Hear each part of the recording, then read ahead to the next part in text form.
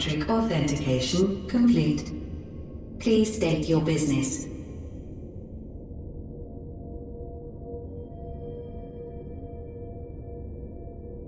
Acknowledged. Reinitializing Circus Tower systems. Searching for Elidibus entity.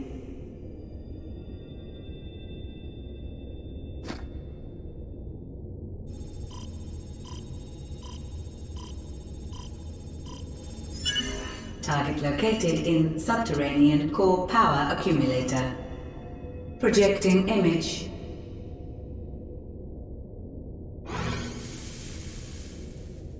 My home. My friends. No more than a dream. Oh.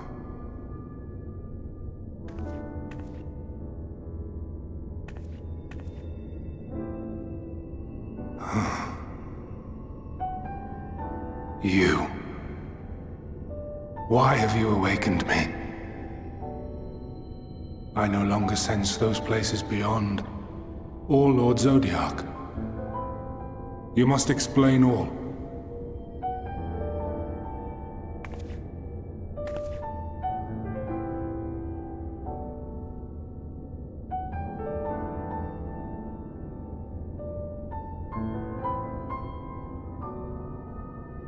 So, he is fallen, and my brethren's souls returned to the star.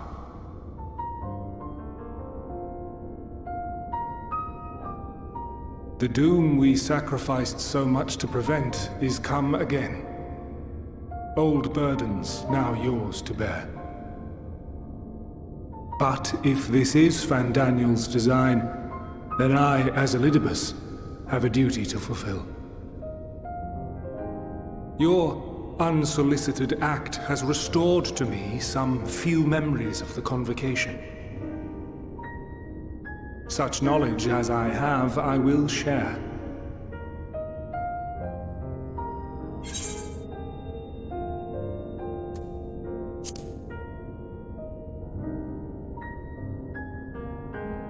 I do this not for you.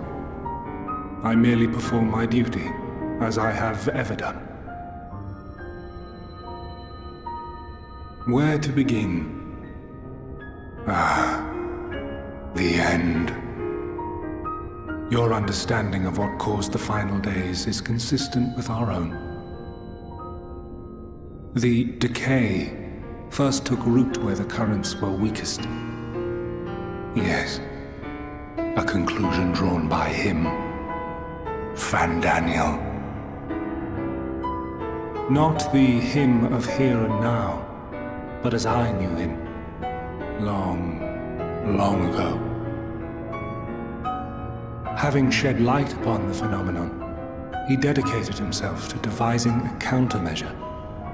Were it not for his knowledge of the Celestial, we would never have made the connection, and thence forestalled the final days. And though he inherited that noble soul, how different this last incarnation, so consumed by self-loathing and hate.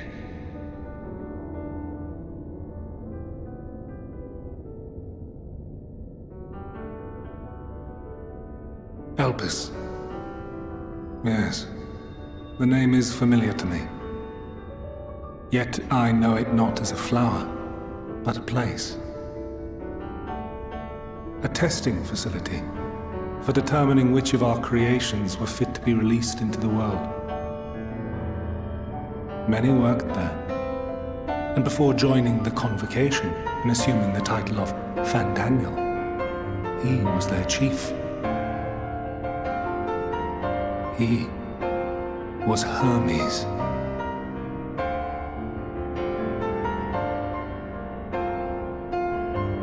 That is all I know. The crystals tell little of the lives the 14 led prior to their induction.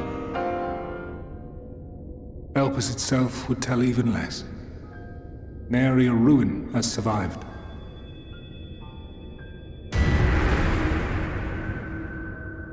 Wait.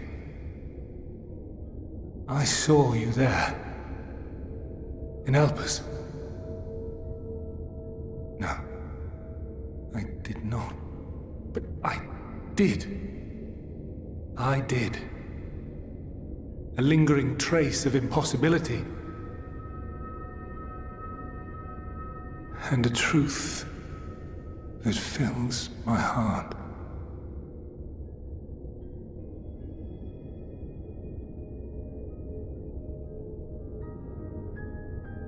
My memories remain clouded, I fear. However, they have revealed to me one possible course. You must travel to Elpis, to the time when Hermes served as its chief.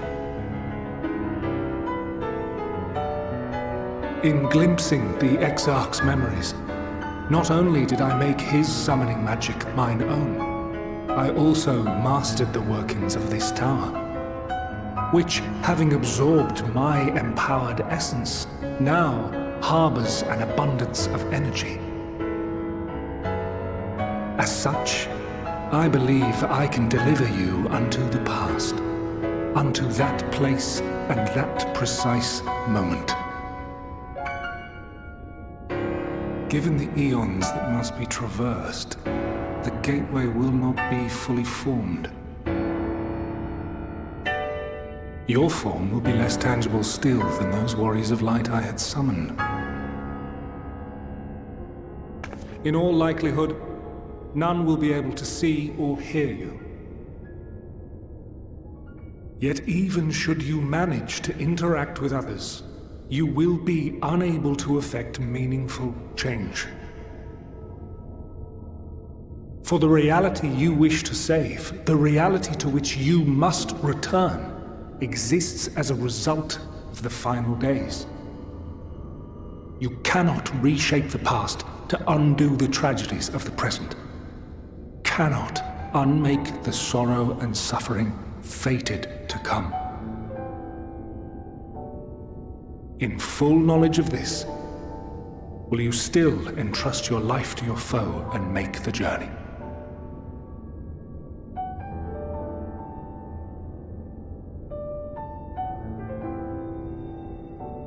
Very well. I shall cast you unto the river of time. Let this be my final act. You must input the commands. I no longer have the authority. First, you must reconfigure the systems, that the tower's ether may be channeled for the magic.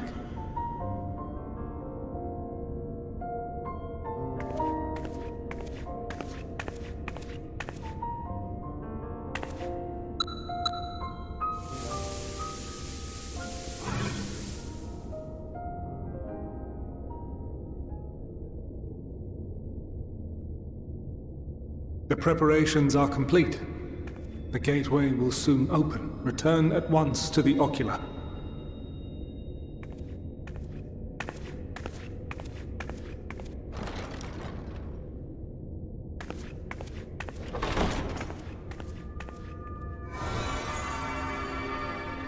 All appears to be in order. The ether flows unimpeded. The magic should consume every last mote of my essence. Why are you surprised? Did I not say that this will be my final act? Lord Zodiac is no more. There is nothing for me here. The ones I love and long to see again are waiting in that promised land, beyond memory and dream.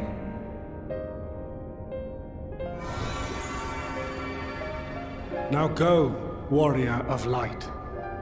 Go and do not look back.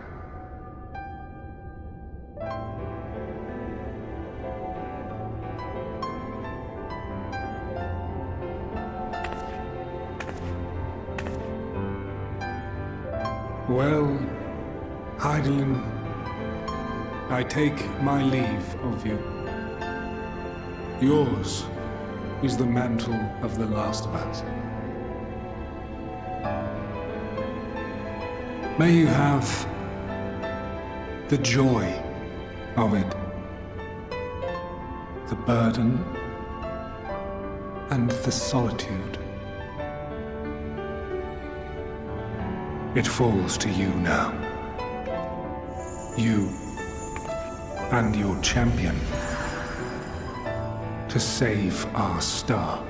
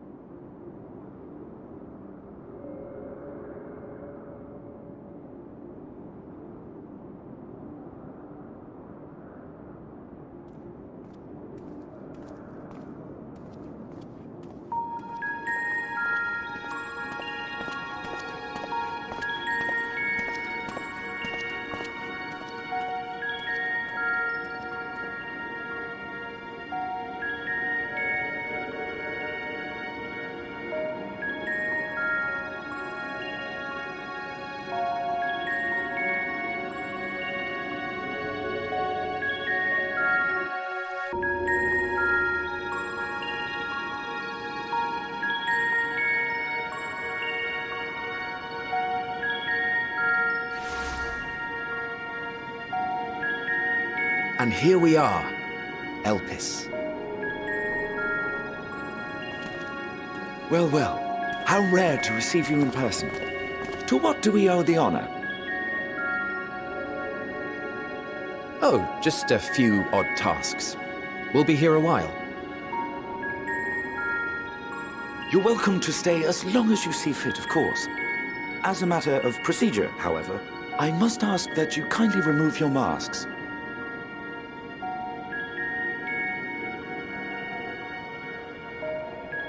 Come now. Is this truly necessary? Surely you can tell who we are. Who you are, perhaps, but I am far less infamous. Regardless, if we do not follow protocol, 'tis our hosts who would be held accountable. So, please, do favor us with your handsome face.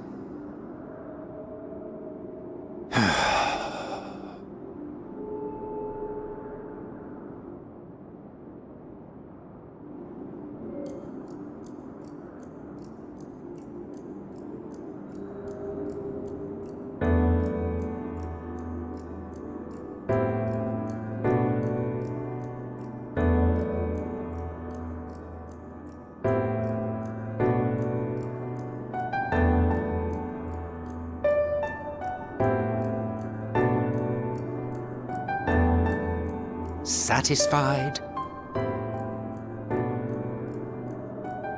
I thank you for your cooperation. You are free to go about your business.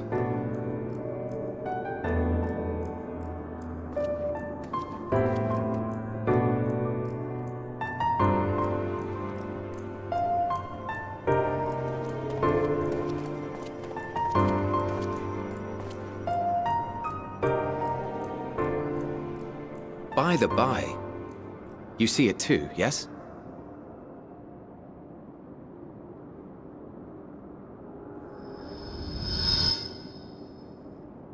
I haven't the foggiest what you're talking about.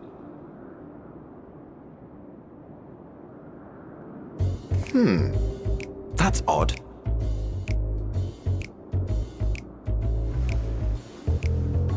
It's right here. A bit thin in the ether, but there's no mistaking it. The color of its soul is almost identical to Azem's. Do you suppose she created it? Rather unusual for a familiar to have a soul, though.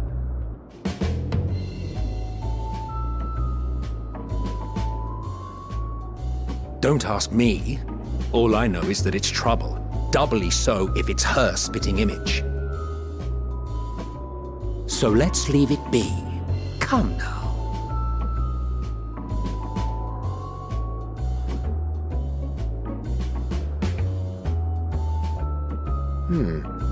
It's trying to say something, but it's literally too intangible to form words.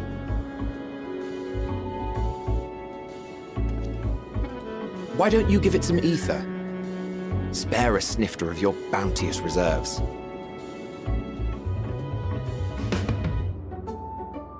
Who do you take me for? Why, a dear friend, of course. One who wouldn't let acts of kindness, such as my accompanying him on errands to far-flung outposts, go unrewarded?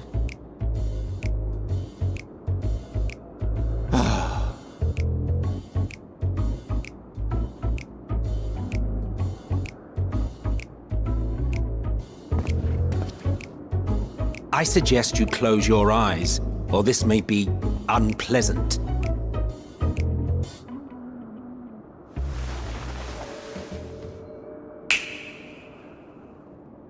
You may open your eyes.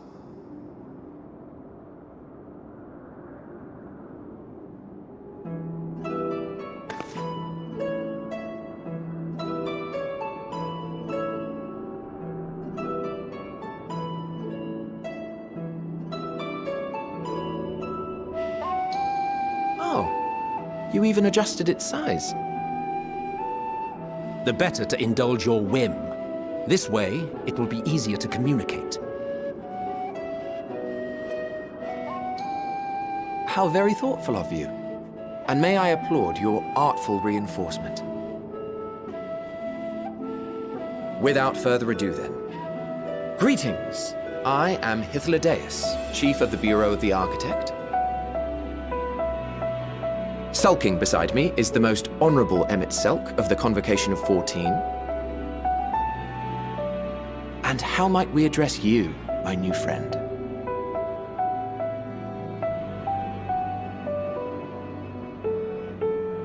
A fine name. And I'm pleased to see you understand our words. So, tell us, whence have you come? The thinness of your essence suggests you weren't created here.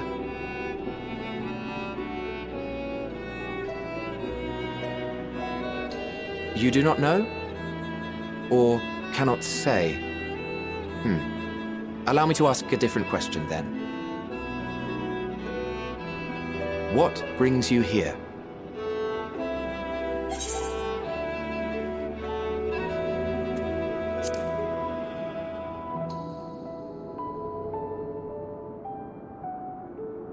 Well now, the same as us. Perhaps Azim wished to come too, but had to settle for a familiar. If she truly wished to be here, then she would be.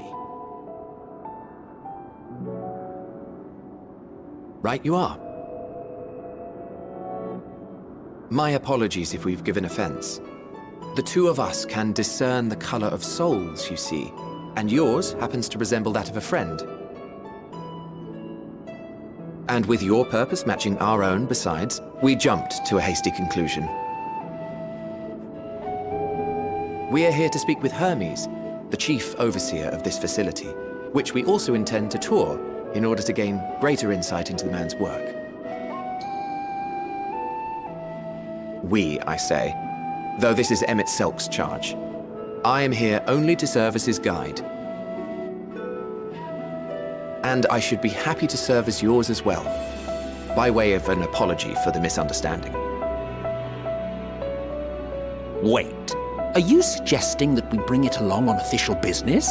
This thing we know next to nothing about? If you harbor suspicions, better to keep it close than leave it to its own devices. Wouldn't you agree?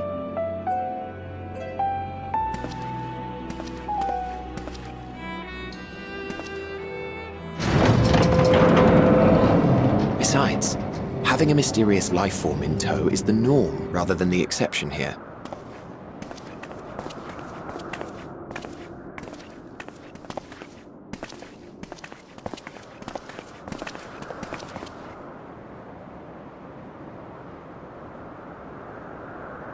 Welcome, my friends, to the testing ground of creation at Heaven's Edge, Elpis.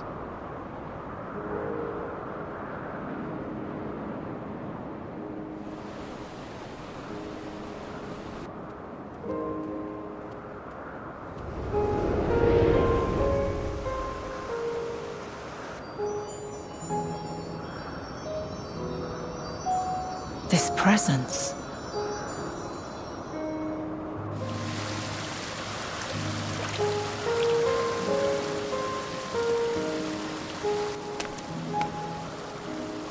Hermes! Visitors! We have visitors!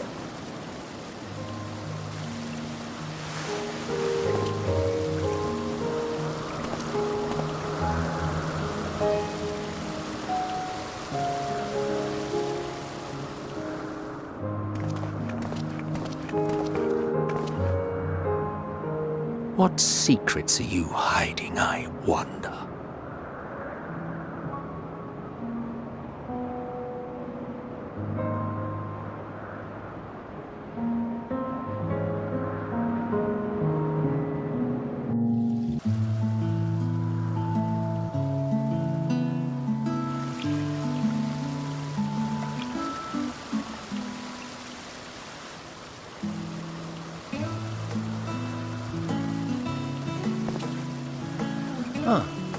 You are...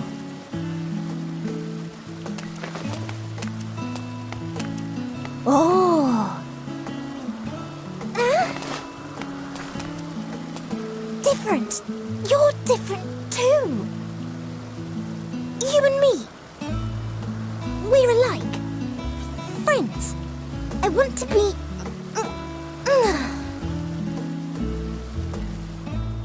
Wait. Please. Wait.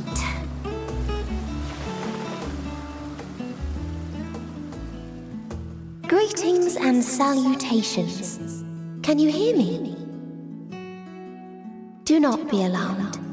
I mean you no harm. I wish only to hear your words, share your feelings, and know your thoughts. May we please be friends?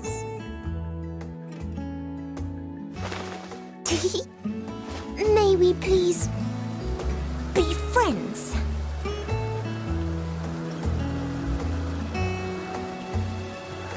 Ah, I see you found him.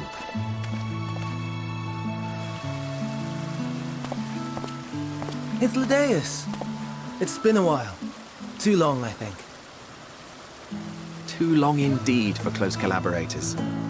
On this blessed occasion, I bring not only myself, but others who long to speak with you.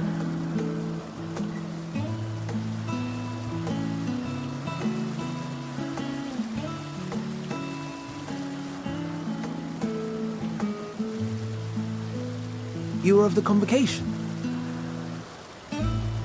Emmet Selk at your service.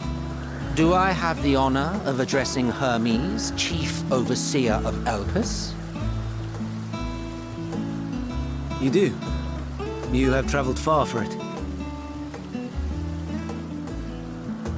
Given your facility's purpose, its remote location is something of a necessity. Would that I didn't have to rely upon a guide. Oh, you wound me. Have I not ever been an attentive and helpful friend? But moving along to more agreeable company, this one we chance to...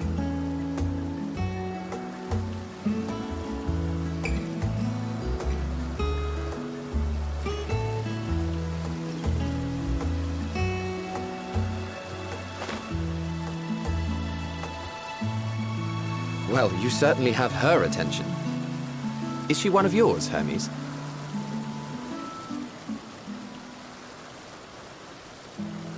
Her name is Meteon. It means shooting star.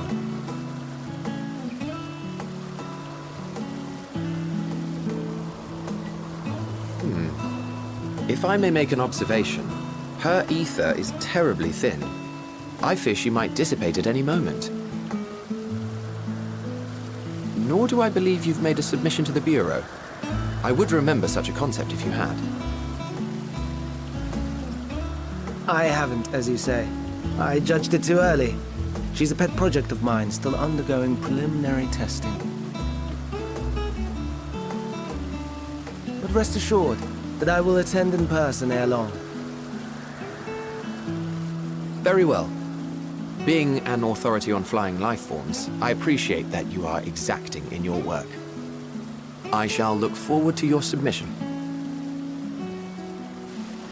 If we have finished with the perfunctory chit-chat, I would discuss official matters.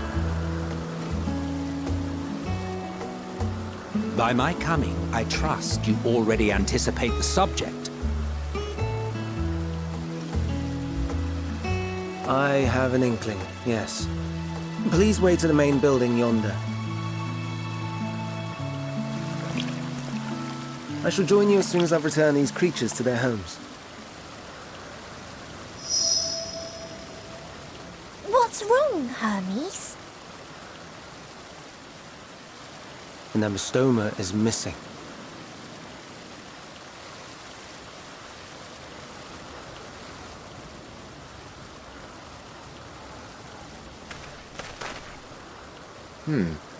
I may have found it.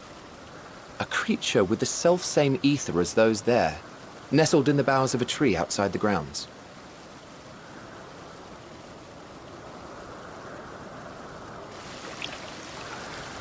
You're saying they can climb with their sorry excuses for limbs? The fashion has been to imbue aquatic creatures with the power of flight, ever since the words of Metron created a sky-swimming fish. The ambystomas, too, can fly, if only slightly, and they could conceivably climb a tree. Whether they can come down safely, however... Excuse me.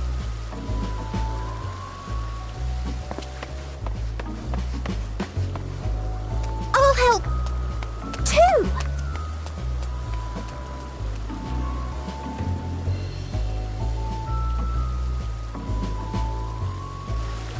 And what are we supposed to do with this lot?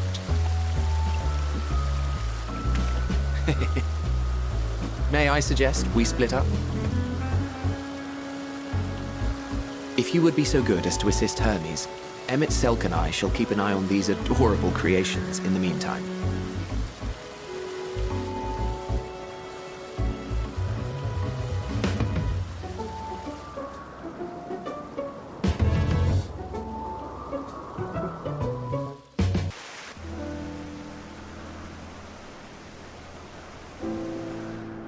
This appears to be the place. And here is where we part ways.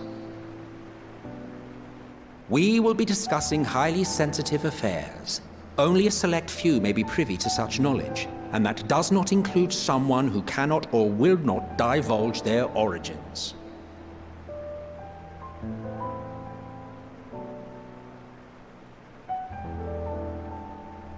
What? Will I have to remove you by force?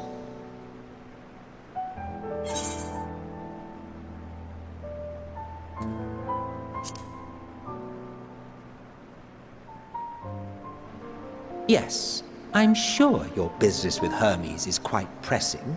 You may speak with him to your heart's content after ours is concluded. I do not object to her attendance. Hermes, this is highly irregular. Perhaps, but I believe she can be trusted. Metron would not have taken to her so quickly otherwise. Moreover, the presence of a third party may help me to maintain composure.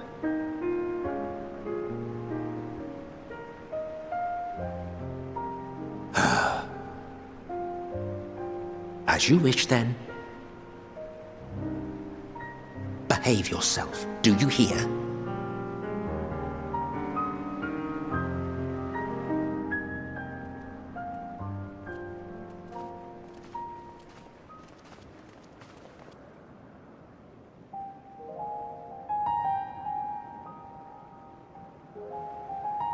So, it's finally happened, then.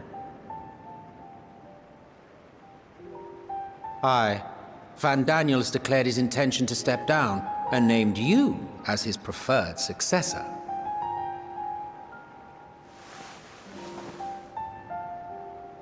In recognition of your knowledge and your works, the Convocation is giving the recommendation due consideration. As one who does not know you personally, I am to use my impartial eye to take your measure. And above all else, to ascertain your disposition towards the invitation.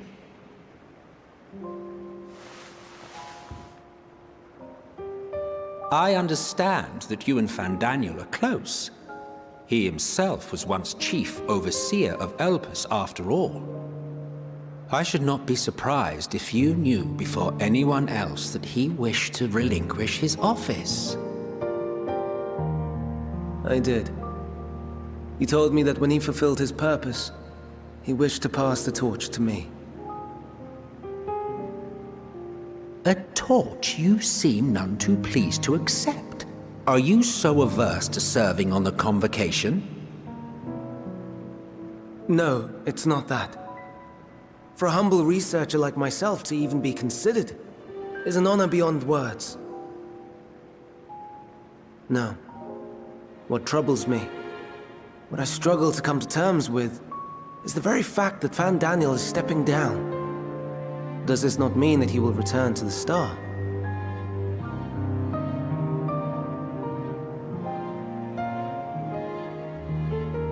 Of his own volition, yes, like so many others have before him. Return to the Star? Does that mean die? Well now, that's not a word I hear often. Is that what you say here in Elpis? Mankind is the life of Aetheris. Each of us, a drop of blood flowing through its veins, bearing sustenance. In our finite time upon it, 'tis our duty to make it a better place, that all who call it home, now and in future, may abide in happiness.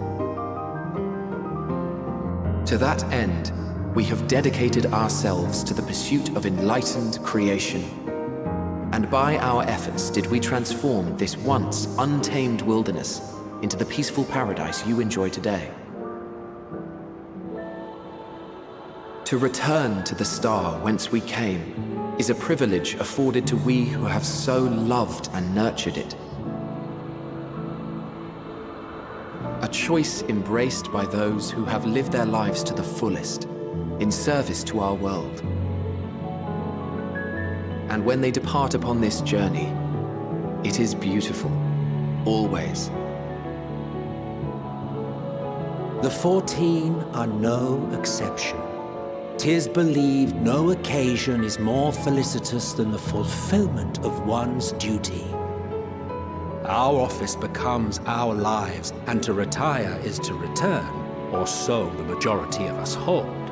Some few have elected to eschew custom.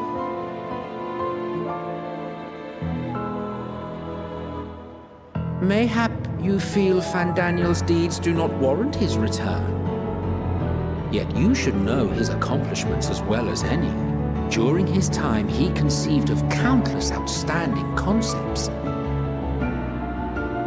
And channeling the wealth of experience he attained here in Elpis, he brought forth many new specimens. I know of all this. I do.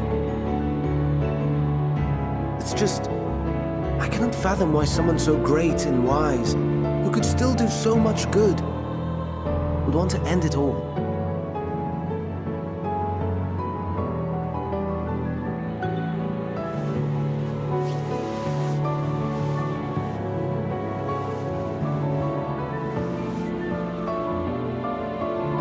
Oh no, I've made her upset. Forgive me. I know I requested your presence. Might I trouble you to take Meteon outside? A change of scenery would do her good.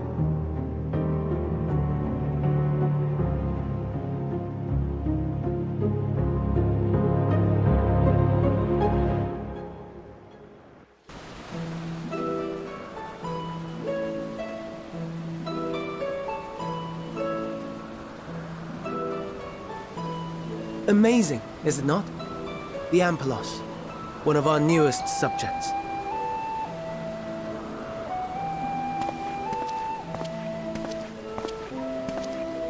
So, how are we coming along?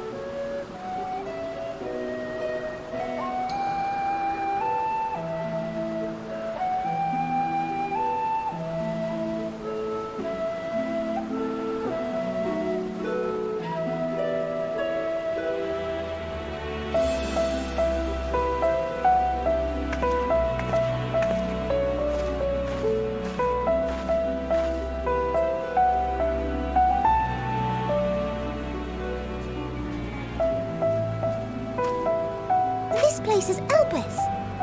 Those flowers. Elpis. Entelekis. Like me.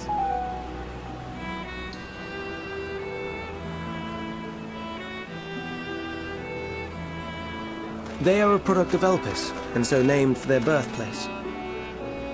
A happy accident, born of the hands of a former researcher who loved beautiful blossoms.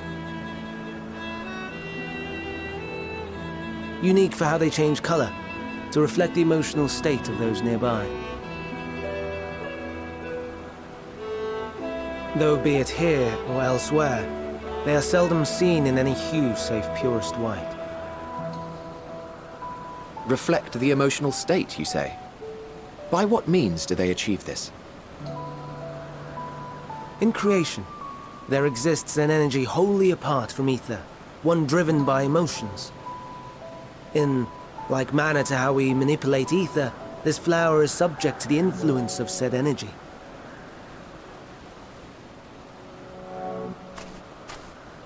While it has no will of its own, it is sensitive to the prevailing emotion in the vicinity, and reacts by altering its color and vibrancy.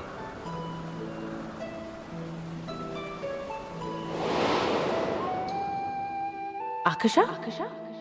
It is one of the unseen energies defined by Harnish alchemical theory. Though a gross oversimplification, some describe it as an essence influenced by feeling.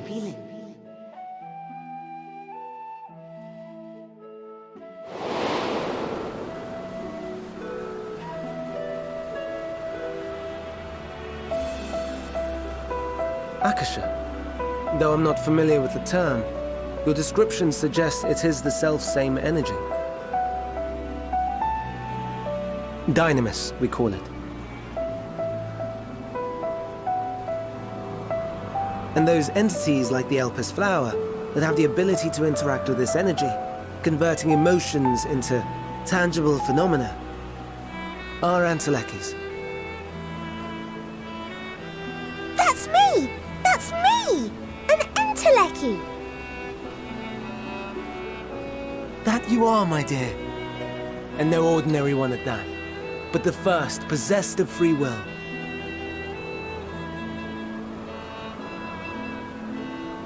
Wait! A form of energy other than ether? Dynamis? I've never heard of such a thing. Hardly surprising. Dynamis cannot be seen, much less felt.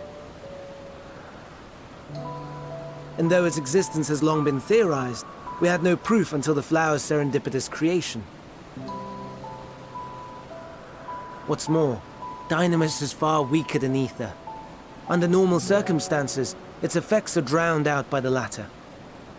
On account of which, beings comprised of and reliant upon the ether, like you and I, are unable to make practical use of Dynamis.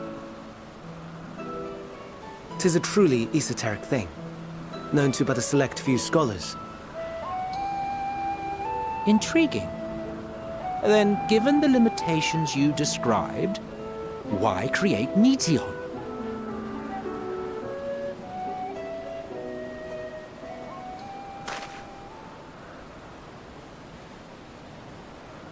Our star, Aetheris, is especially rich in ether, so much so that its name is derived from it.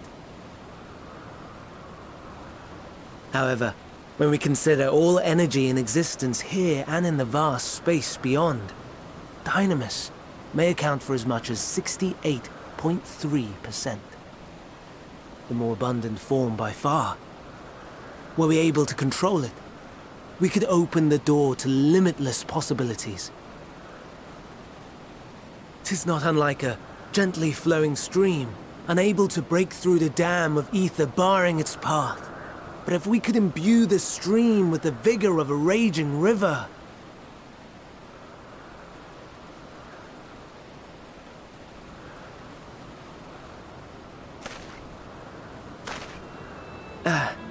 Not that I have such grand ambitions. Nay, I merely wish to create a being that could traverse the great expanse.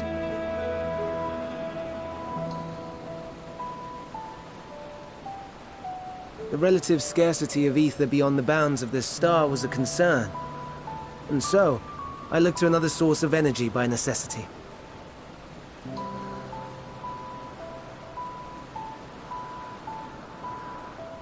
That being Dynamis. No wonder her ether is so thin. Precisely. Yours is thin too. Like an entelechy. Like me.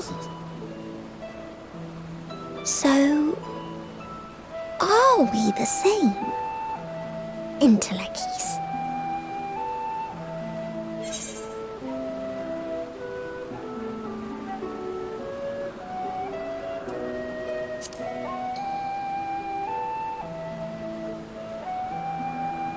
I think not. Your nature remains a mystery, but ere I reinforced you, you appeared to be little more than a common familiar, and a faded one at that. A deficit of ether alone does not an entelechy make. It would, however, make it easier for you to interact with Dynamis. And limited though its influence may be, this quality could prove the difference between victory and defeat. You do well not to underestimate it.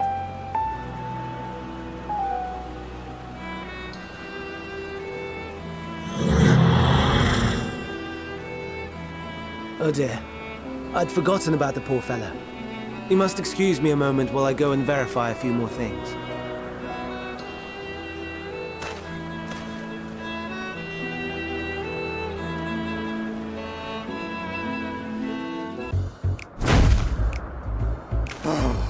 No, no, no. You are not foisting this nonsense on me.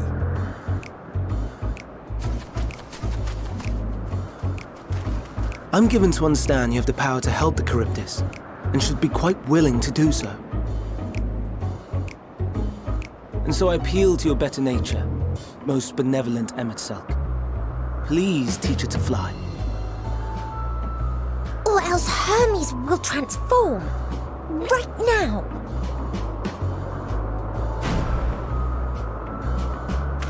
Now, there's no need to go quite that far. Altruism is its own reward, as I'm sure he would agree. Oh, would he now? And who contrived to put me in this position, pray tell? Nothing so devious. I merely suggested a possible course of action.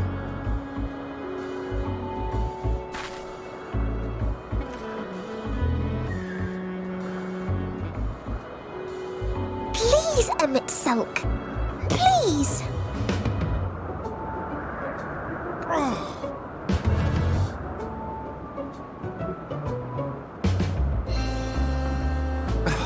I did not come all this way to play nursemaid to your creations. I'd thank you to remember this favor and let it be the last.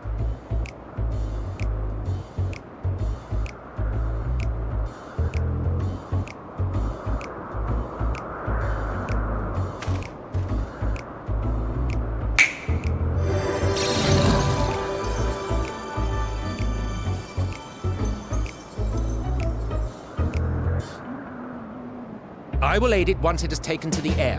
It falls to you to shepherd it skyward.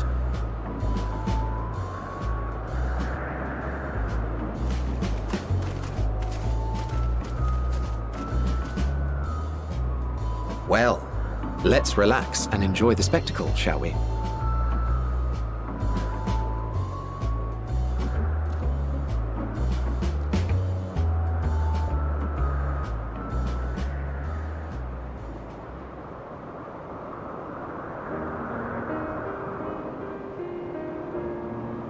You were wondering why Emmett Selk joined the convocation.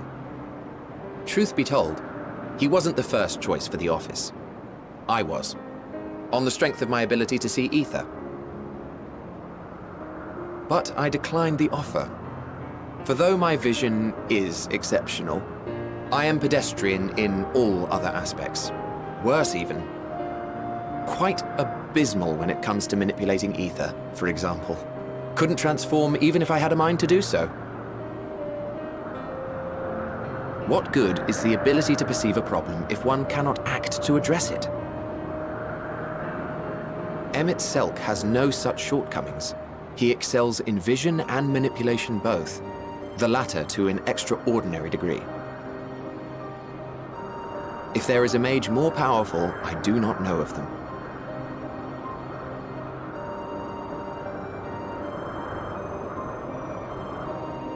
Thus did I recommend him for the office in my stead. And I wasn't the only one. Far from it. Countless others vouched for his skill and character. People the world over, to whom he had previously lent a helping hand. Oh, how surprised he was. Claimed he hadn't done anything remarkable for anyone. Modest to a fault. He deserved every bit of acclaim he received. Yet he may well have gone unappreciated were it not for a mutual friend. A singular soul who can't help but involve herself in the business of others. Where she walks, excitement is certain to follow. Her antics irritate Emmett Selk to no end. But much of his grumbling stems from genuine concern. When our friend calls, he never fails to answer and lend his talents.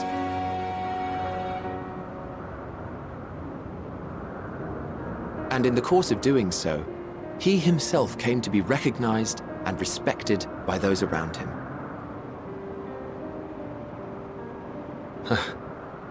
They are truly remarkable individuals, and I'm proud to call them friends. To help them realize their dreams. This will be my greatest contribution to our world. And when they have fulfilled their respective purposes, so too shall I have fulfilled mine, and together we may return to the star. Look at me, spilling my innermost secrets. I can't seem to help it with you. I can only assume it is due to the color of your soul. I just don't understand how you can be so alike and yet so different. Well done, my pet. Well done!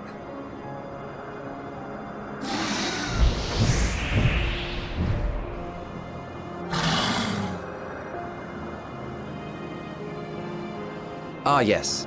I dare say the Charybdis will be fine here on. Why don't you go and signal to Emmett Selk? Let him know that his arduous task is at an end.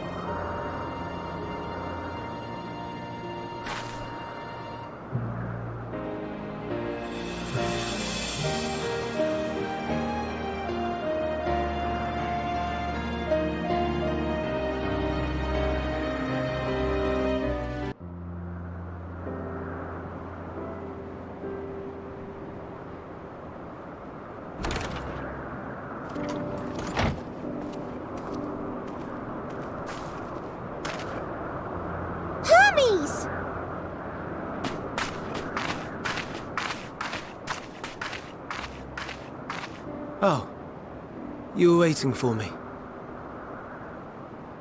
You've finished talking? Yes, we've come to a decision. My thanks for keeping Meteon company. Emmett Selk and Hythlodaeus have already retired to their rooms. There is room for you too, if you would follow me. Wait! I want to show you something first.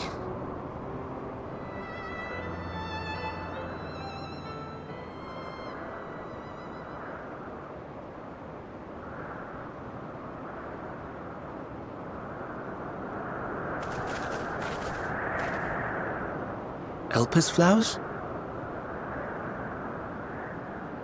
Go on.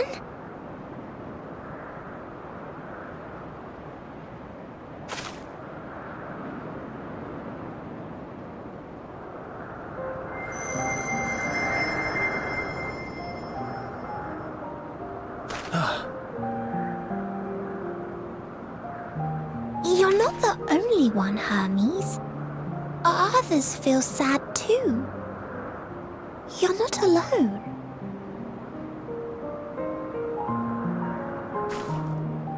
I see Mission has shared much with you.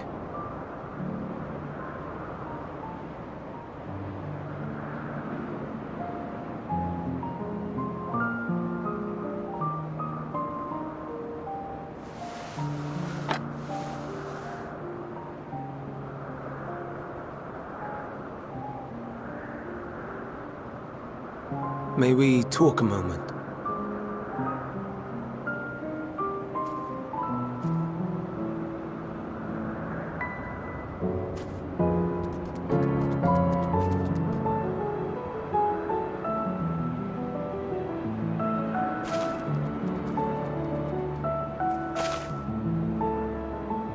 I do not think it wrong that we live for the star, that we strive to make it a better place. And yet, in carrying out my duties here, there are times when I am plagued by doubt. Do you recall what Hythlodaeus said when we first spoke of my nomination? Death is the privilege of those who have fulfilled their purpose, a choice they embrace of their own free will, and when they depart, it is always beautiful. Perhaps it is. But only for man. Creations that he deems useless are discarded with nary a second thought. Some scarcely born into the world, afforded a handful of breaths before life and potential are abruptly extinguished. We make an effort to spare them the pain, but they sense what awaits. Rage and anguish and cower and fear. And it is not beautiful. Yet no one cares. No one. So fixated are we upon the duty that we do not pause to question the method. Pain and suffering, confusion and despair, writ plain in the eyes of those poor creatures. Yet no one sees. We turn a blind eye and carry on in blissful ignorance. Nor to miss. And always, always the blossoms shine pure and white. A contradiction so blatant I could scream, want to scream. How can you all accept this aberration? Then I wonder, am I the aberration for thinking thus? I am filled with dread. But now I know I'm not alone. Not the only one for whom the flowers weep. I won't ask what you thought as you kneeled beside the Elpis, or if you only did it at Metion's insistence. Nevertheless, I thank you. To know that you too have experienced suffering is a comfort.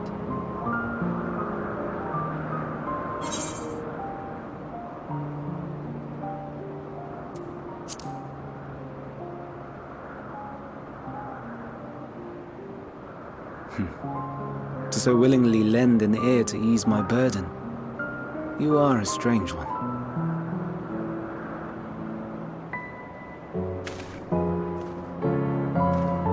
The stars in the heavens. Know you what they are? Though it is too far to tell, each glittering light could be a world not unlike Aetheris. A world filled with life. So many stars, so many lives. For us, there may be no higher purpose than to live for our world. But what of the other living beings out there? it that gives their lives meaning, that drives them day after day after day? To pose that question to our undiscovered cousins, I created beings of dynamis, who can traverse the vast emptiness between the stars. Meteon and her sisters. Aye, sisters.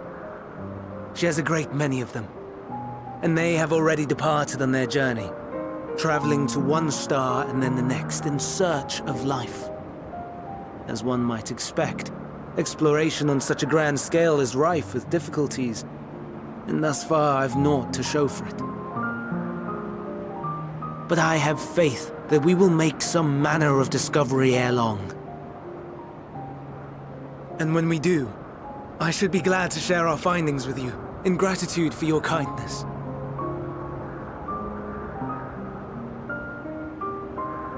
It's getting rather late. We had best find our beds. It would not do for both of us to be sleep-deprived on the morrow. Come, Meteon. Let's head back. All right!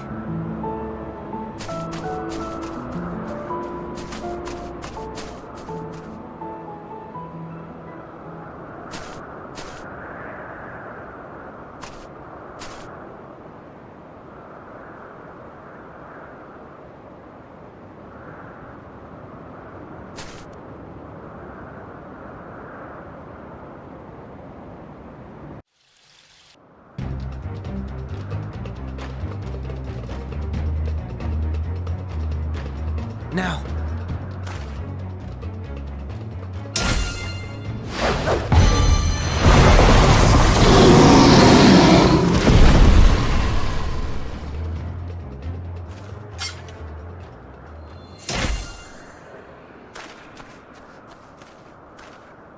Oh.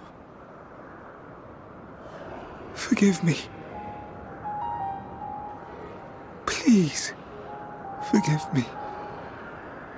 May you and your kin find peace.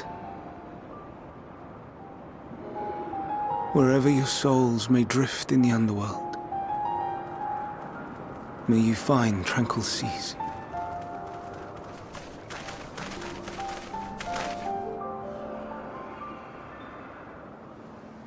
Be not forgotten, in concept endure, to reclaim form and one day live again. Serve not the star, or any purpose save your own. Live again, if that be your desire.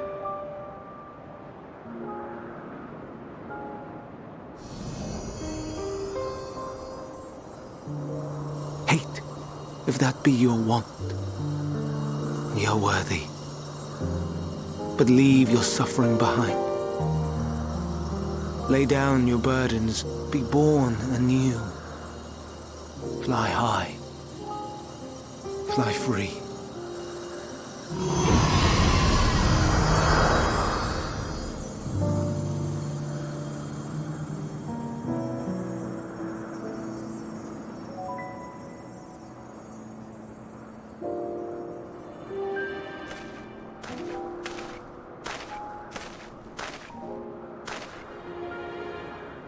Join the convocation, Hermes.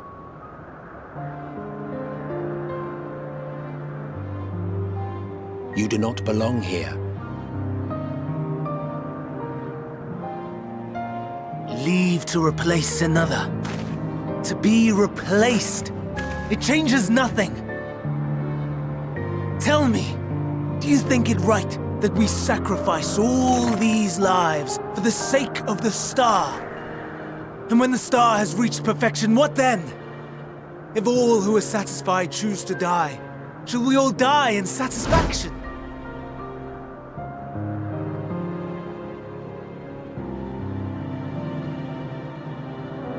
I do not know.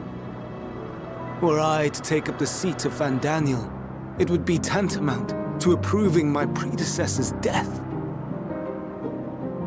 I do not know if it is right.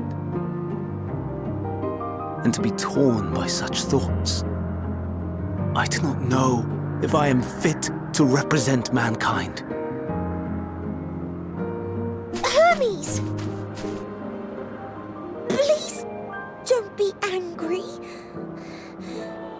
It hurts so.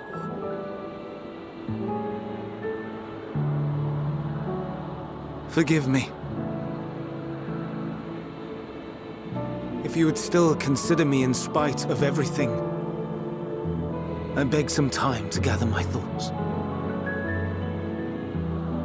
Meanwhile, Hythlodaeus, I fear I must trouble you to attend to the others.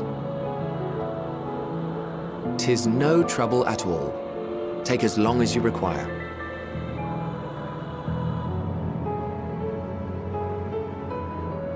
And you, my friend, I pray you find that which you seek.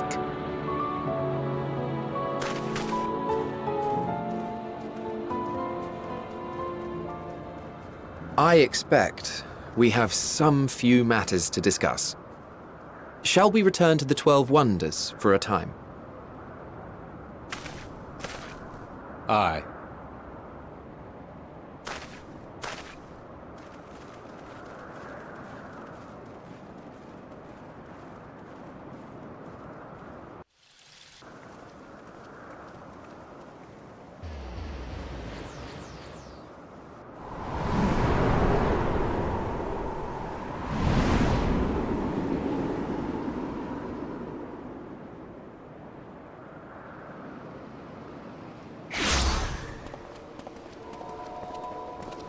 I present to you Calamelios Zephyros.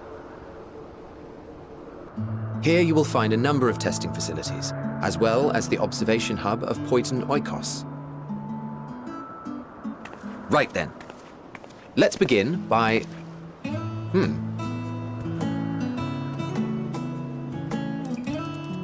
Well, well. An Arrhaeus. How delightful.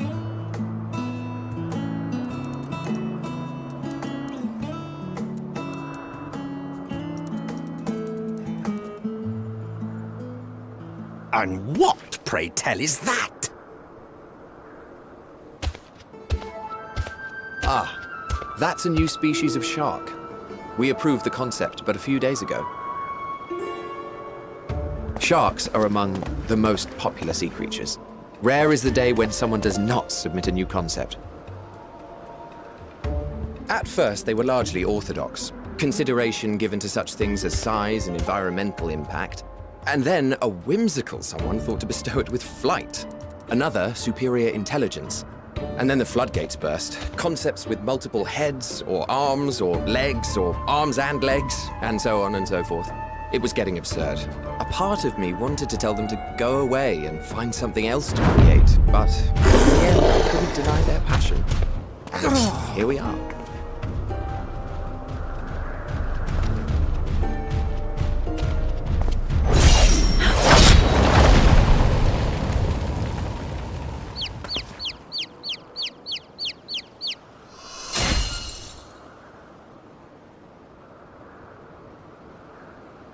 That was too close. Are you unharmed? Well now, if it isn't a pair of familiar faces. Banar, that we should meet you here.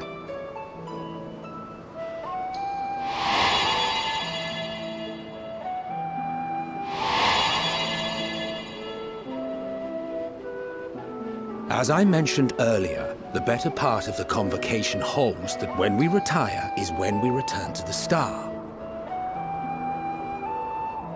Well, she is not among said majority. Even after stepping down, she carries on with her work.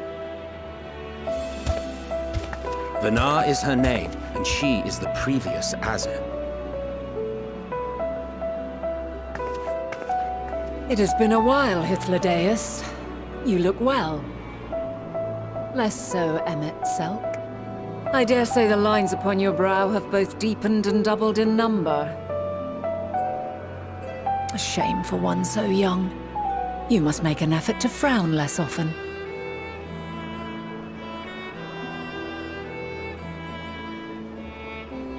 Easier said than done, thanks to your unruly successor. How is she, if I may ask? Incorrigible as ever. Rushed headlong into a volcano on the brink of eruption just the other day. I should be glad to share the tale in its entirety later, if you're so inclined. Oh, you know I am. Now then, you are?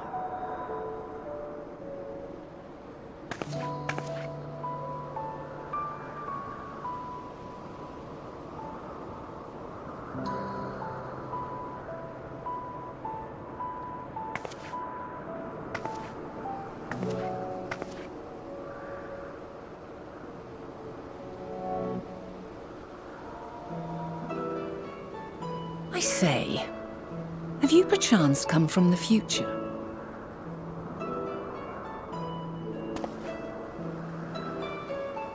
I do not believe we have ever met, yet I sense my magic upon you. Therefore, if I wove the enchantment, I could only have done so at a later point in time.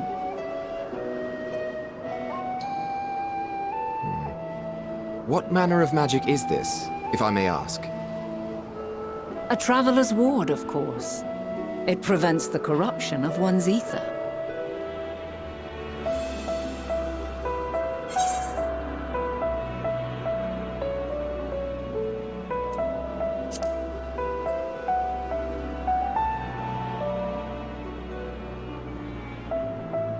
I see you are not ignorant to its presence.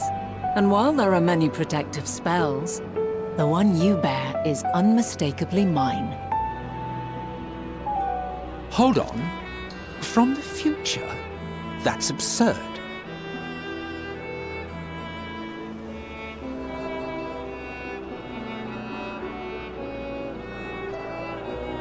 What is it? Are you unable to speak of the matter?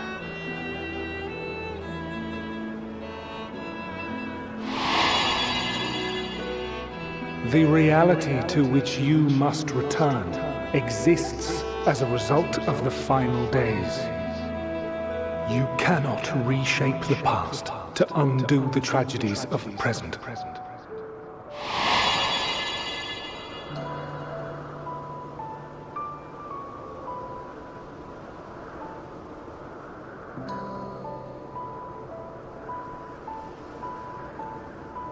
So, your actions here will not change your history, but they may yet affect the course of ours. How very exciting! I'm quite fond of delving into the unknown, and there's naught more unknown than the future. Until a moment finally arrives, we cannot know for certain what will come to pass, regardless of our supposed foreknowledge, so you needn't worry for us. More importantly, that you should go to such great lengths as to travel unto the past bespeaks the gravity of your quest. Will you not reveal it to us? Mayhap we can be of aid to your cause.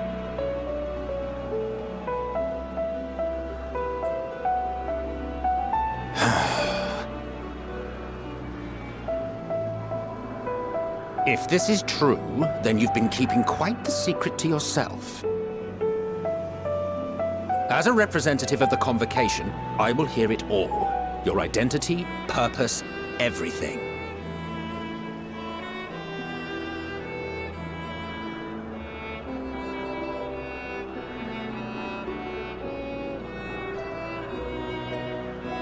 Why don't we move to a place more conducive to calm conversation? I've been working here for some days now at an old friend's behest. If it is agreeable, we may make use of my accommodation at Poiton Oikos.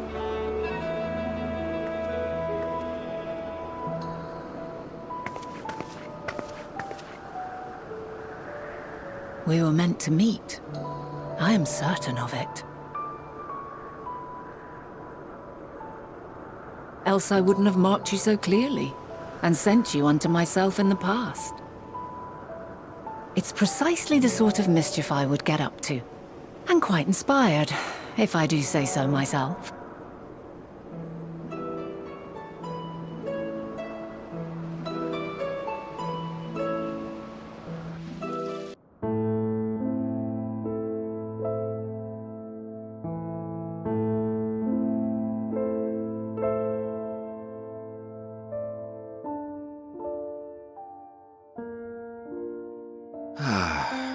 A wonderful aroma. I feel more relaxed already. Would that I had sweetmeats to offer, but I travel light out of habit. There's plenty of hot water though, so please have as much tea as you like. Now then, will you tell us your tale?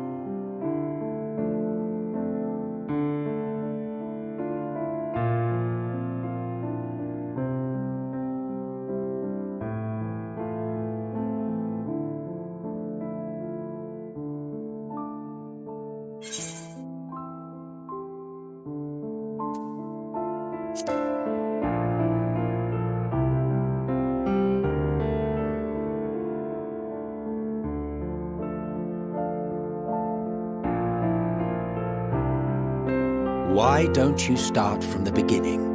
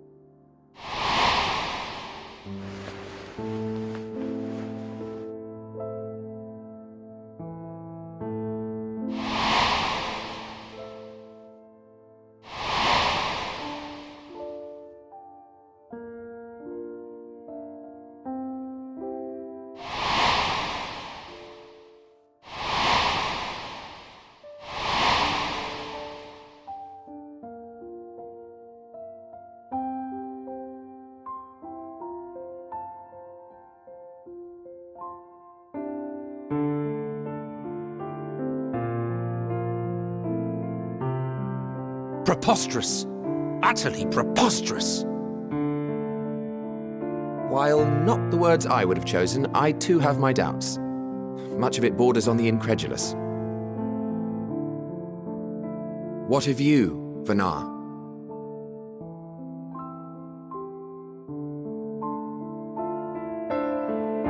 Not knowing the precise details of the first final days, it is difficult to determine the veracity of the tale. Supposing it is all true, I must ask myself why I would do what I did. Why would I feel I had no recourse but to oppose the 14 and create this Hydaelyn? Circumstances change, of course, but it would not have been an easy decision regardless. No, there must have been a reason. One compelling enough to force me to take such drastic measures. Then there is the Elpis flower, which I said would serve as a guide. That it's of import to your mission is plain, but your presence here leads me to believe that this place also holds significance. But what could it be? What are we meant to accomplish? Might it not be simply thus? In the future, whence she came, the final days could not be averted. Mankind has no choice but to flee the star. By alerting us to that eventuality, perhaps you wish to pave the way for other futures. Theoretically speaking, it is a possibility. Yet if that were my primary objective, I see no reason to guide our friend to Elpis specifically. The capital and Amarot, or even my own home would be more logical destinations.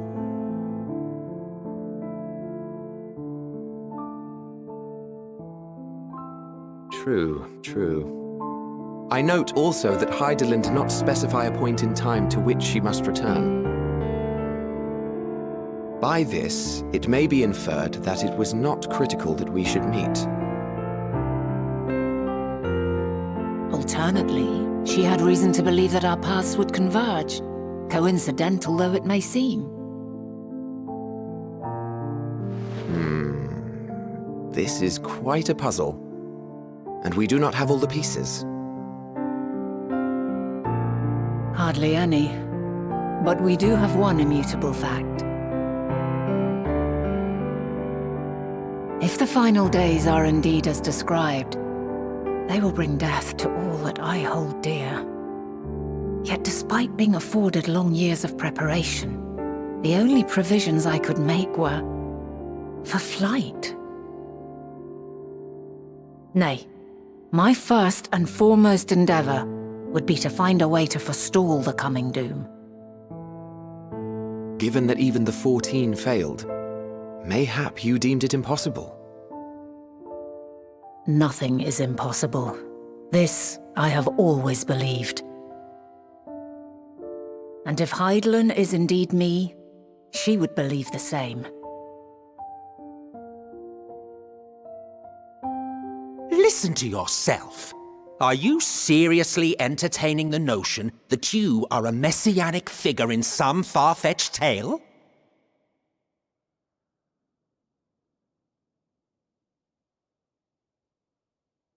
Well, I will not. I refuse to accept that our world could be undone by some unforeseen calamity. I also take offense to my portrayal as a megalomaniacal madman. To sacrifice oneself for the star is a noble act, and I would hold those who gave themselves to this zodiac in the highest esteem. Yet, you claim I recreated Amarot and populated it with phantoms of our people? A bizarre indulgence that would be insulting to their memory. Worse still, I even invited you there. Literally invited my own downfall. Why would I do something so idiotic and inexplicable?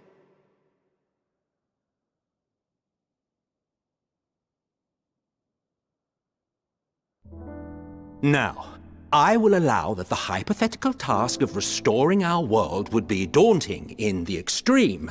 The thought of having to bear such a burden for 1,000 lives horrifies me.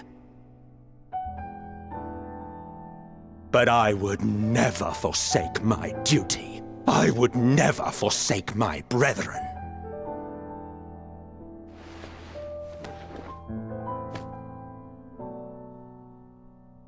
You do not know me. I've had my fill of your fiction. I will return to my duty, and you will not bother me again.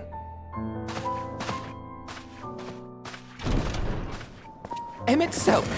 Wait!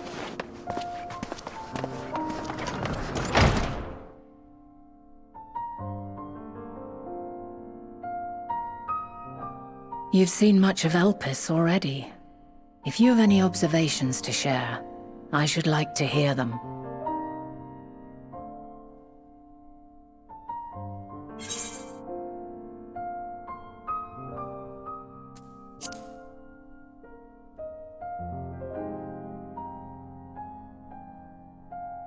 Ah yes, the energy distinct from ether. Though not my field, I have a basic understanding of dynamis. And you say Hermes researched the phenomenon in the course of creating Meteon? Yes, I believe this warrants further investigation.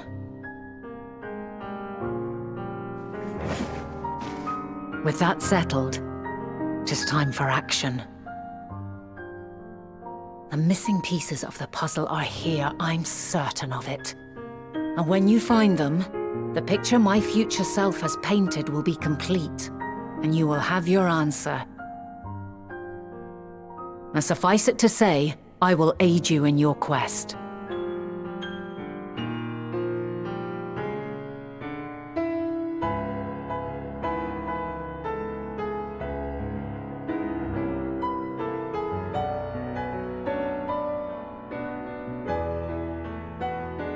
Have faith. If Emmet Selk is the man Azum described to me, we've not seen the last of him.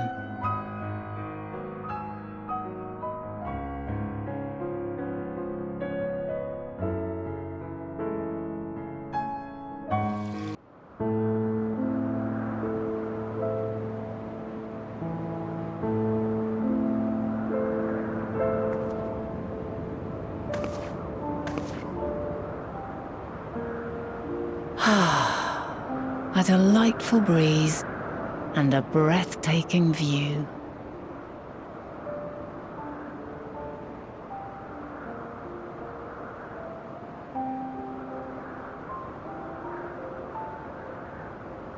What is it like in the future? Is the world still a beautiful place?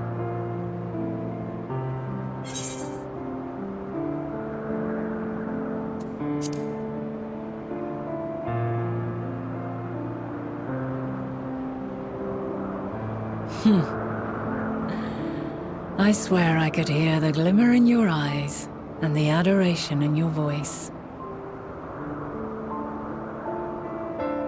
While we wait, will you not tell me about your adventures? Well, not the portentous events which led you here, but the simple delights all your own. By learning about the future world, I may gain insight into future me's plans. But more than that, I have an interest simply as a fellow traveller. Short of going somewhere oneself, there's naught more stirring than hearing another's account.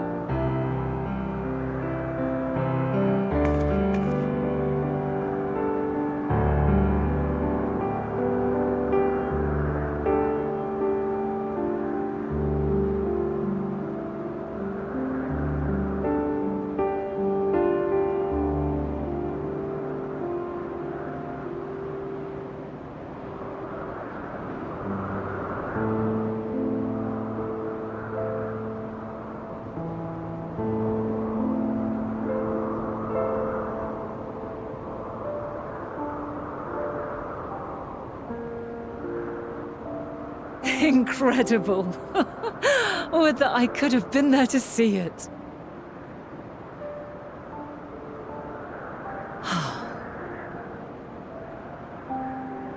Yours is a harsh and unforgiving world. Yet in spite of this, your brethren hold fast to their virtue. To know that the light of mankind's potential still shines, even in that faraway place, it gives me heart.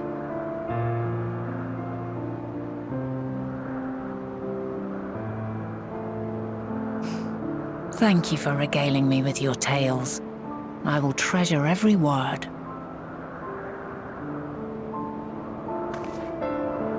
As you know, I was once a scholar. And among other things, I sought to understand the workings of the world.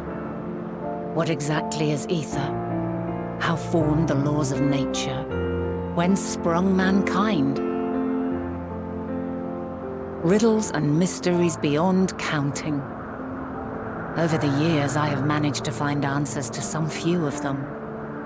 Yet rather than attain a sense of mastery, the more I understood, the more I came to hold the world and its miracles in awe. We too are miracles, each and every one of us, born of the warm breath of life that traverses the heavens, swirling through eternity. When I fully grasped the improbability of our existence, nothing felt impossible anymore. If it could be imagined, it could be done.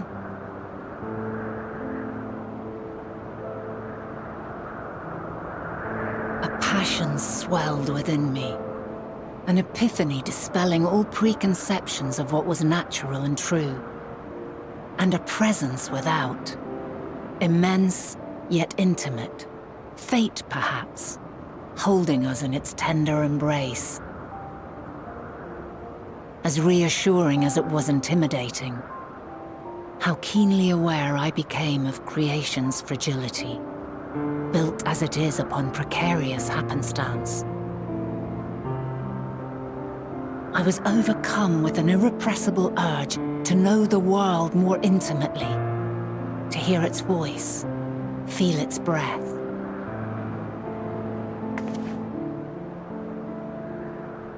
I ventured forth on a journey that very day, so very long ago now.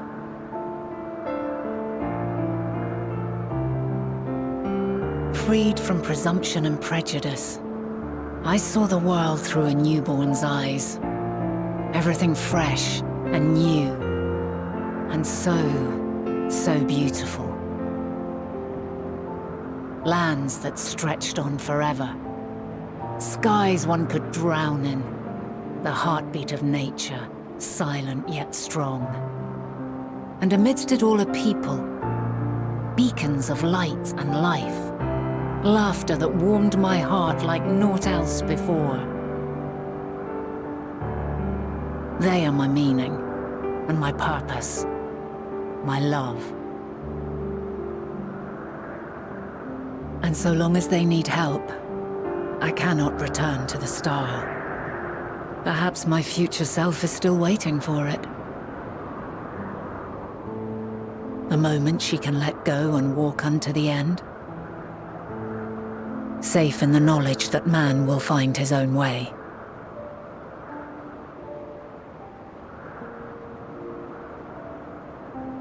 You, who are our future, tell me this, and tell me true. Has your journey been good? Has it been worthwhile?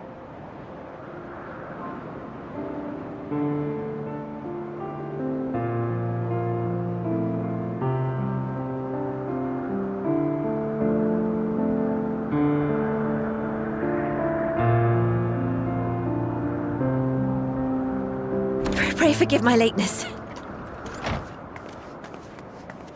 My observation subject was rather irritable, and it took a while to settle it down. No need to apologize. Your work takes precedence. Besides, we had a pleasant conversation in the meantime. You're too kind. Now then, I'm told you wished to ask me some questions. Indeed. I've an interest in one of Hermes' creations. Meteon. You witnessed a host of them take flight, yes? Oh, that! Yes, yes, I did. 'Twas in the dark of the morn. I'd left the Thalassai after nocturnal observation.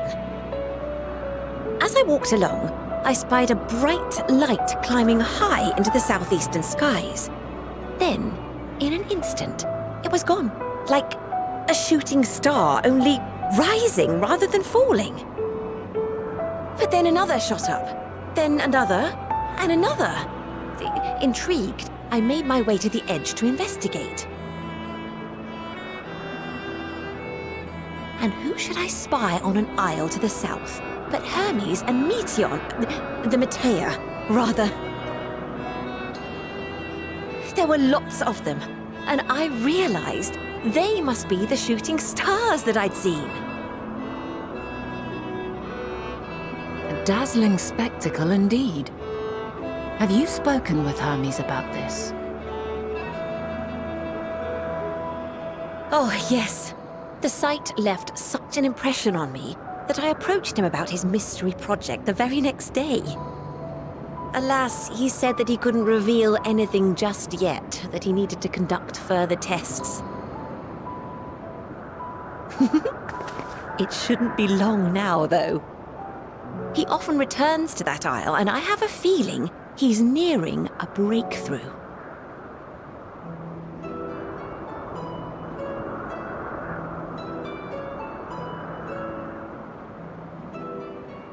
Splendid. We are likewise eager for the details. Well, that is all we wish to ask. Thank you for taking the time to indulge our curiosity. You're very welcome. It's always a pleasure to speak with other inquisitive souls. Oh, and will you be descending now? If so, I shall link the doors for you. Please.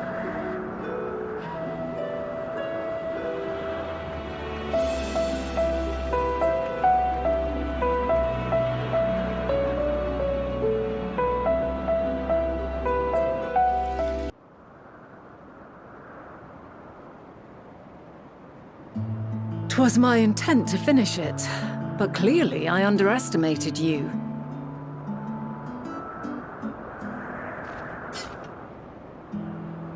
One would think I never learn. I made the same mistake with Azem when we first sparred. Despite being less than half my age, her strength was astounding. As is yours. 'Tis plain you have weathered considerable hardship. Far more even than your tales would suggest. It seems we have both learned much on our journeys.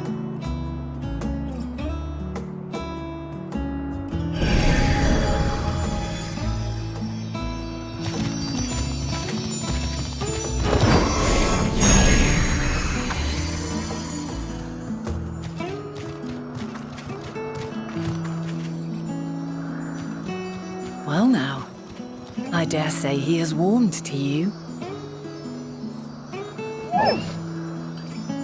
A boon to be sure. He never forgets his favorites, and is ever eager to come to their aid.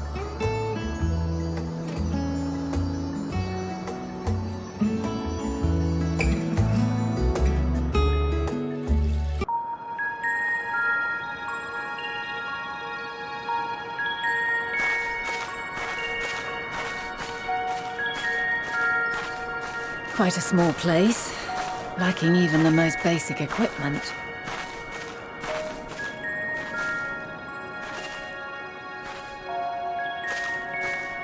The present may yield no clues, but we may yet try perusing the past.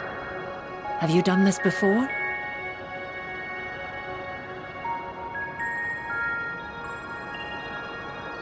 So you cannot control the power freely. Worry not. I shall assist you. Come and stand before me.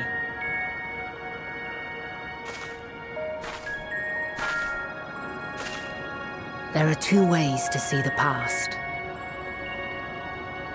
The first entails peering through the walls of the soul in the moment a subject is recalling a memory. The second requires no subject, and is instead a process of piecing together an event from ripples left in the ambient ether. As memories are etched upon the ether of the soul, so too are they etched upon the ether of the world. In this way can history be preserved. Such memories are given to fading, however, and can prove challenging to visit. But come, let us try. Close your eyes.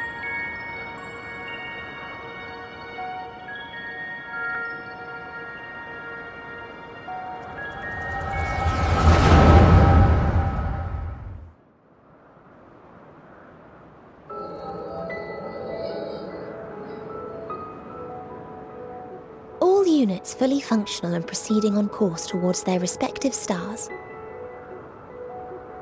Estimated time to completion of survey is 108 cycles. End of status report. Severing connection with shared consciousness.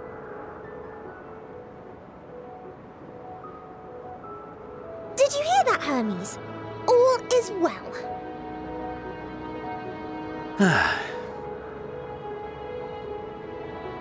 Yes. Good tidings at long last. Every step of the way, I've been reminded how little we understand creation.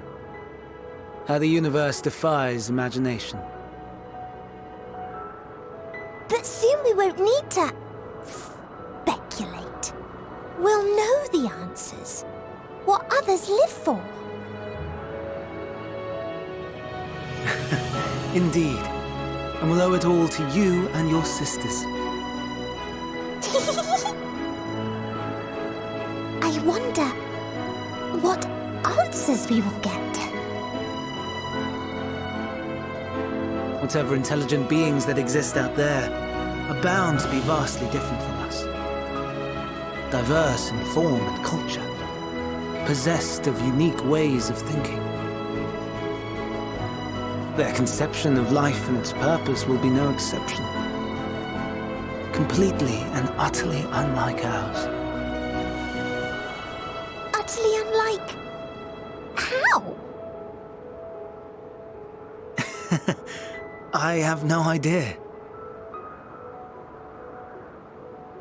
Yet whatever answers we receive, I will not dismiss them out of hand. No, I will think earnestly on them all. And I will share them with our people, that together we may contemplate our own existence. Perhaps then our star will become a better place. Not only for man, but for all life.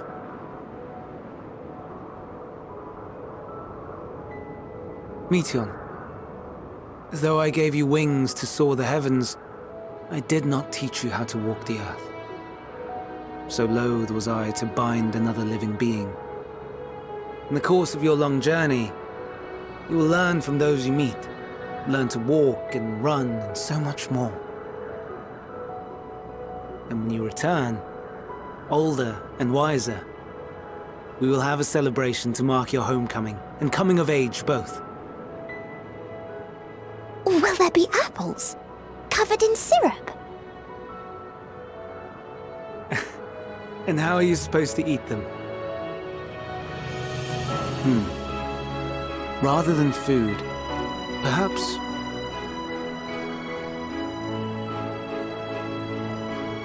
a flower.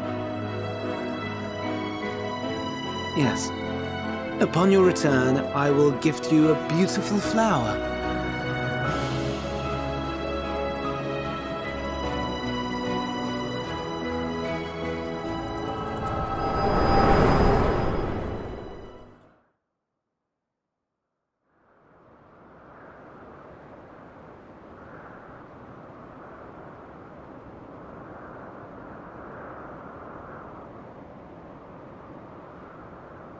So, what is your opinion?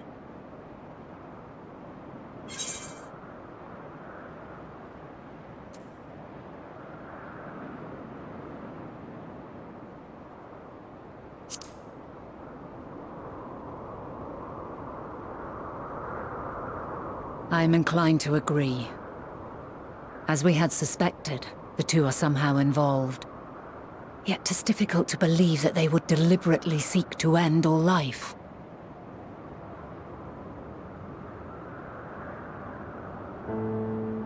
In light of this,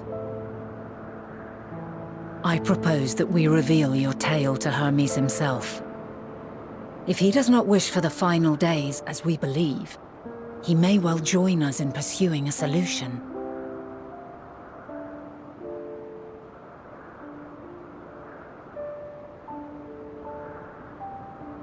Then it is settled.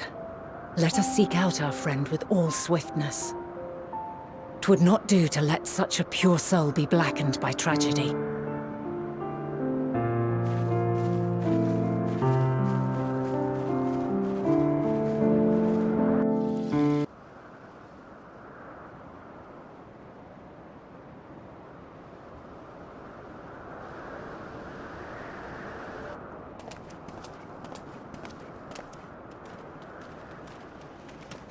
My apologies for keeping you waiting. I understand there is a matter you wish to discuss. Aye. A matter of the utmost gravity. If one can suspend disbelief. Go on then. Tell him what you told us. Who you are and why you came.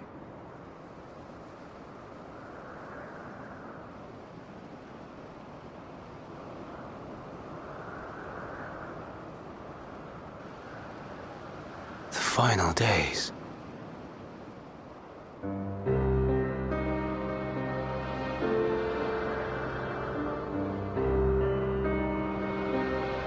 The phenomena observed during these star-encompassing calamities is likely the product of a dynamis reaction. And none is more versed in the applications of this energy than you, Hermes. I must stress that we do not believe you would desire such destruction. We come not to lodge accusations, but to beg your wisdom. And so, distressing though the exercise may be, I ask that you share with us your opinion on the matter, on the assumption that our visitor's tale is true. Even you, Vana.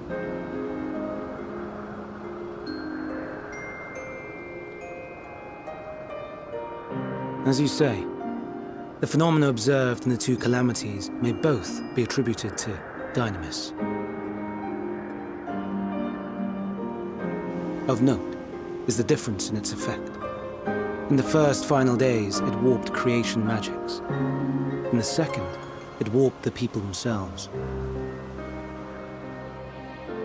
The key variable, I suspect, is the etheric density of the men of each age.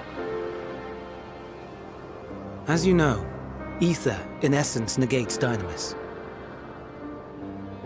Harboring high concentrations of ether, we ancients cannot readily manipulate dynamis, nor be manipulated by it. Therefore, rather than ourselves, the calamity affected our magics. In contrast, having been sundered, the people of the future are composed of but a fraction of our ether. Thus are they susceptible to the influence of dynamis and its transformative potential. But that would explain only the mechanism, not the cause. Though perhaps...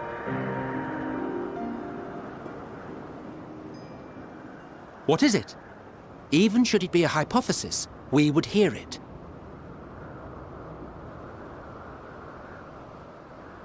Dynamis is an energy put in motion by feelings. Feelings for which there must first exist a source.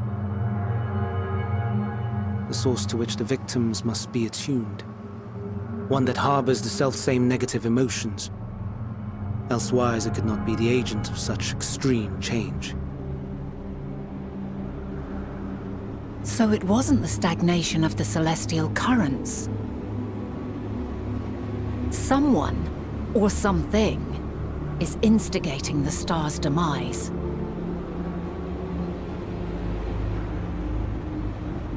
So, we've a villain on our hands after all. Any idea who or what it could be? The celestial currents comprise the outermost layer of the star's ether, encasing it like a protective sphere. According to your tale, it was where the currents were weakest that the phenomena first manifested. If the inciting factor came from without Aetheris, then its effects would first be seen in those locations.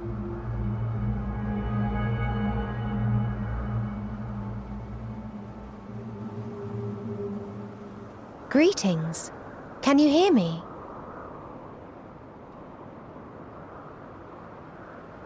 Do not be alarmed. I mean you no harm. I wish only to hear your words, share your feelings, know your thoughts. May we please be friends? Meteon. What is it? Executing scheduled task, suspending individual self and connecting to shared consciousness. Connection established. Commencing status report.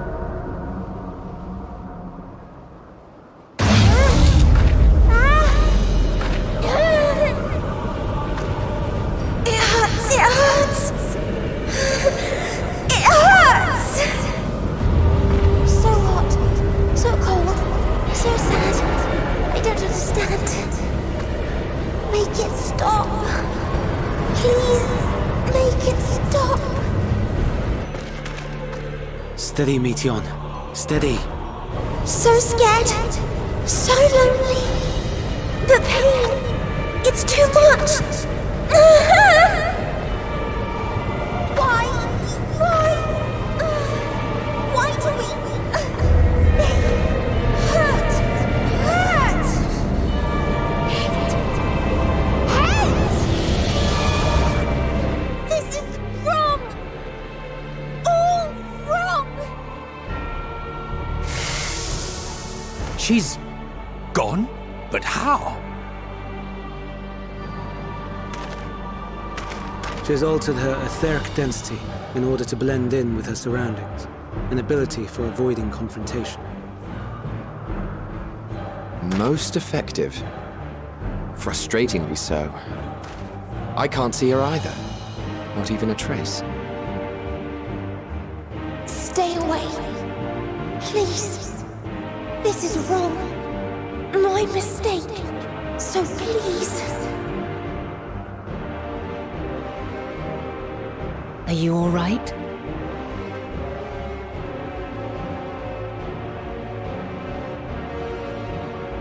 In your mind? No. We only heard her speak the instant before she vanished. Of course. When communicating without words, Meteion also employs dynamis.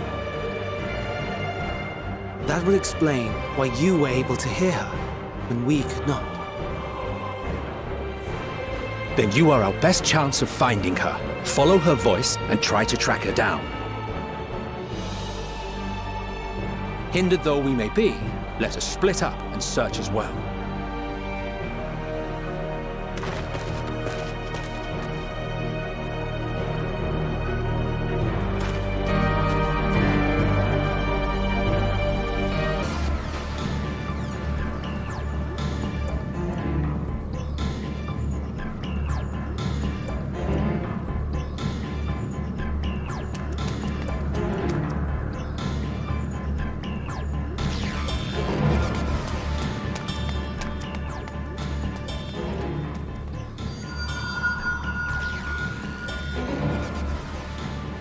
Aha! Give chase! We shall herd her into the shelter.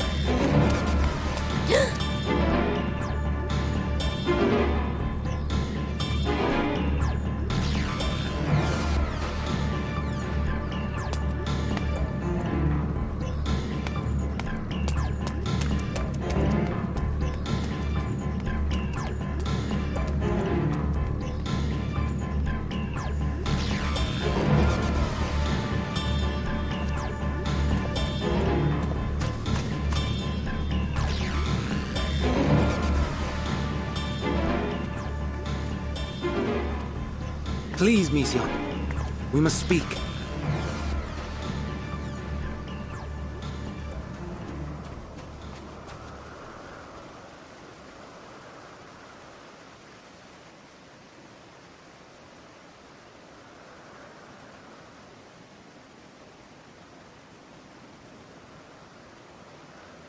I'm sorry, Hermes. I'm so sorry.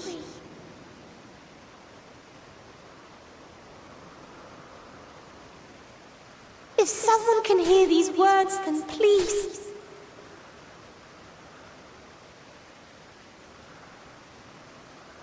Please protect them. Protect them all.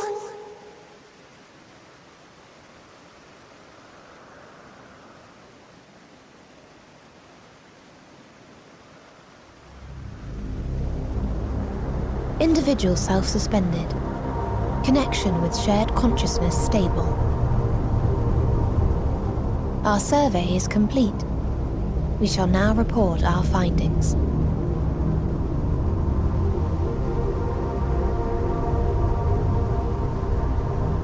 All units safely arrived at their respective destinations.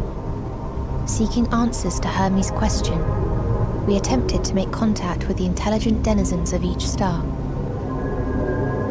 Results are as follows, in order of numerical code. Enna. Traces of civilization found. Structures believed to have served as domiciles. No extant life forms detected. Dio. Ruined remnants of buildings scattered across Star, surface of which is encased in ice. Presence of life could not be verified. Tria. Evidence of large population centers, akin to cities recovered. No extant life forms found, only their lingering essence. Tessera. Edifices surmised to be abandoned residences found. No extant life forms detected. Deadly plague or extreme environmental degradation likely to have led to mass extinction.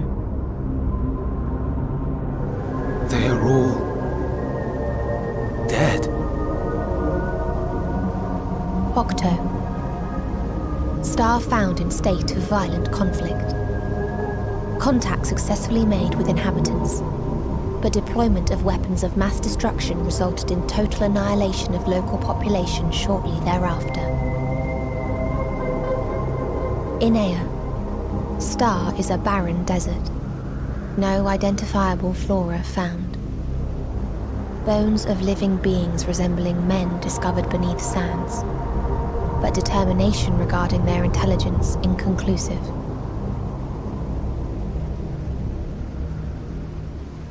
Remind me, Hermes, what exactly was the question you entrusted to Meteion? I tasked her with asking what others live for, what gives their lives meaning. Did you consider what may happen if the premise of the question is flawed? To be able to answer it, one must be living and desire to continue doing so. But if Meteion finds no living beings in the course of her journey, or none who desire to live, what then? What answers would she derive from their silence?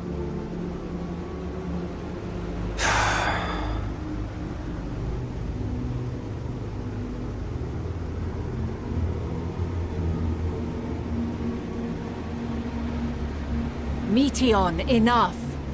Suspend your mission and return hither at once.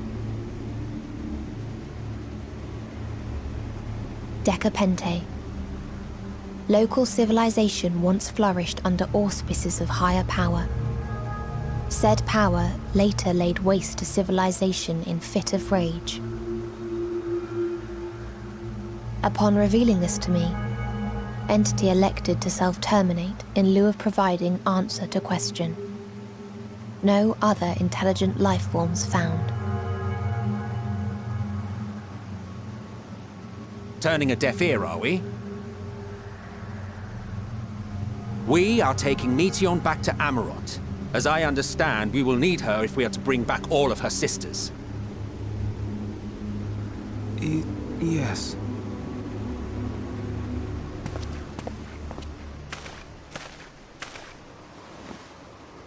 Meteion.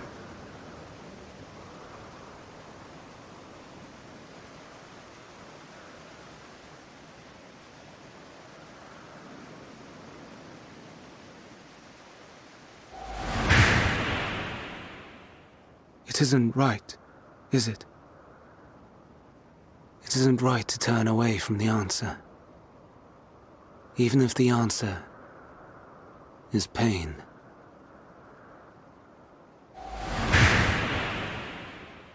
Even if we aberrations must scream ourselves hoarse to be heard.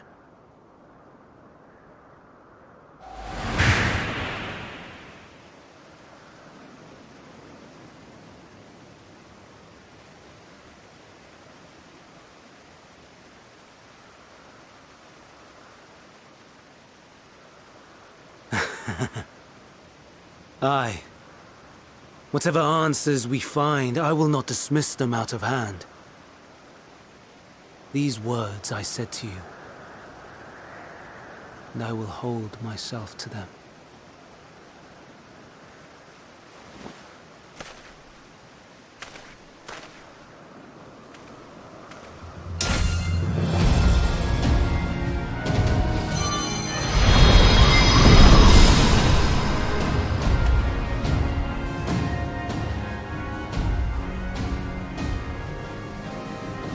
What is the meaning of this?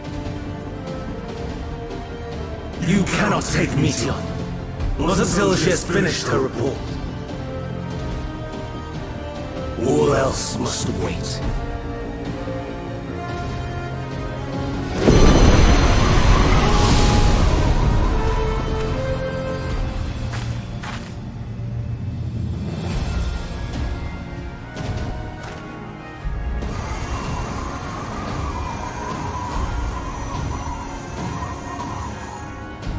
You fool!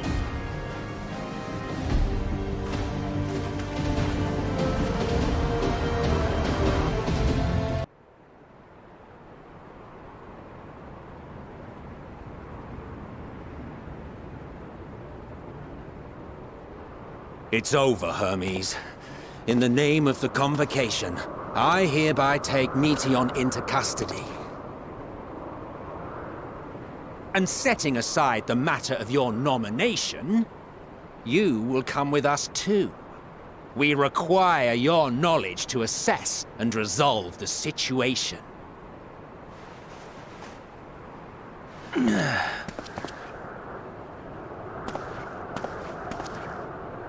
Meteon, I am so sorry. Would that I could have listened to your report in full. Reflected upon its meaning and conveyed it to others, that they might reconsider their chosen course. But I have failed, and that wish will never be realized. However, ere our fates become the province of others, I bid you tell me just one thing.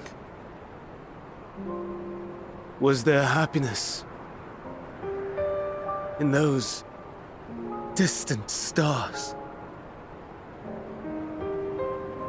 Was there a reason for living?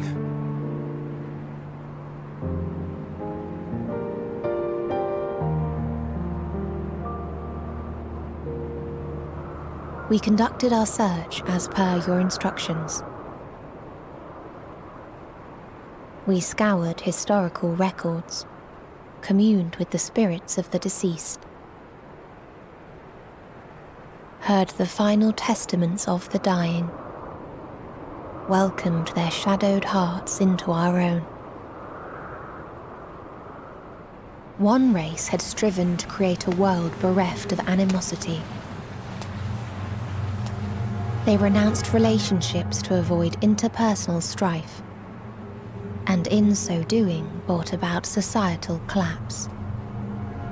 One race had renounced war and devoted itself to the enrichment of its people. They were conquered.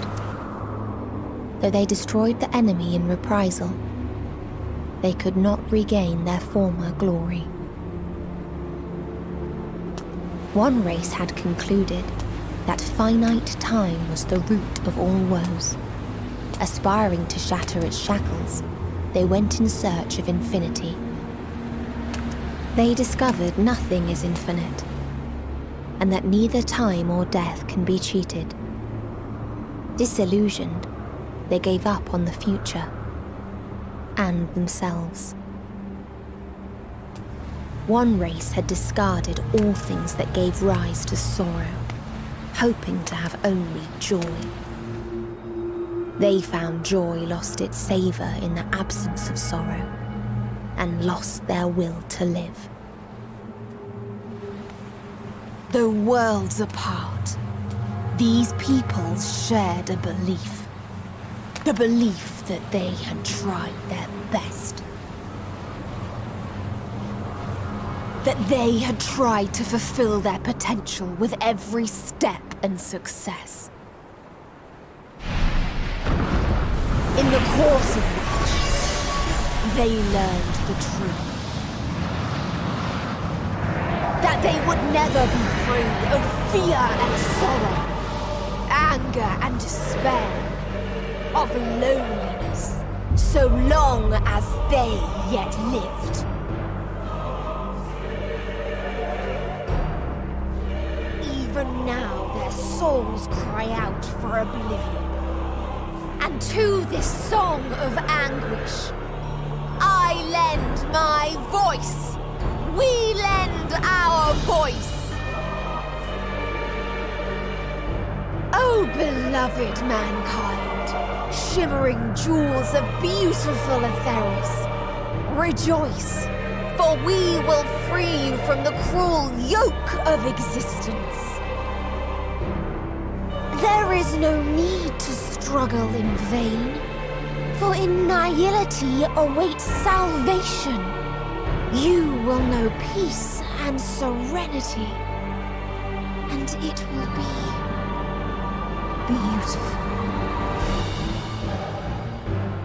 We will make our nest at the edge of the universe, and there in the dark of dead worlds hoard sorrow and suffering. There we will sing, our chorus ever louder and ever clearer, that our song may reach even this ether-shrouded star.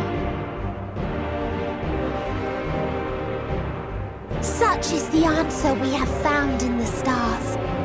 Such is the gift we now offer to Atheris.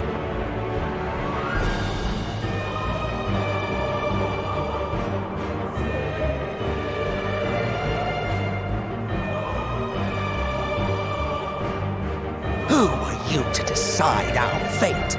To decree we live or die?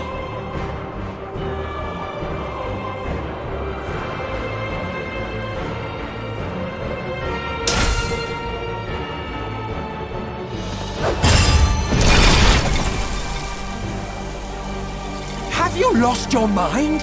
You heard what she said. She means to destroy us all, yet you still take her side? In the name of the star, we have discarded those creations that we deemed flawed.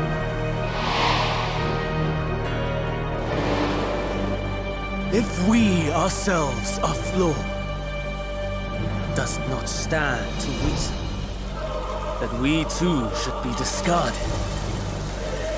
That is sophistry, and you know it! Perhaps it is. Perhaps I am wrong. Who is to say that you are right?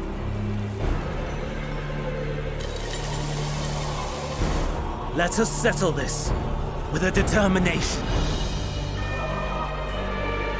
In my authority as Chief Overseer of Elpis, I will make a judgment on man's fitness to exist. If he can learn to value all life and retain his will to live, even should his end be justified, he will surely find a way to avert his demise. If not, he will perish in stark.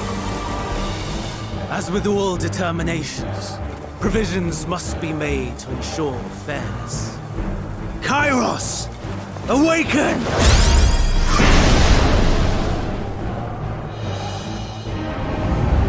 Memory reconfiguration system Kairos activated.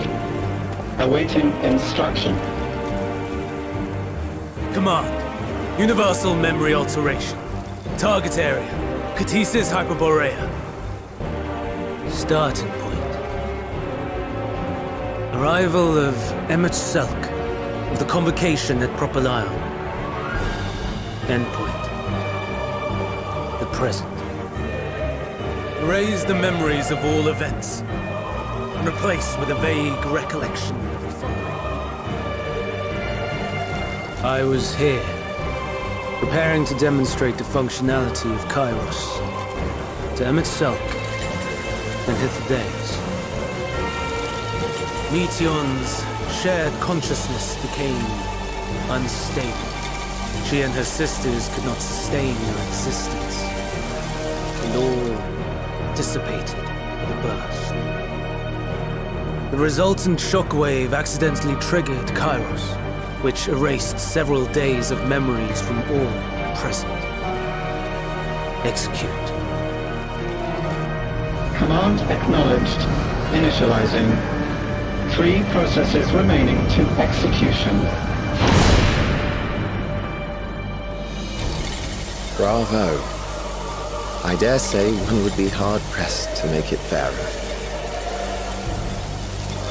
Everything that you told us, everything that has happened, the fact we've even met, it will all be gone.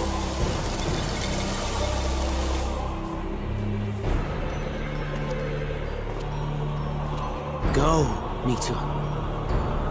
To the edge of the universe, where none can reach you. Hermes, won't you come with me? If you were to shed your flesh, I should be able to carry you.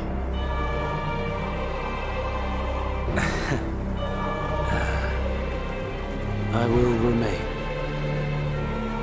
As a man, I will oppose the oblivion you bring. Silly fool. Had you said yes, I would have granted you the gentlest end.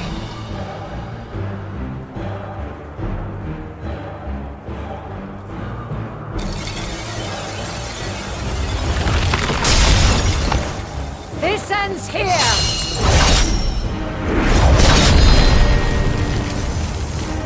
Fly, Meteon!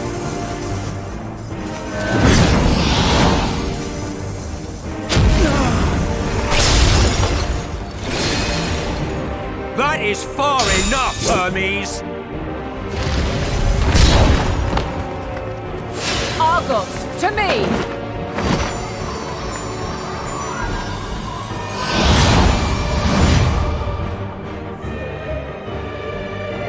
First process complete. 2 remaining to execution of memory reconfiguration. As if we needed more pressure. No matter what, you cannot forget what happened today. For it is the key to saving your future. Your world. This fight is our fight. What comes after, our problem to contend with. Not yours. No.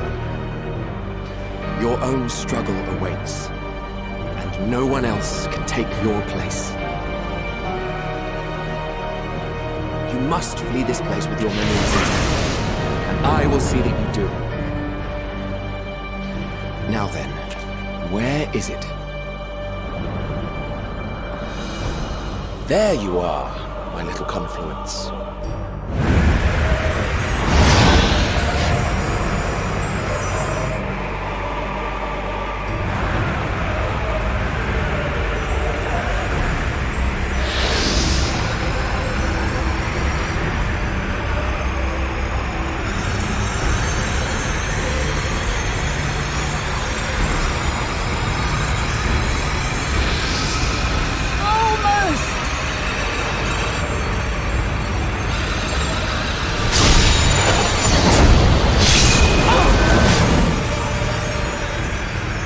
Very well, then. You may elude us this day, but not forever.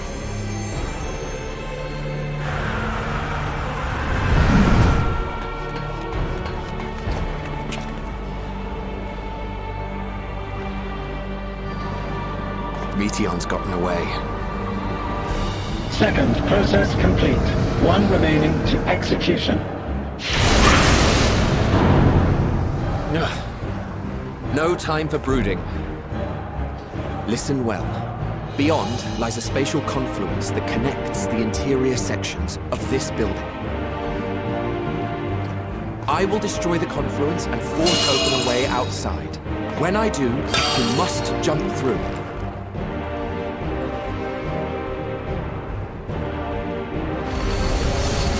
I cannot tell you how sorry I am. But neither can I let you escape!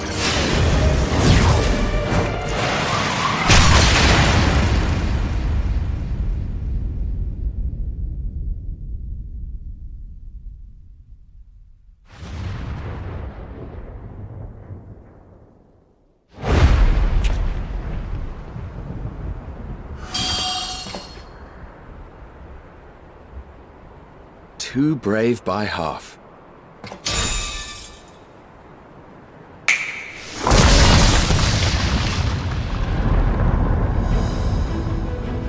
Exemplary work, as always, Emmett Selk. What? But how?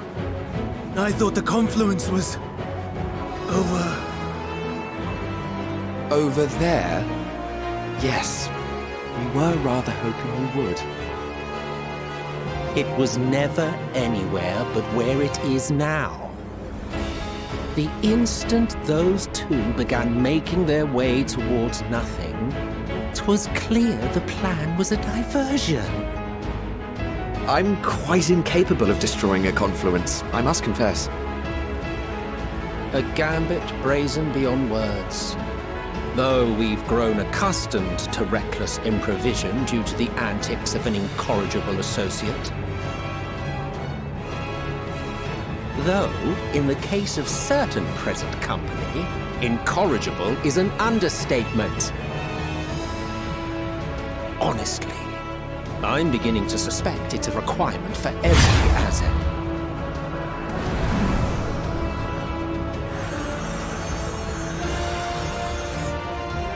There's no time!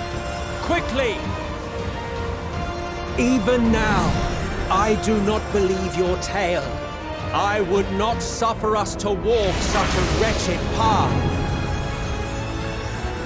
Still, if it must be said, do not squander it. The legacy I leave you.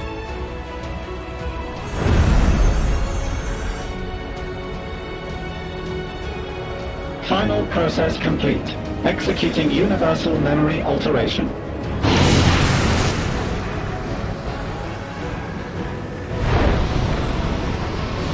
Go, Argos!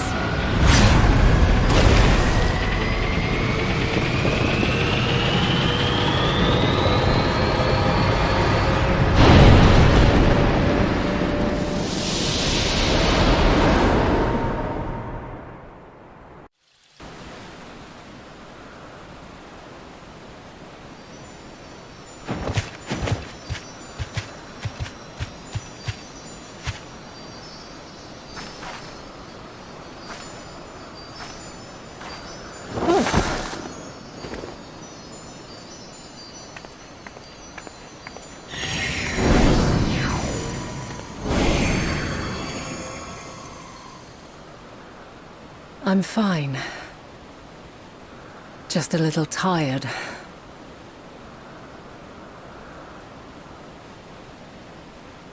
Can it be true? Are we the only ones left who see beauty in the world? In life? Are the stars above no more than husks of fallen civilizations?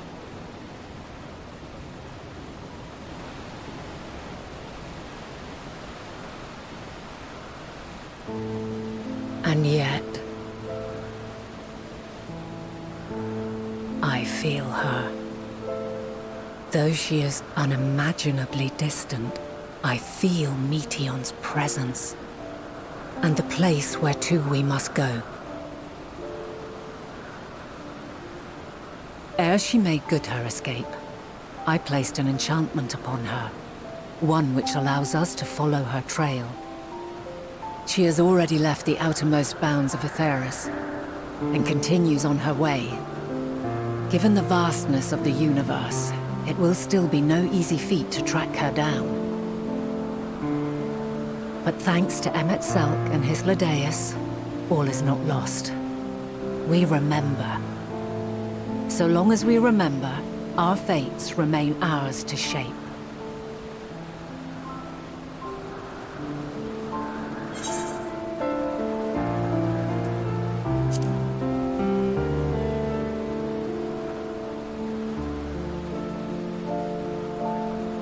I'd like to know too. Let us ascertain the situation at Ctisis Hyperborea, where they should still be.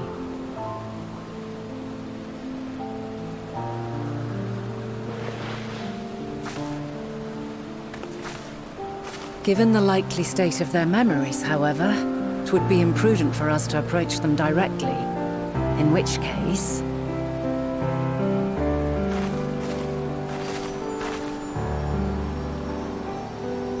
I am sorry, my friend.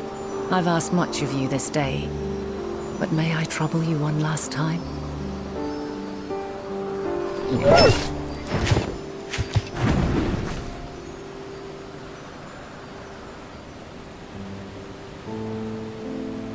Argos will investigate in our stead.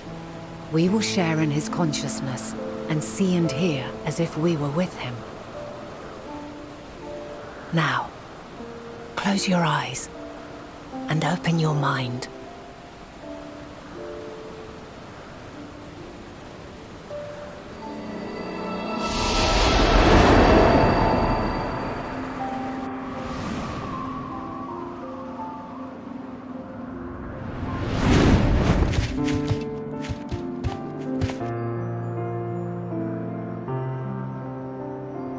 Thank goodness you are unharmed. Unharmed? There is a gaping hole in my memories. I can scarcely remember arriving here in Elpis. Forgive me.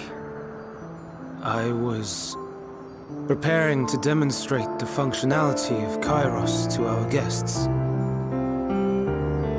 But Meteon, her shared consciousness became unstable. And she...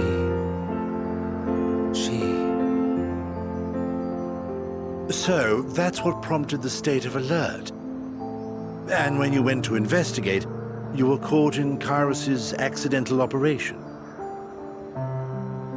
So it would seem. It's all a blur to me. Such an unfortunate accident. Oh, and what of Vinar and your other companion? You went inside together, as I recall. We did?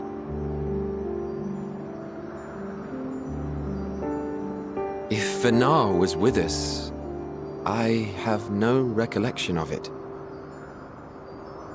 But that there is her familiar, is it not? The fellow seems happy enough, so I think it's safe to assume his mistress as well.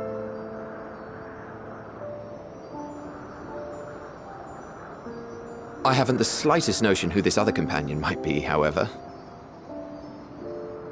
Ah, well, that individual struck me as a bit different, for want of a better word. Perhaps it wasn't actually a person, but some manner of creation. Curious. I must ask Vinar about it when next we meet. Yes, you do that. Now, if we may tend to Hermes, whatever this Meteon did, it seems he bore the brunt of it. Once you are fit to travel, you will return with us to Amarot. We need to make certain there are no other ill effects.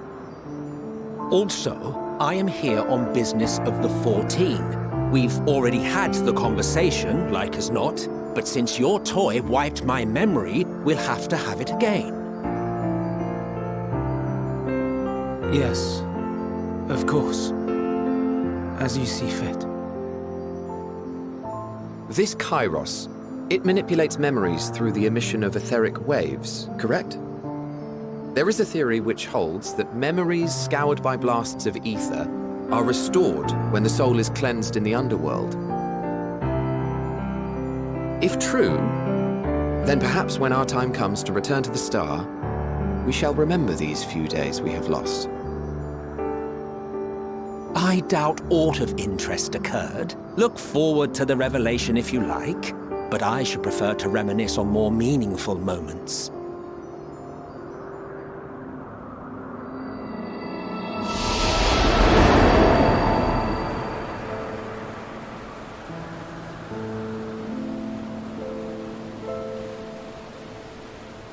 Let us rest, if only for a while. After all, you and I... oh, we still have a long, long way to go.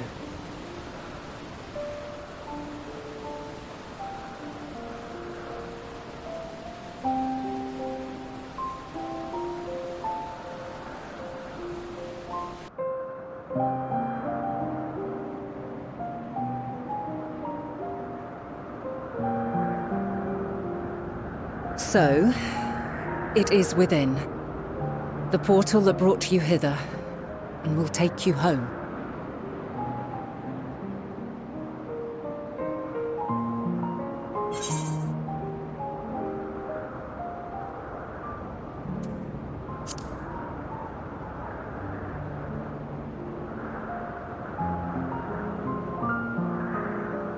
May you and yours emerge triumphant. Make use of the knowledge you have gained, that your days in Elpis and our friend's sacrifice be not in vain. With Meteion free to pursue her designs, 'tis only a matter of time until the final days are upon us. We must be ready. From fortifying our defenses to securing our escape, there is much to be done. In spite of this, we cannot allow the report that set this calamity in motion to become common knowledge. Were the masses to learn the fates of the other stars, I fear the situation would spiral out of our control. I must carefully consider who can be trusted and bring them into the fold.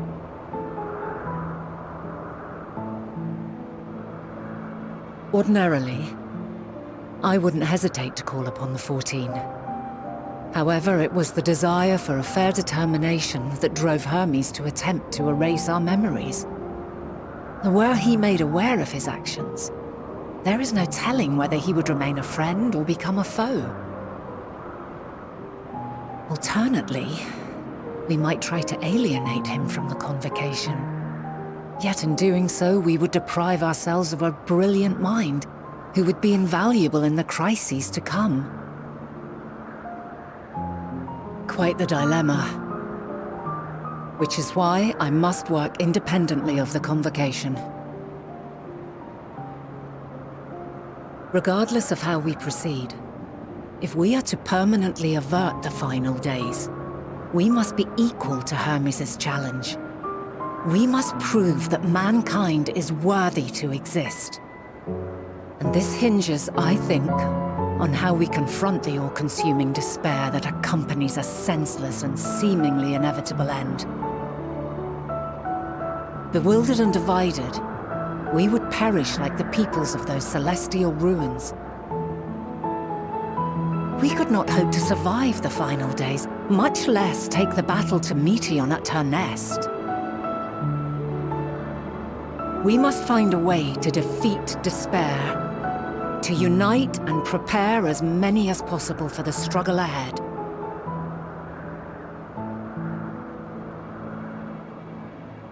Heavy will weigh the burden of guiding this legion of souls. Yet I have faith in mankind's potential. As long as he believes in himself, there is naught he cannot achieve. So I will not give up on him, on us. You may find your world to be very different, or perhaps the erasure of our friend's memories has sown the seeds of a conjunction between us. We cannot know until the moment is at hand.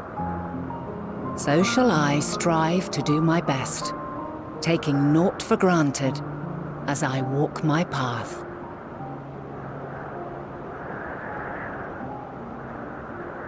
And I pray you walk with me to the end. As you move forward, so too will I. as will all, resolved to fight for the morrow. And when mankind has found the strength to stand against despair, we shall silence the song of oblivion. She who sings it will learn our journey is far from over. This I promise.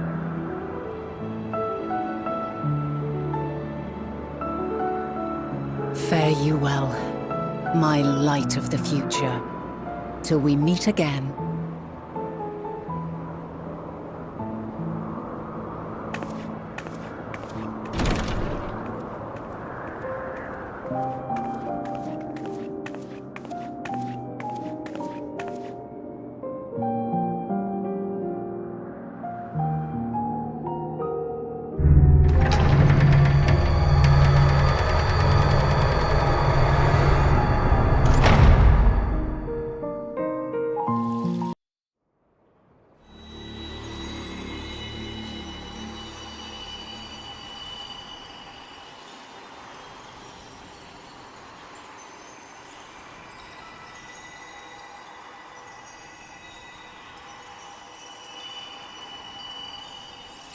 From this day forth, I shall strive to bring honor to the seat of Vandana.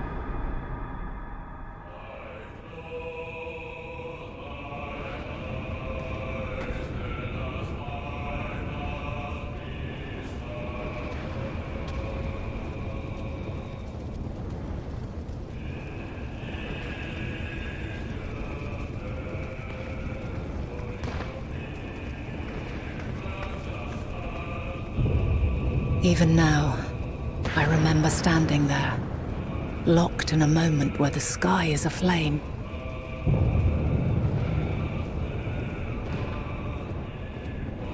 Where stars fall as tears, and screams darken the seas. Where resignation rots the trees.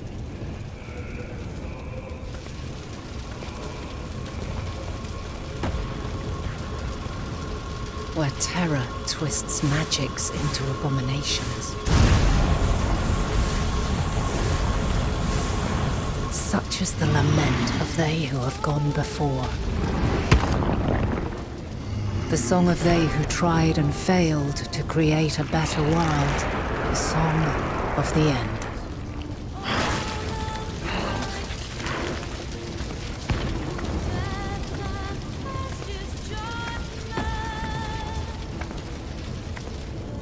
That which hides at the edge of the universe is no longer hope's creation.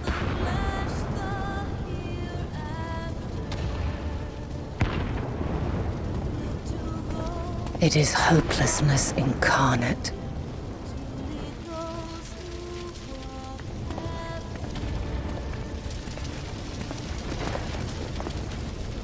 That day, mankind saw half of its number sacrificed to bring forth Zodiark.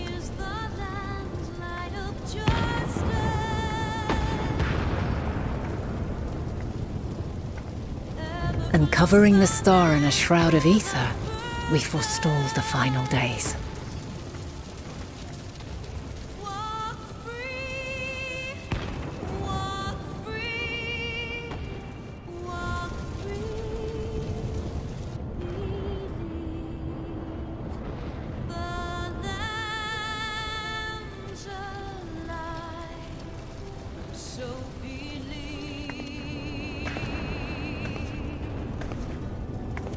Yet the cries echoed still. We wept for innocence lost, wailed for death inevitable.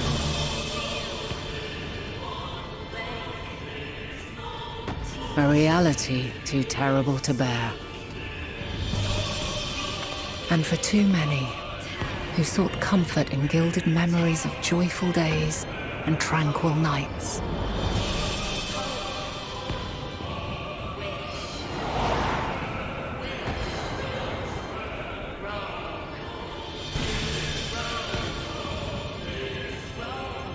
This is all wrong!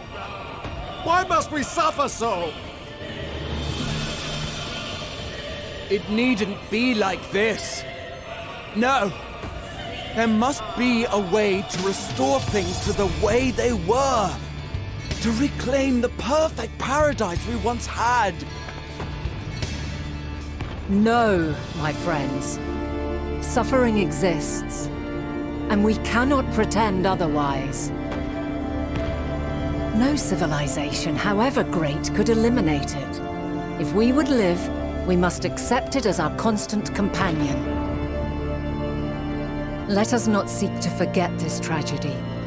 Let us carry it in our hearts, that we may grow stronger and know true happiness. We can't accept it! We won't accept it! It will be ours again! A world free of sorrow! No, it will not. For there has ever been sorrow. Mankind was but spared its biting sting for a time. So please, open your eyes. To try and reclaim those lives we lost by sacrificing yet more isn't wisdom. It is weakness. No paradise is without its shadows. If we cannot accept this truth and learn from our pain, then our plight shall be repeated.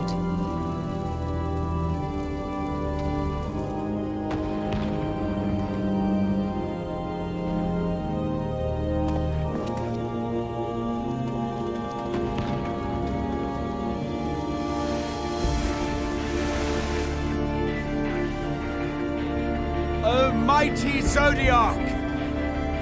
God, born of our boundless faith, we bid you, hear our prayer. Accept this offering of lives, and deliver unto us the lives we once had.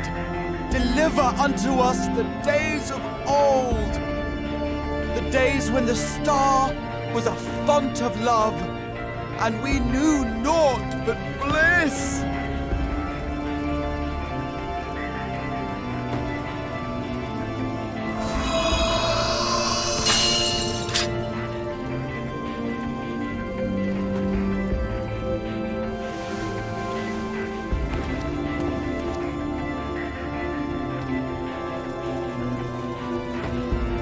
You would destroy it? Our beautiful world?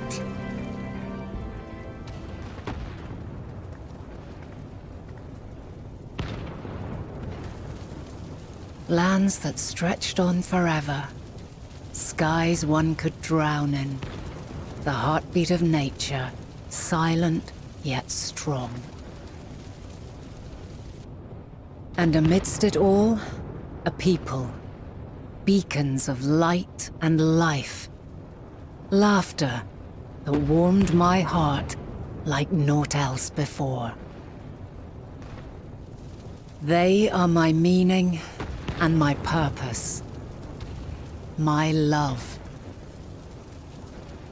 In spite of, or perhaps because of this, I choose to believe in mankind's potential, in his ability to find a way forward. So let there be no way back. From that temptation, I sunder us. No more shall man have wings to bear him to paradise. Henceforth, he shall walk.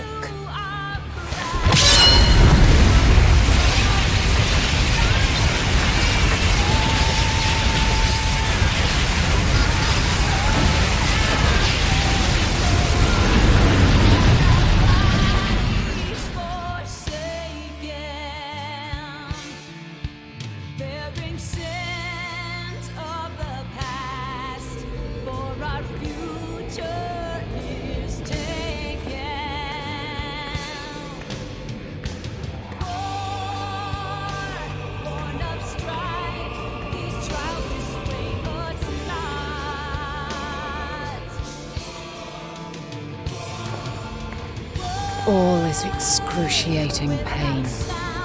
I breathe fire and torment.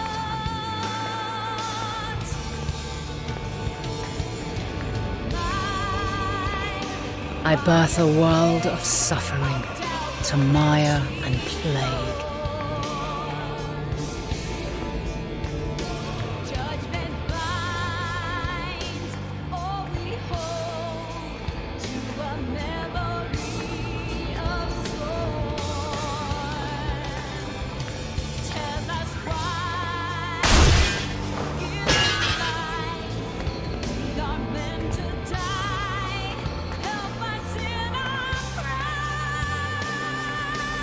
In one fleeting moment, lives come and go, ever moving towards the unknown. And in that fleeting moment, they cry for the answer to the question.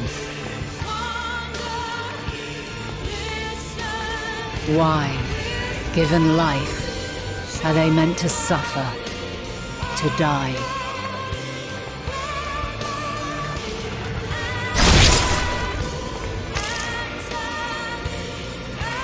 As fragmented, imperfect beings, yours is a never-ending quest.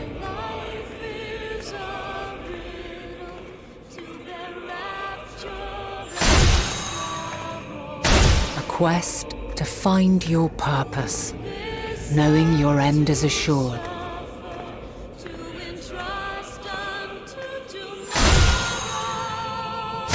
To find the strength to continue when all strength has left you. To find joy, even as darkness descends. And amidst deepest despair, light everlasting.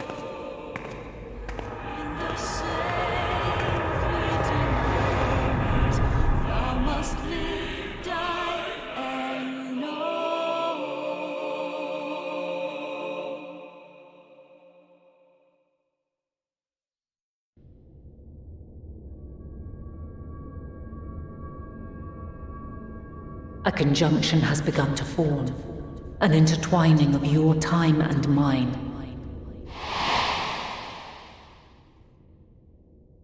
When you truly understand what is at stake, and your journey has prepared you to surmount the insurmountable, then shall I honor the promise made in another time, another age.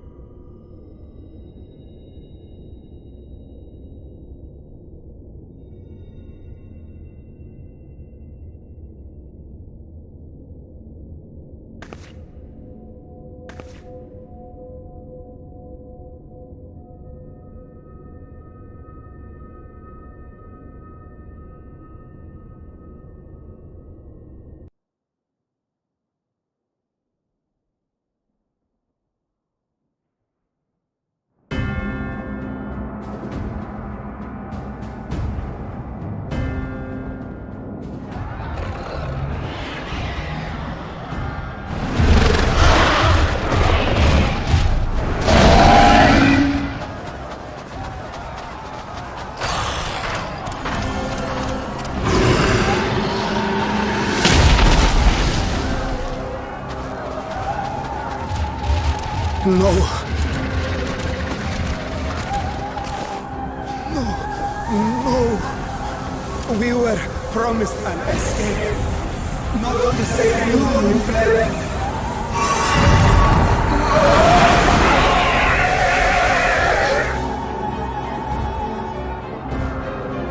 I shall not meet my final days here in this blasted waste. Calm yourselves! Your panic is our greatest enemy. Come, we must build a line of defense.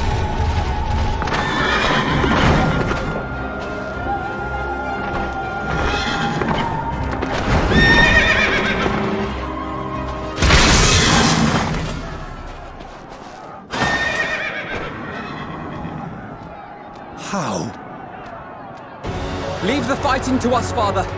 You must lead the people to safety.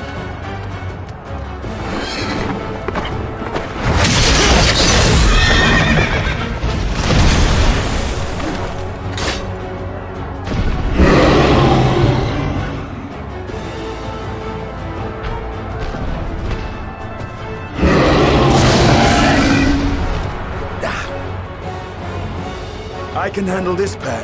You shall tend to the refugees. Let us be about it.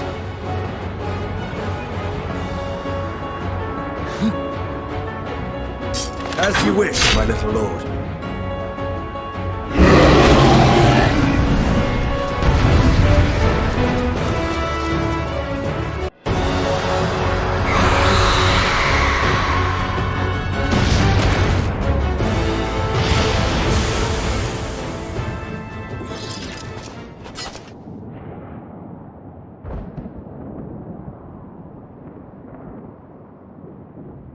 Help! Someone, please! What?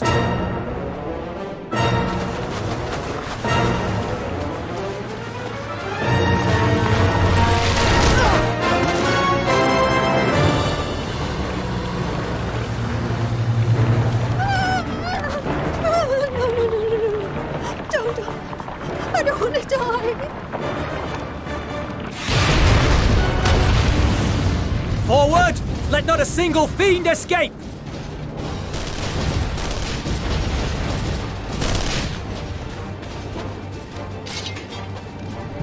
Wait, that's... Euless and the army. So, you've recovered then? In time enough to be of aid, for once.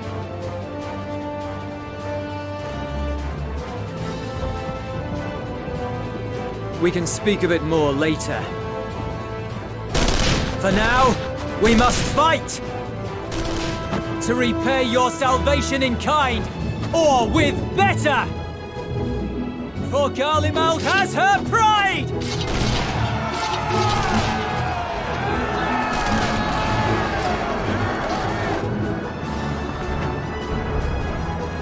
Of that I've no doubt.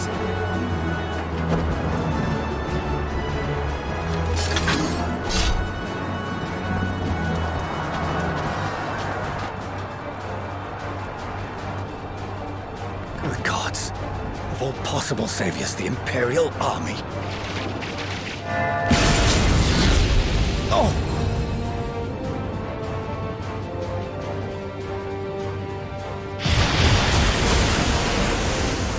I had hoped to take all of them down at once.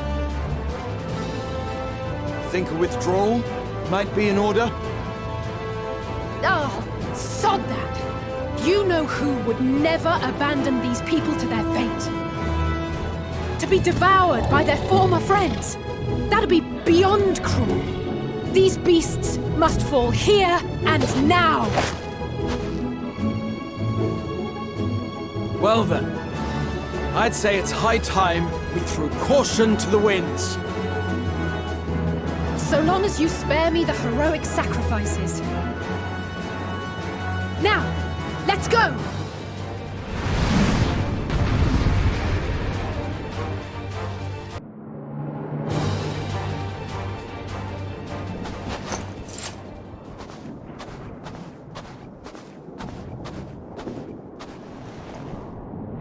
There's not the barest trace of ether. Maybe there really is no way to bring them back.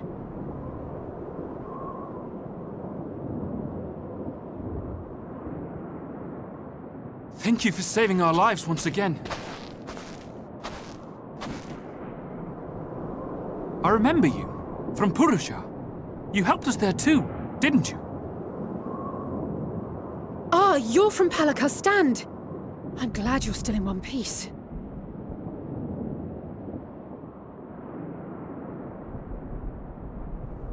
Or you will be, once I see to that injury of yours.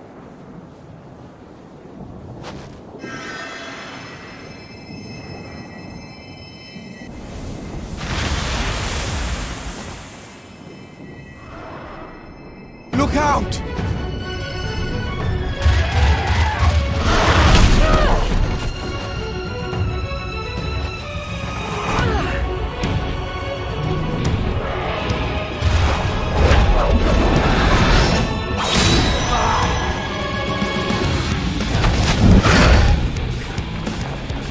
out of here! Quickly!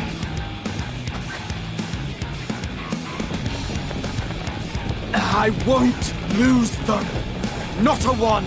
This will be a brighter future! I won't let a madman's apocalypse ruin everything we've fought to achieve!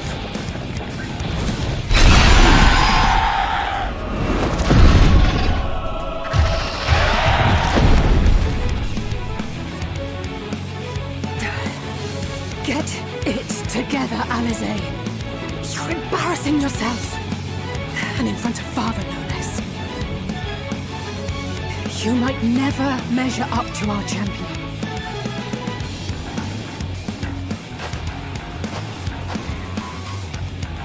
But we ask too much of her as it is. You mustn't let Eorzea's hero fight alone.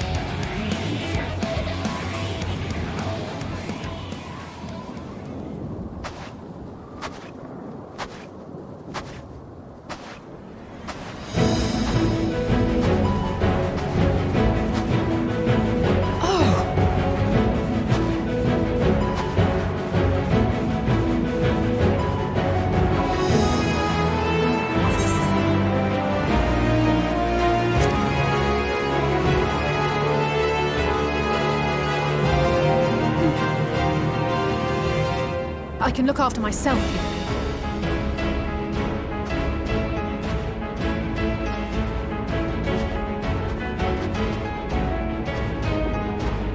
Everything's in order, I trust?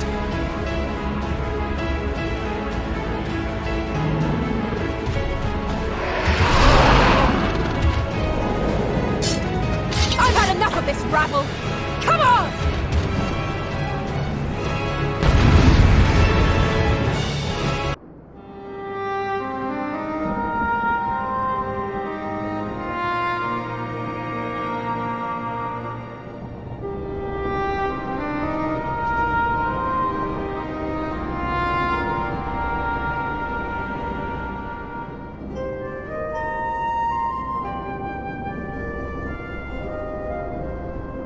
You must board without delay. The ship will depart ere long.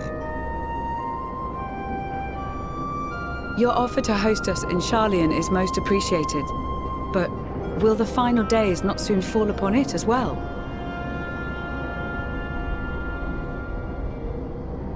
Your hesitation is not unwarranted.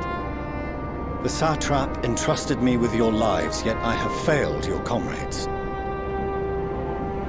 Nor are you wrong to fear that this corruption will continue to spread. I cannot promise you complete safety, even in my homeland.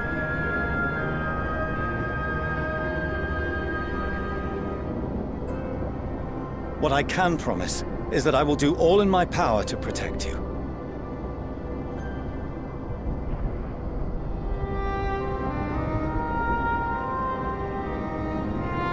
That power is not inconsiderable.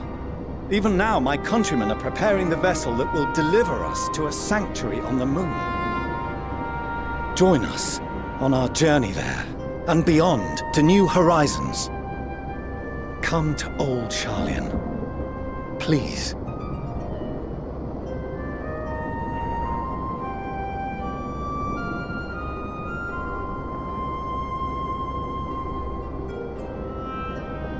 We would be fools to refuse such a generous offer made in earnest.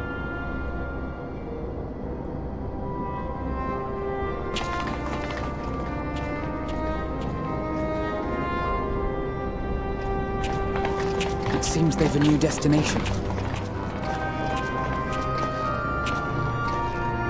The people of Radzat-Han have known too much suffering. The march to Garlemald will only bring them more, short though it may be. I quite agree. Fortunately, they have you to look after them. Yes. Well.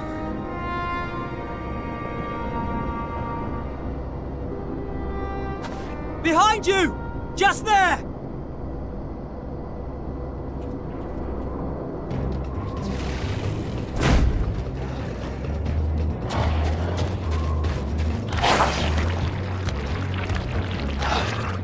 More of them.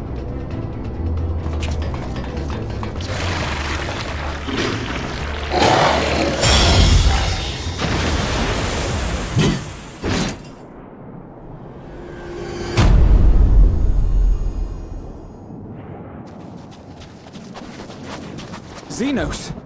Here!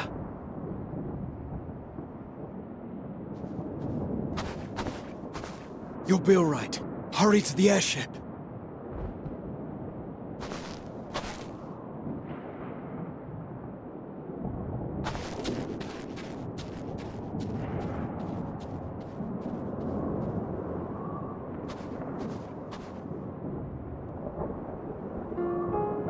Why have you come? A heretofore unseen beast. 'Twas ripe for the slaying. Poor sport, alas. Unfit to temper my blade. Oh, for the love of... You cannot still be on about a rematch.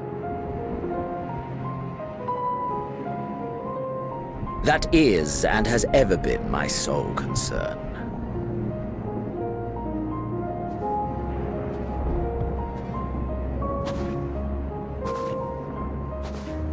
You, on the other hand, are fixated on a different quarry.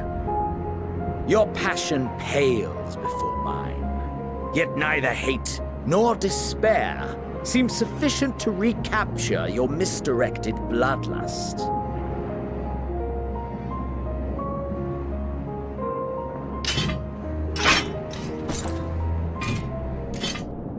So, I hone my blade, and I wait.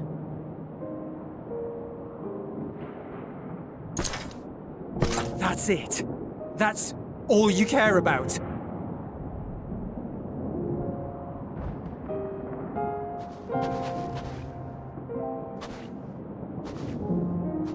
Garlemald is in ruins. Our homeland, the nation you rule, is as good as gone. Along with so many of its people. Not just soldiers like us. Not only those who fought and killed for power and duty. Innocent civilians.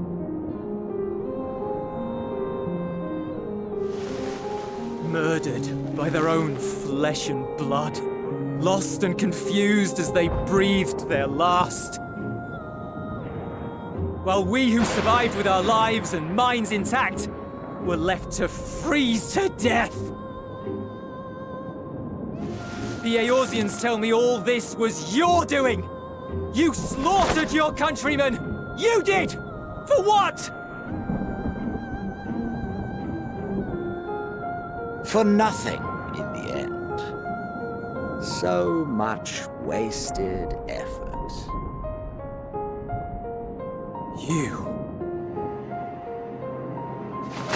You bastard! For your own sake, Eulus, you must control your anger. It will serve no one should it consume you and see you transformed.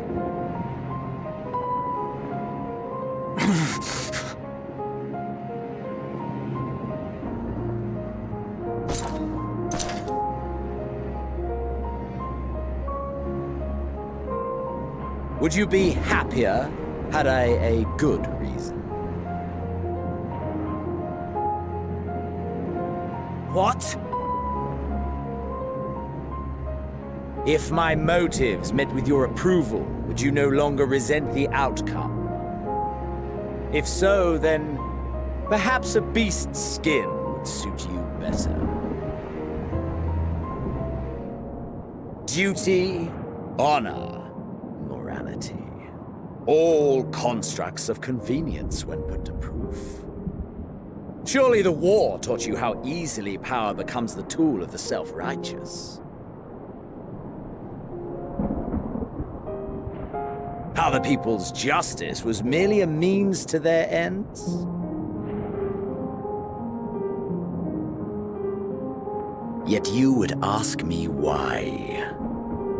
Ask any creature of this star and those above for answers, and they will tell you what suits their fancy. And they would be right to do so. What meaning there is to be found in the petty vicissitudes of your existence must be gleaned by you, and you alone.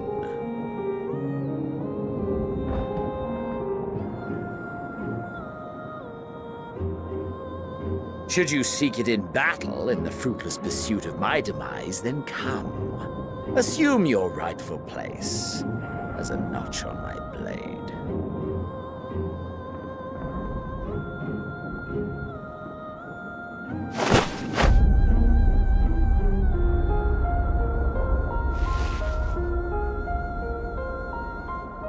You are a blight on the Garlean race, and there would be no more satisfying way to expunge it than by beating you to death!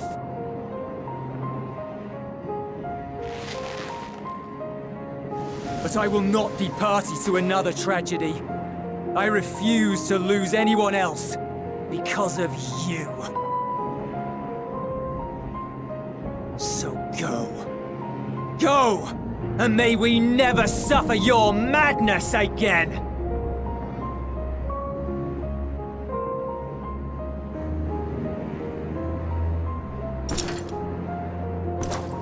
Xenos!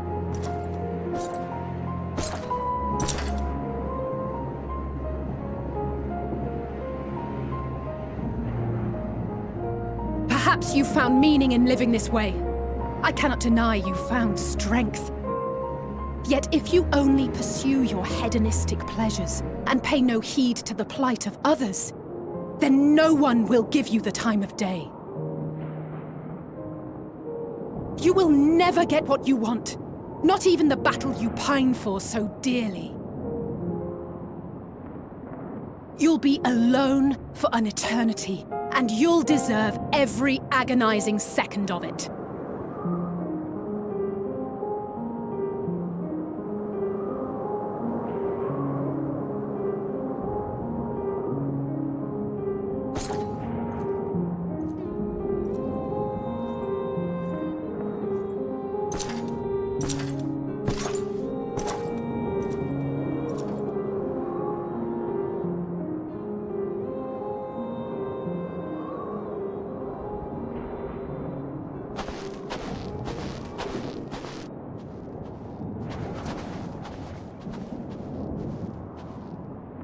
We're ready to depart. The refugee ships will be leaving shortly, but I've asked mine to remain for the time being. There's room enough for you to join me on it, if you wish.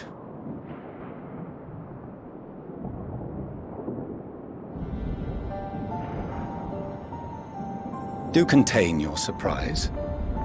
I needn't agree with the Scion's methods or intentions to acknowledge that their deeds are deserving of gratitude.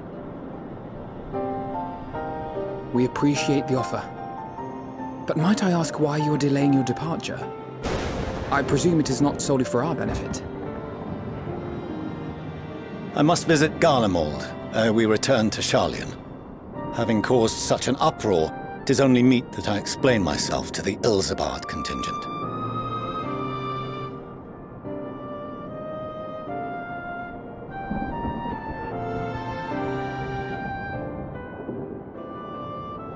Allow us to accompany you then. We should be glad to facilitate, given our familiarity with all concerned. If you would like to join as well, Eulus, we can speak of recent events on the way.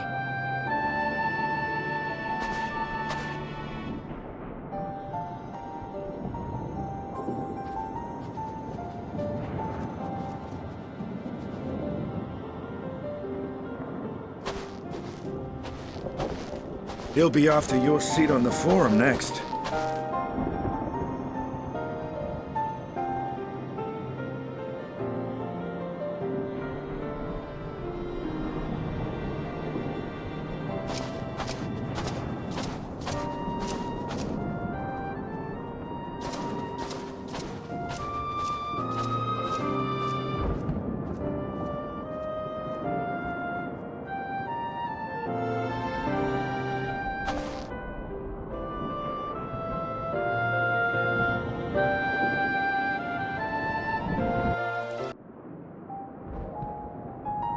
No major injuries then.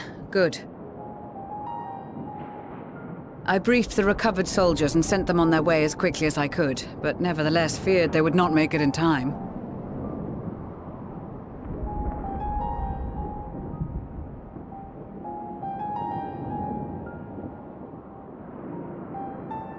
The additional support was invaluable. Your men saved more than a few lives.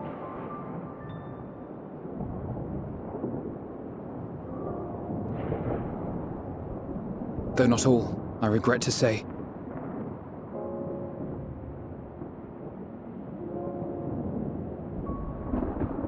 I take it that I'm addressing Lucia Junius. I'm the Forum's envoy, Fortuneau Leveilleur. And you are owed an explanation for these most dire developments.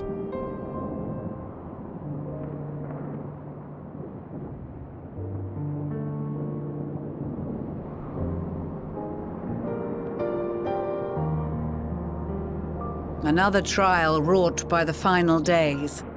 I was beginning to suspect as much. You doubtless feel some consternation having been forced to abandon your original plan. But trust me when I say you were right to send the refugees elsewhere.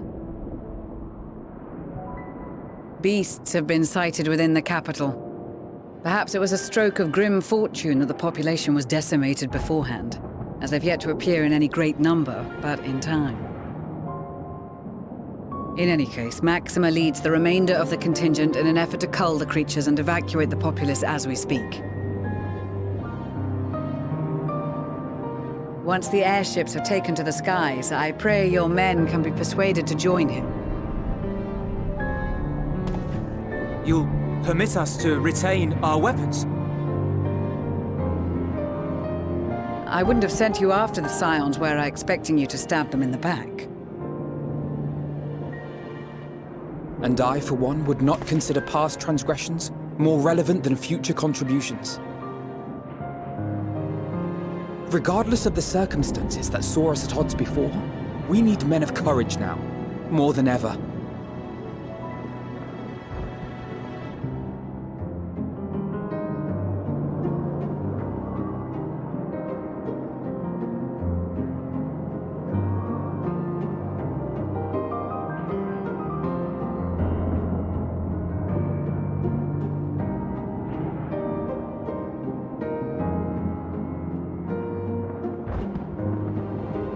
We swore to defend Garlemald, and so we shall.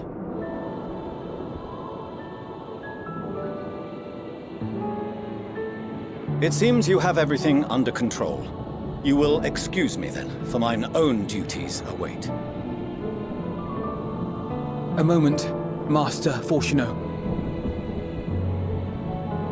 You did desire to express your appreciation for services rendered, did you not? I did. Though if you intend to again ask that Charlian alter its course, you will find my gratitude insufficient. 'Tis nothing so onerous. I wish to hear the details of this grand endeavor of yours.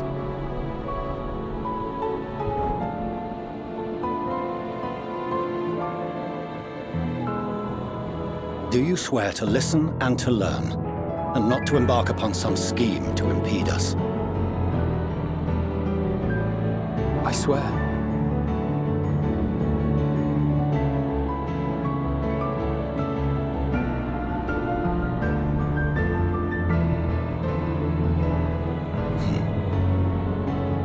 Any other I would doubt, but you I trust to keep your word. For not once have you broken it. Very well. I will request that the Forum make you privy to our plans. You may await our summons at the Baldessian Annex, assuming the decision is in your favor. Does that suffice? It does. You have my thanks. Excellent. You can regale us with tales of your most recent sojourn to the First while we wait.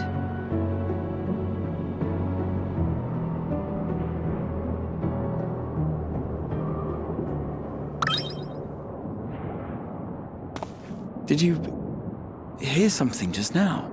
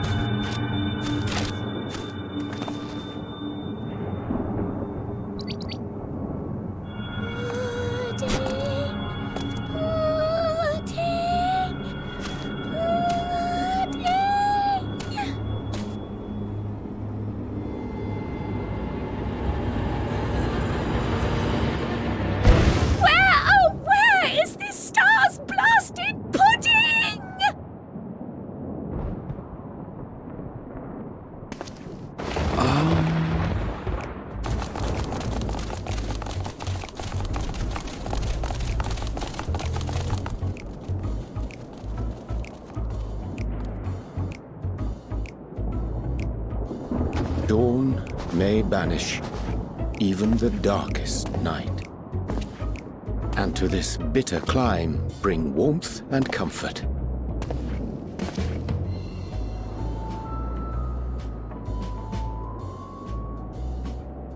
'Tis heartening to see such an assembly upon my return. I thought often of you whilst I looked down upon our star's brilliance from the moon above. Yes, but what are you doing here? And dressed like that? Aren't you cold? Verily, I fear for my health should I proceed to expound upon our purpose ere I procure more suitable garments. Then allow me to summarize. We're here because none of you lot are up there. Nor has anyone deigned to send word about any changes in the plans. It's rude, is what it is. At least that's what I thought at first, but then folks got to wondering if you weren't in a spot of bother, so we decided to take matters into our own hands. Come down here and help, if our help be needed. So she says, but it's also something of a convenient excuse to visit Aetherius. Urianger made it sound absolutely marvelous, more so before the impending doom, but still. And it's not like there will ever be a better time. What with the aforementioned doom? Marvellous, they say, yet not an ounce of pudding to be found. I must suffer Urianger's inferior works no more. Hey! Maybe consider the plight of present company before you go blathering on about pudding and doom?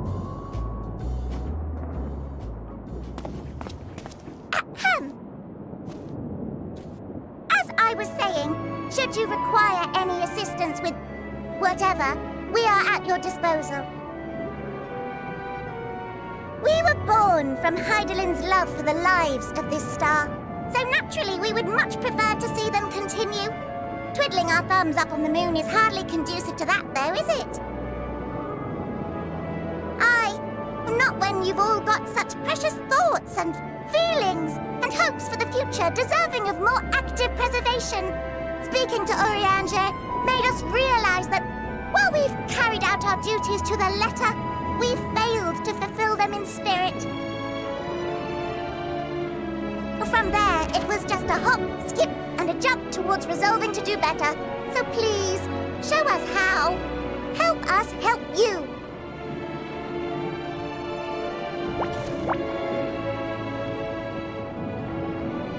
Forgive me, but are they...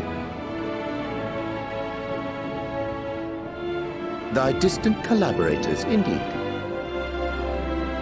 Hail, fellow! Well met! You'd be a member of the Forum, would you? It's an honor and a pleasure to meet you at last. I'm Livingway, Hydaelyn's right paw! That last bit is very important, as am I, if I may humbly say so myself.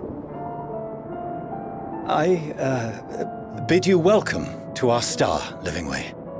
On behalf of the Forum, I thank you for traveling such a distance to meet us. As you have surmised, preparations for the Exodus have not proceeded as smoothly as we had hoped. I should be happy to personally escort you to our headquarters in Sharlayan, where you may advise us as you deem fit.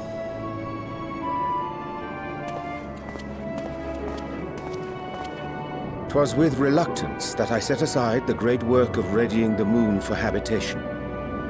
Be assured that I did so only after the Loperites made plain their earnest desire to come hither, and I myself felt a growing certainty that their contributions here would prove invaluable. 'Tis trite, perhaps, but I followed my heart.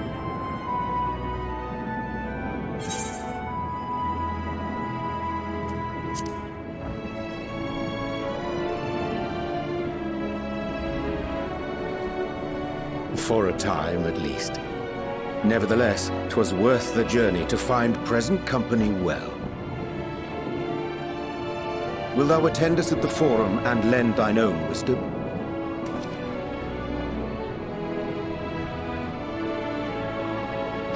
If that's all quite settled, can we start moving before Urianger catches his death?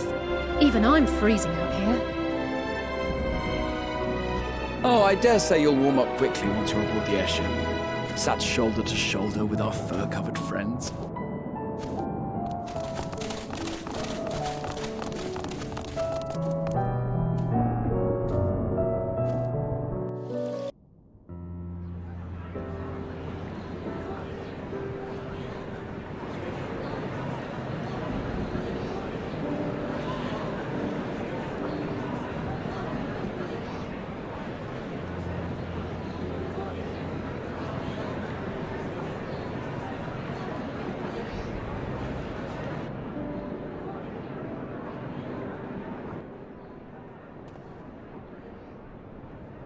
There is a matter I wish to raise with you before we enter.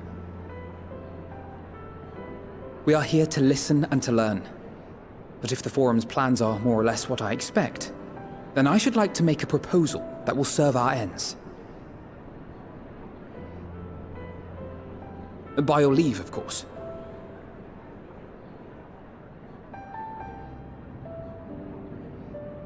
I don't see why not. Your words and wits have gotten us this far.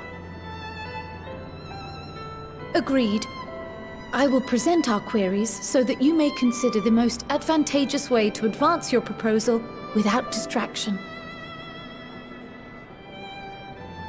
Thank you, everyone. If I may have your attention, the ad hoc session will now commence. The purpose of today's assembly is to brief the Scions of the Seventh Dawn, at their request, on the Great Exodus. You may enter.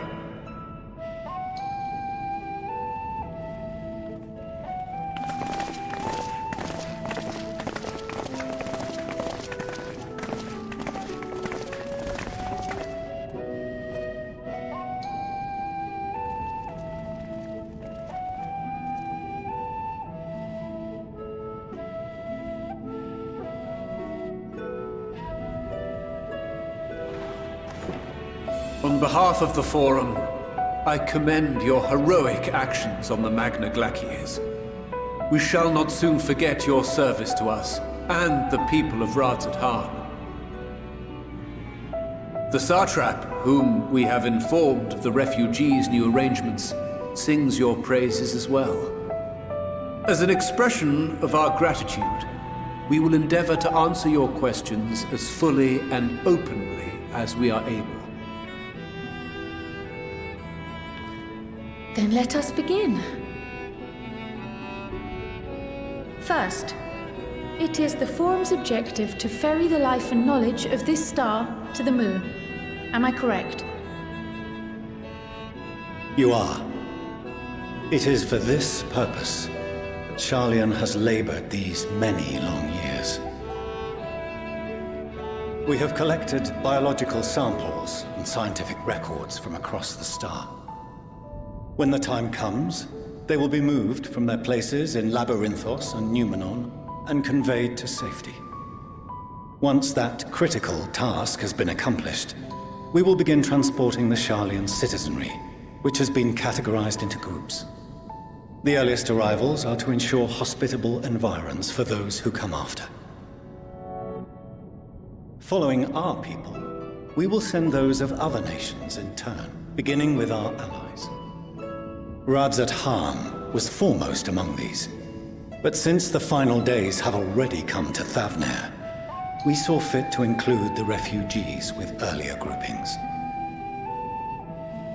An ambitious plan. You have accounted for the safety of all nations and tribes, then? As many as we can. And how, pray tell, do you decide who to leave behind? To journey beyond the sky is an unprecedented and immeasurably difficult endeavor. Introducing sources of inevitable conflict would condemn all to certain death.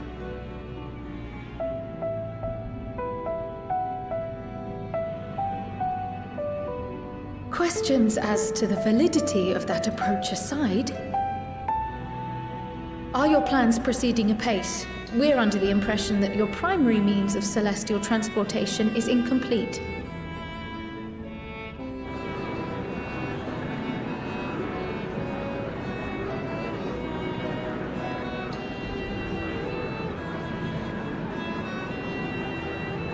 If only in that it does not meet our optimal parameters, that is correct. This Ark, as some have taken to calling it, is fully operational and could be launched even today. However, the final days have progressed more quickly than we anticipated. At present, the ship is incapable of attaining speeds sufficient to meet our evacuation targets. Should we put the vessel into service, as it is now, we will be unable to travel to the moon and back quickly enough to complete the necessary number of trips. Precious lives and knowledge will be lost. Seven hells. Is there anything to be done?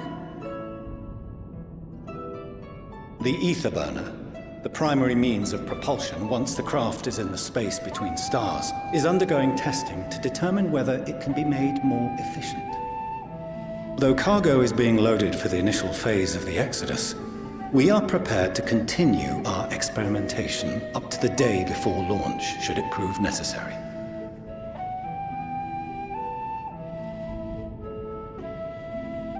What if the Scions were to solve your problem?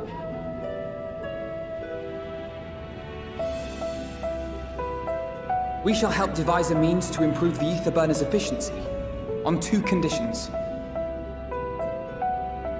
If we succeed, you must allow us to meet with Hydaelyn.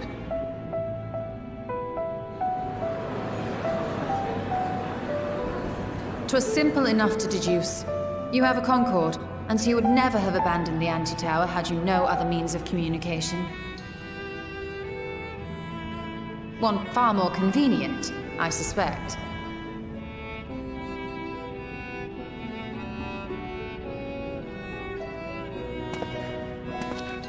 The second condition, also to be met upon our success, is that we be permitted to propose another use for your Ark.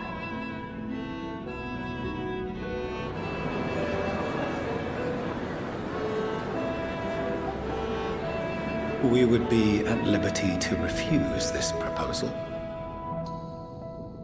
Of course. If we cannot prove its merit to the 99 here, who are we to stake on it the lives of all peoples of this star?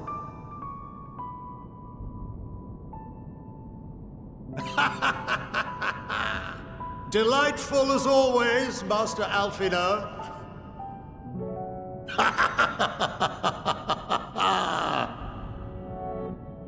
Oh, we couldn't have asked for a finer plan. Allow us to solve this complex engineering problem of which we were entirely unaware until moments ago. What could possibly go wrong? The satire writes itself.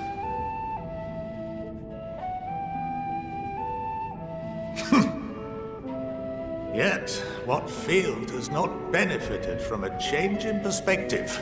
When we are at wit's end, what we need is not the same dry theories recited ad nauseam, but fresh inspiration.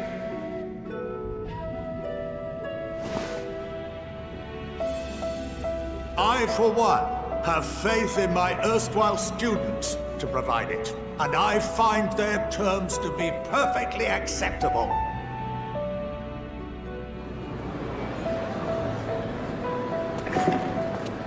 Order! Order! We have no time to waste on debate. I call a vote.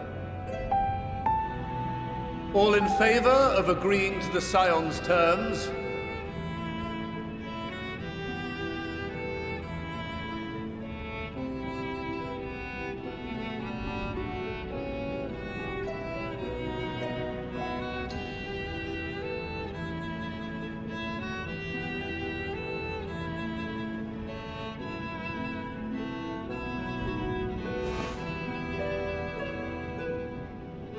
"71 in favor, 28 against. The ayes have it. Fortuneau, as the architect of this project, you are the best candidate to show them its current state. And bear in mind that regardless of your personal misgivings, this is the will of the Forum.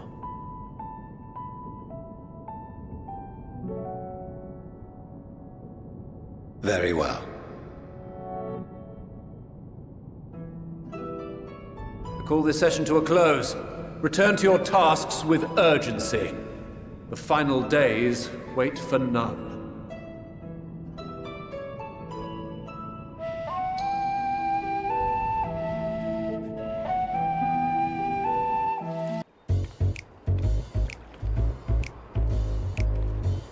Could swap them out.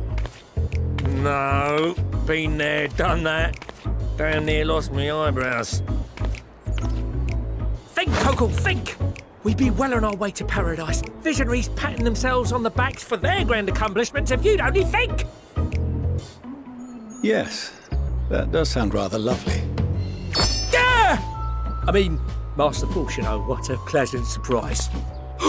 We're not blasting off already, are we? The schedule remains unchanged, for better or worse. Which is why the Forum has elected to accept assistance in resolving the ether burner conundrum.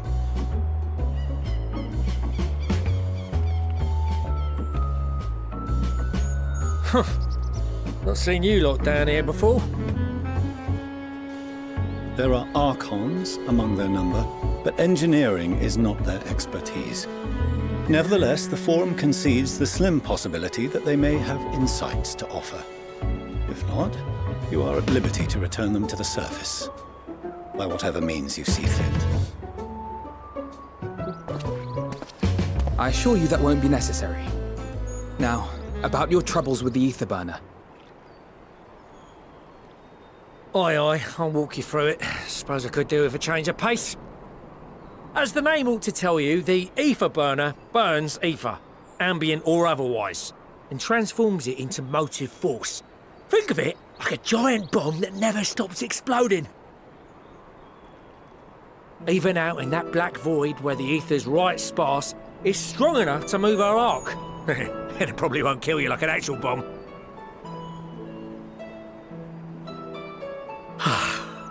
But it ain't perfect. According to my calculations, to travel to the moon and back fast enough for the Forum's liking, the conversion rate needs to be 6% more efficient.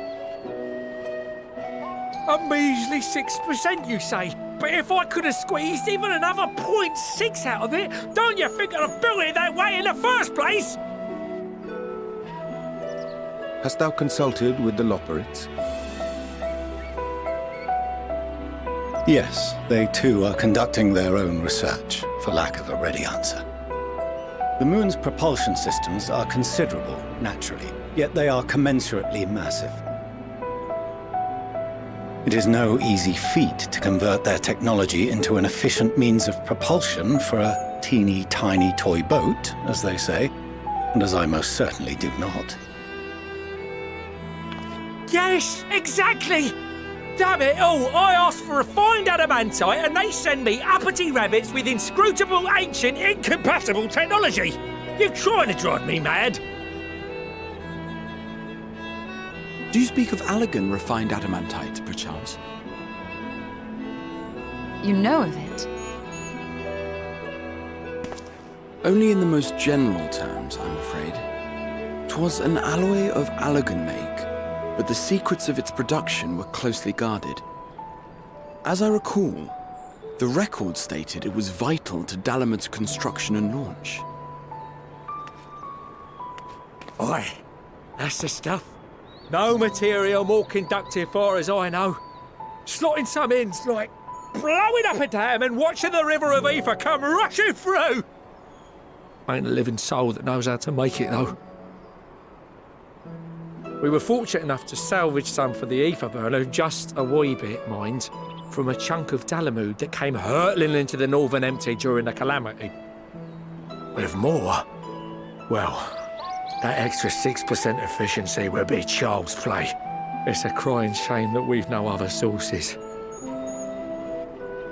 Surely the many shards of Dalamud scattered throughout Eorzea would suffice. Why not get the refined adamantite from them?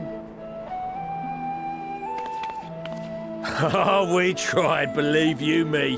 But only a few specialised pieces would have had any in them to begin with.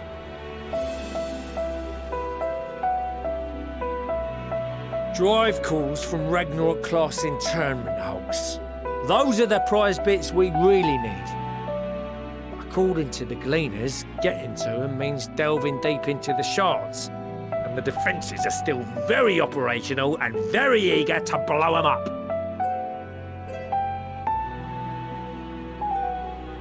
It's rough going in there, even for the cream. Not sure they'd make it out alive.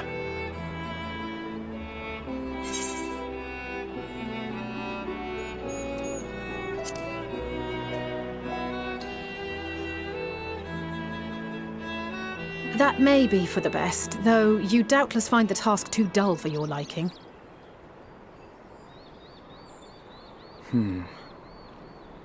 There are multiple internment hulks in Eorzea alone, so handling this ourselves may not be the most efficient option. Rather, if we could salvage adamantite from the shards simultaneously... Thancred, is the link shell we established before you went to Garlemald still active? Of course. The floor is yours.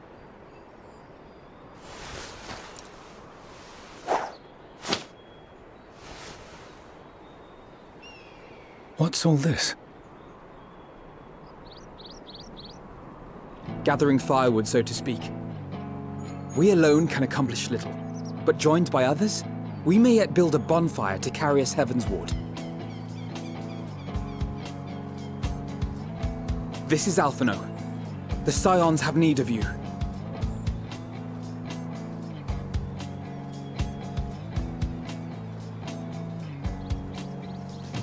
Understood. I will contact the Lord Commander and dispatch our finest at once. My sisters are somewhat preoccupied with the final days, so I will lead the 12-Sword expedition myself. Are you aware of any other sources of refined adamantite?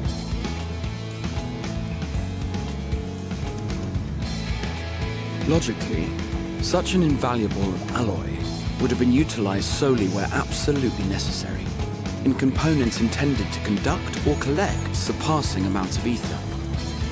Any extant instrumentation or devices would have likely found their way into the hands of etherologists or enthusiasts.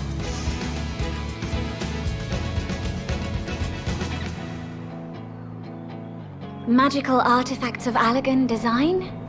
The Eastern Alliance will send word to one and all. Are there other ways we may offer aid? No shards of the Lesser Moon scar our soil, but our stake in this cause is no less for it. Is there anything in Othard that might be of use to you?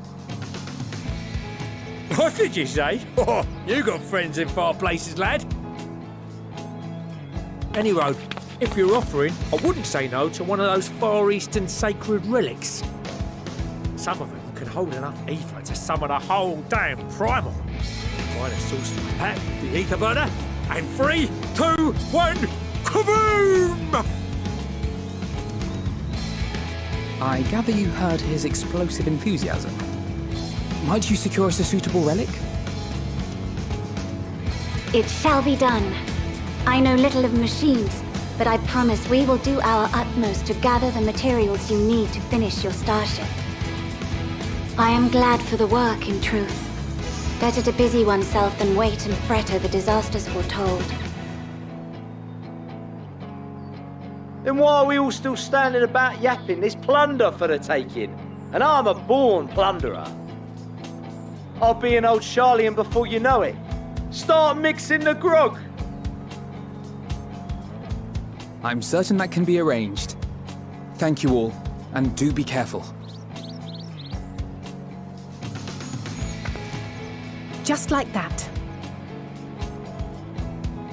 Aye, just like that. Our refined adamantite is on its way. Now let us consider our next steps, shall we? there's yet much to be done.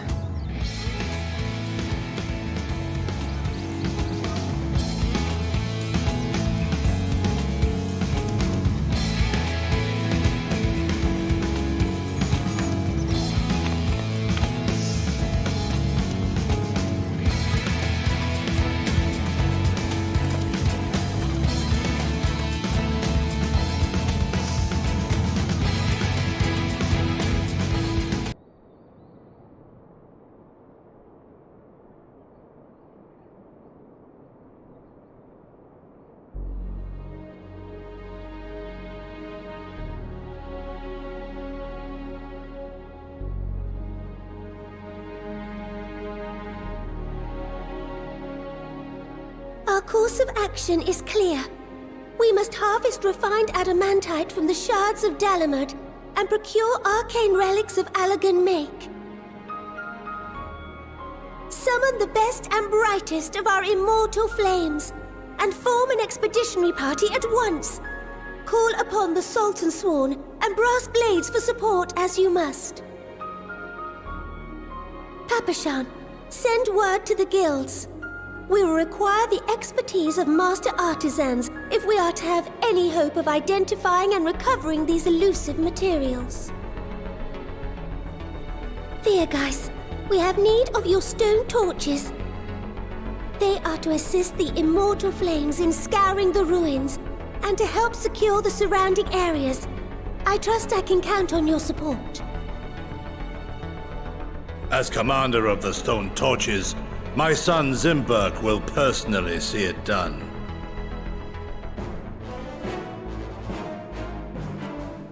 Pippin, I would have you lead the raiding party. Assemble your finest, and with Tizona's blade, clear the way.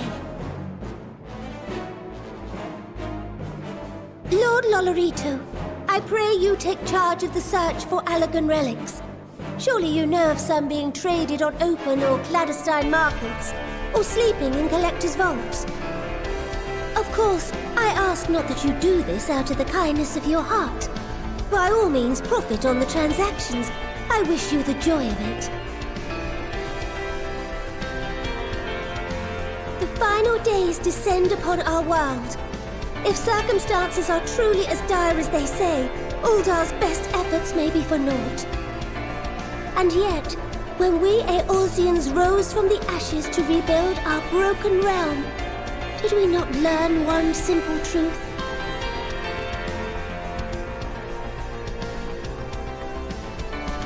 That which seems all but impossible to overcome alone may yet be possible if we stand together. It was the Scions who united us then, and it is the Scions who call upon us now. Uldar will answer that call. We will summon our courage and join the fight for our world's future. You know your duties. I, Nanamo Ulnamo, 17th in the line of Ul, bid you good luck and Godspeed.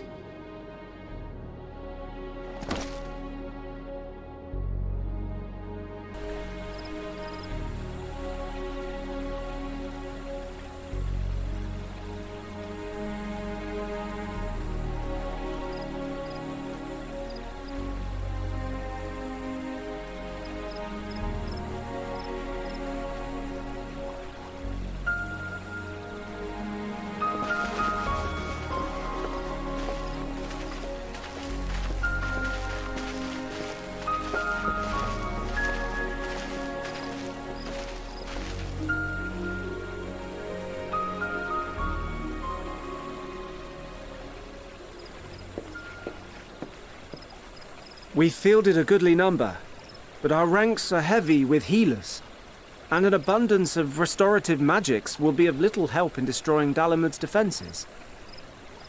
Still, it has ever been thus with Gridania. We must steel ourselves for a protracted engagement.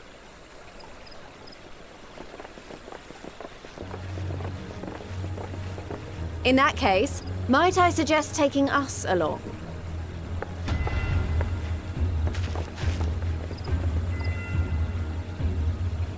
Commander Hext, what are you doing here? None of the shards in Girabania are big enough to hold an internment hulk. So we said to ourselves, why not lend our neighbors a hand? We thought you might be short on people with a talent for breaking things. While it pains me to admit it, you are right. Our artificiency's so plain to see. It might have been a lifetime ago, but I was once one of the Scions assigned to the Shroud. I know this forest well. I know your people. And I know we will be stronger if we fight this fight together.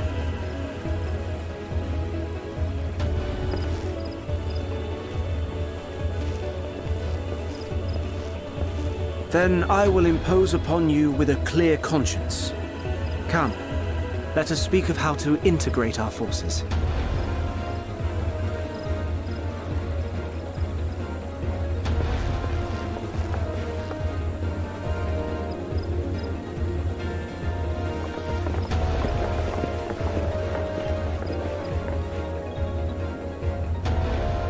I won't let it all be for nothing. I promise you, Papalimo.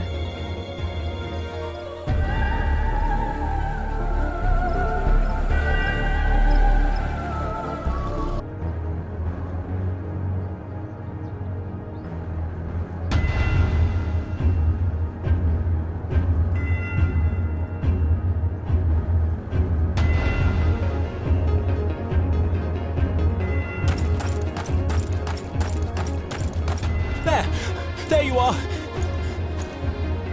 We've no time to waste, brother. Everyone has already...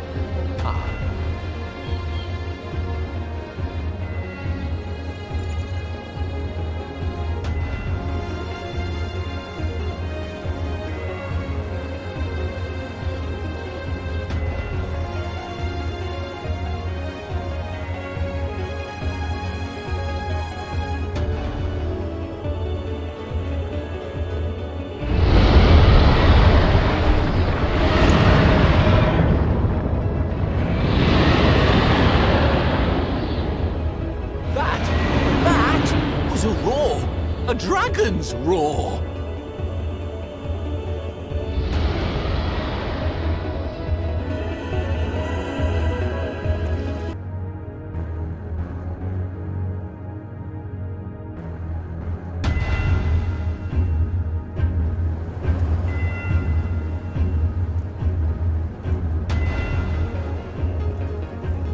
And so, in summation, the Eastern Alliance, as well as the Honourable Lord Lolorito himself, reached out to me for assistance in procuring these treasures of the divine, and I, in turn, do beseech the Confederacy for aid.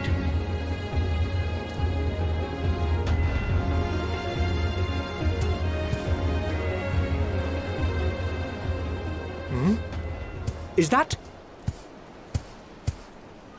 Hancock? What a surprise this is. And a fortuitous one at that. I have a favor to ask, you see.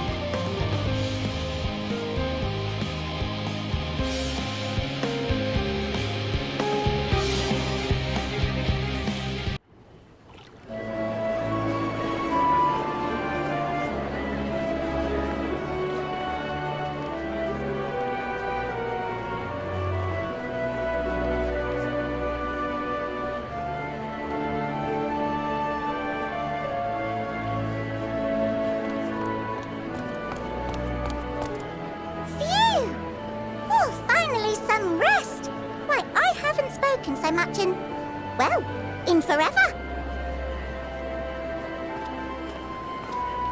Lively, isn't it? The town is abuzz.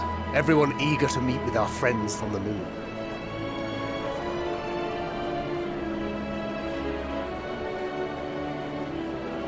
Twould behoove you to consult with Sleeping Way. As our moon's pilot, his advice should be most pertinent. I'm impressed. Truth be told, I struggle to tell one from another. No offense intended, of course. None taken. After you and your friends left Mare Elementorum, we spent no small amount of time with your Urianger. Oh, Oh, the conversations we had. He told us all about Atheris, answered our every question, no matter how trifling or trivial. Look! Every page filled to the margins with knowledge. When I first arrived, I was struck by how little I knew. It was daunting.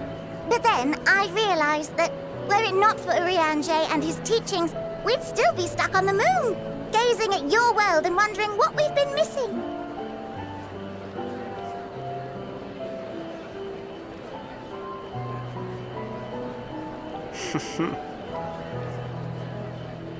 What would they think if they could see Urianger now? I dare say they'd be more than a bit surprised. And impressed, no doubt.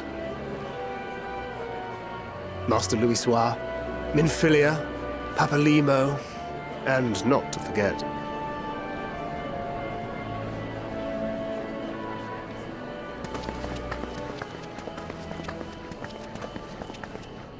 Oh there. Heard there was a visiting expert who we might bother with a few questions. I take it you'd be the one.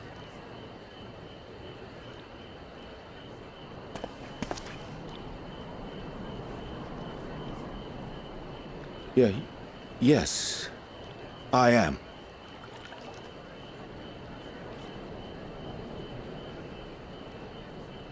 Wilson and Blovida, Sharlayan's foremost researchers in the field of teleportation magic, and Moonbreeder's parents.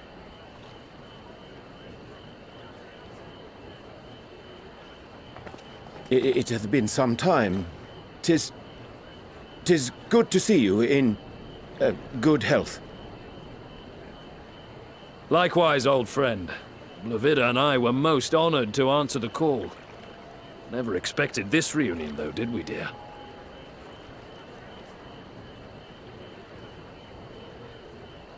Alfei, the nerve. Sending that letter, then running off to the gods know where.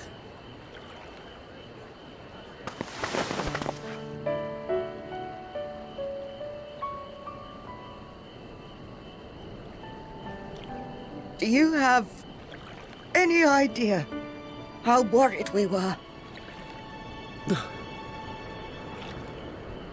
I'm sorry. 'Twas remiss of me not to deliver the news in person. No, more than that. 'Twas I who... Our daughter was disillusioned after Master Louisoix left her behind. The day the Scions called upon her was the happiest I'd seen her in years. She made her every choice of her own free will. No one could have ever forced her to do otherwise. Don't blame yourself for her death. Celebrate her life. You know that's what she'd want. If there is one thing we resent you for, it was that we could not be there to mourn her with you. Reading the words you penned in that shaky hand, we must have cried as much for you as we did for her.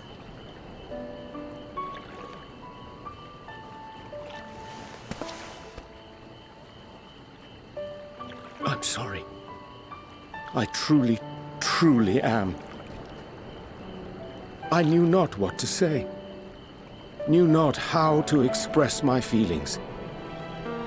The poems and platitudes of wiser men, musings on sadness and loss, studied and memorized, and meaningless in the moment.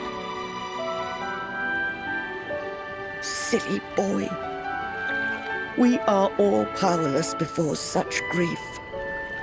Even now, try as I might, the words escape me.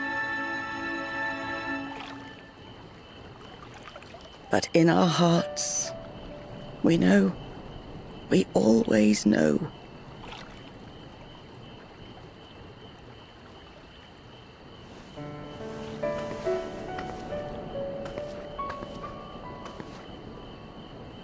I remember when you were young. How the lads teased you for choosing the company of books over others. Our moon didn't take kindly to that. Be nice to Urianger, she'd shout, and give them a walloping. No matter how many times we scolded her. So we offered a suggestion. Rather than starting fights, why don't you be the bridge between Urianger and the others? She had to mull it over for a while, arms crossed, brow furrowed in intense thought. But from that day on, she never let you be alone. She'd drag you outside to play, pepper you with endless questions, read the same books you read, all to try and understand you that much better. I'm sure it was annoying and exhausting at the time, but she only ever had the best of intentions. And look at you now, at the center of the crowd. The reason there even is a crowd, having brought these people together. You've no idea how proud we are. To see the boy our daughter trusted and believed in more than anyone, grow into the man she always knew he could be. I can see her in you too. Feel her. She walks with you wheresoever you go. So thank you, Urianger, for being who you are.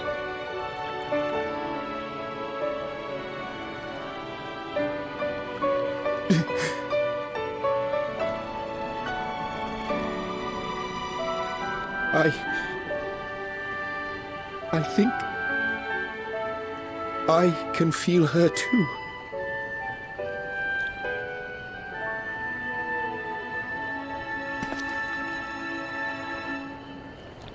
The truth of her life.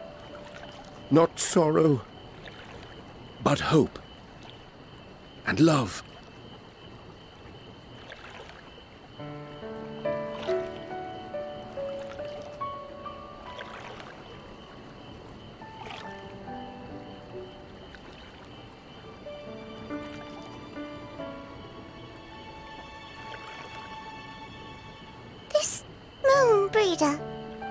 She was important to him, wasn't she? You could ask the man himself. Oh, no. But watching this exchange reminds me how much I've yet to learn about your world. And its people. You can live here your entire life and hardly learn a thing. And that's why it's too soon for this to end.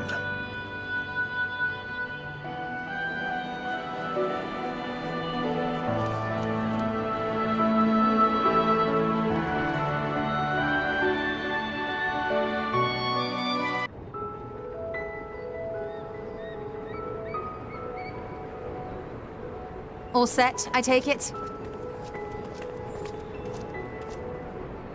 We finished what we could. Delivered supplies, tracked down escaped animals, trivial tasks as they may be.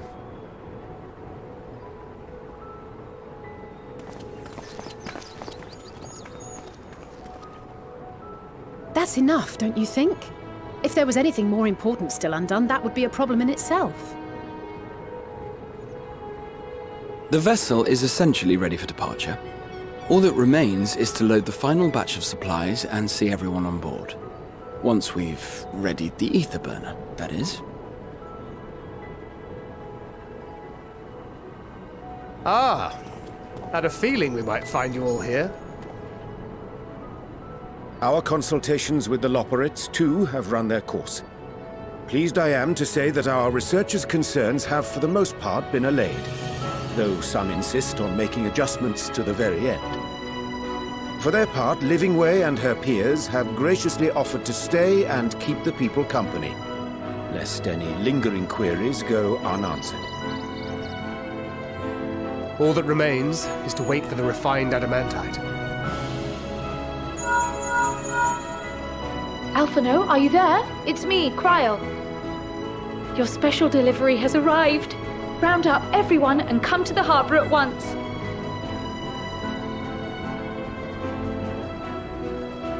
Speak of the devil. Let us go at once.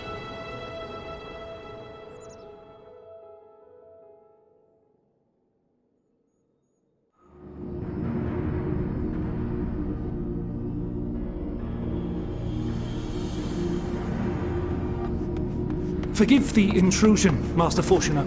I bring urgent news. A great commotion has broken out in Scholar's Harbour. Your presence is requested, with all speed.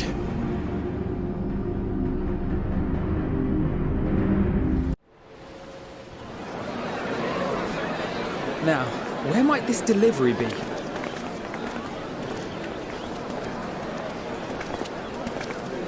Oh.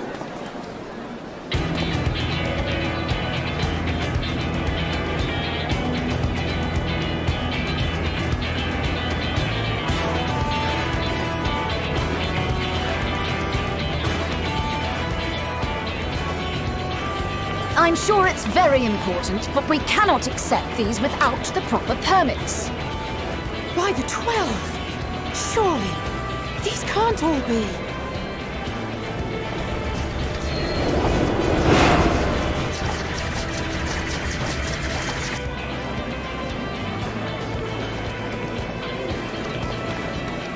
Bleeding hellfire! They're bringing them by sea and by air. All these folks in these crates.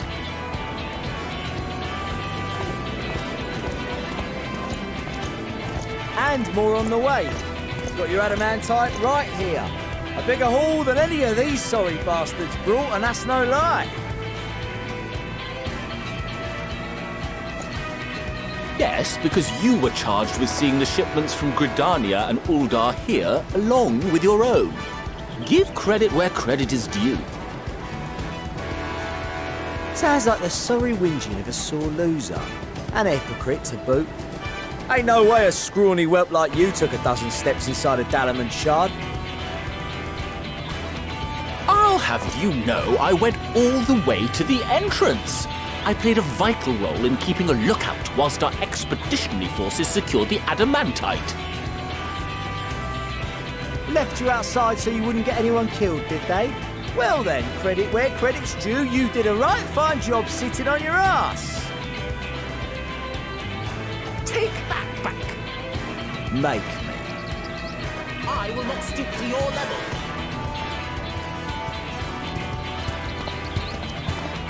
My, what a grand welcome party.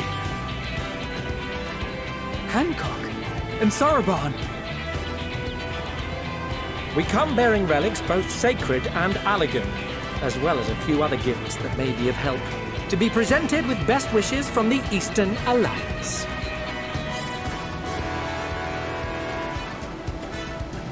I myself have come with a sacred relic of the Kojin. Upon learning of your need, Bunchin bade me deliver it on behalf of the Blue with all haste. Fearing I could not swim here with the necessary speed, however, I thought to beg our Confederate allies for aid. To my delight, Hancock was already preparing for departure at the selfsame port, and had space for additional cargo. We did, of course, need quite the impressive vessel to get it all here in time.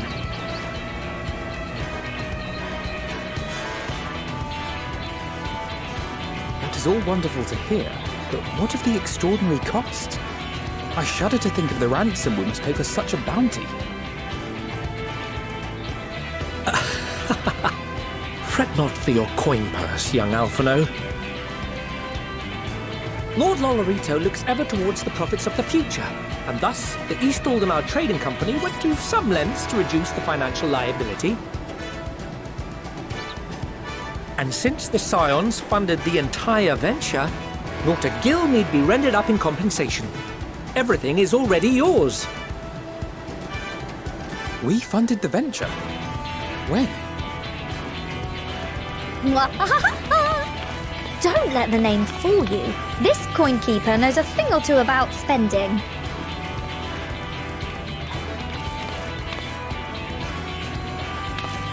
When when it comes to capital investiture, a sprinkling of gil here and there will not do. You need enough savings to make waves when it really counts, which is why frugality is paramount.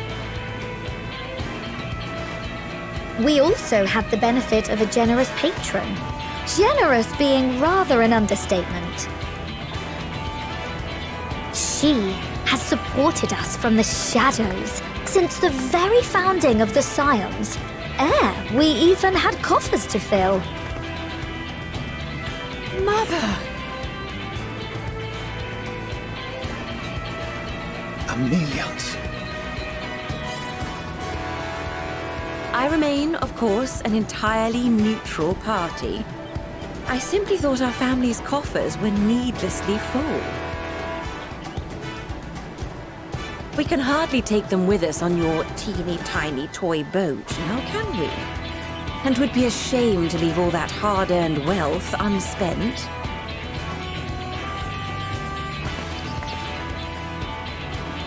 Waste not.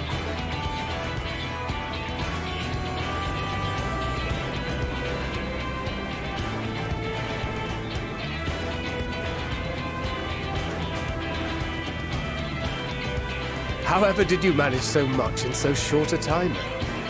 We expected word to reach only a fraction of our allies. Did I not tell you I have my ways? Erenville, you were involved too. I received a letter from Cryle after we parted ways in Labyrinthos. She explained what the Scions were trying to accomplish, and why you might soon require the services of the Gleaners, spread across the world as we are. I pray you do not interpret this as a betrayal of Charlie. I accept that the Forum's aim in pushing us to our limits was to preserve what knowledge we have, and I bear you no ill will for it. Yet, in collecting that knowledge, what I came to appreciate most about our star is that there remains so much we do not know. That is why I chose to help the Scions, to combat the obliteration of those countless, undiscovered wonders. I held no illusions that they would be less demanding taskmasters. Though, rest assured, if I had, I would have been sorely disappointed.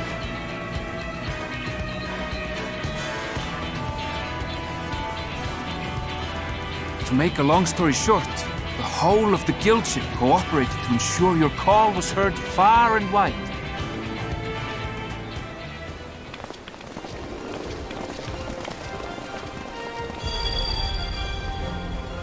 What's this about a ship that can fly to the moon?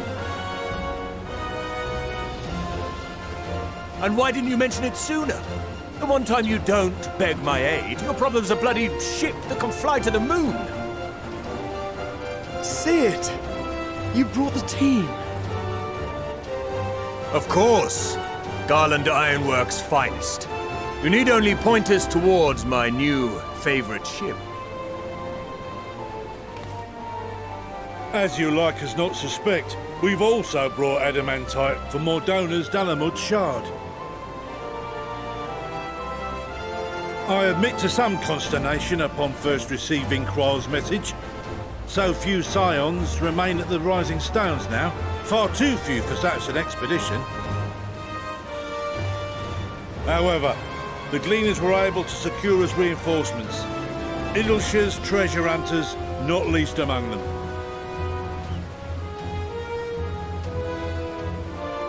Fascinating as all this is, I fail to see how it explains your presence here.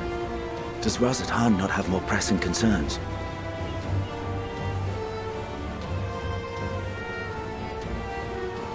We do. Yet averting the final days would be the most expedient solution. That, and I am indebted to you.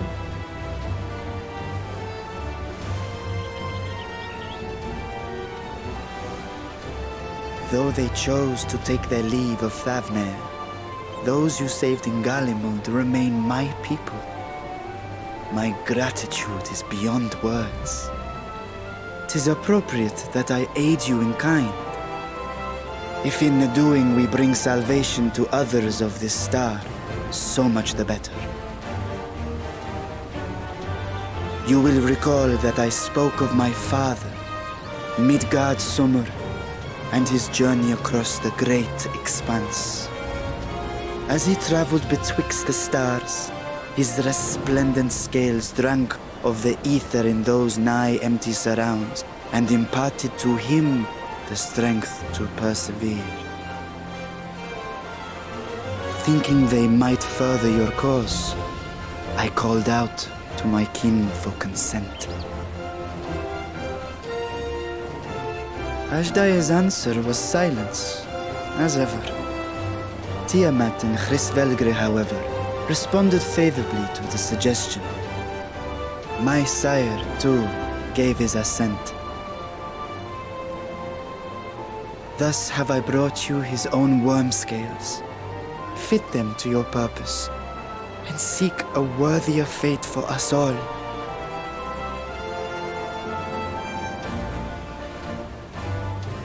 You'd be hard-pressed to find someone else so familiar with the unique properties of dragon scales. So I invited myself in.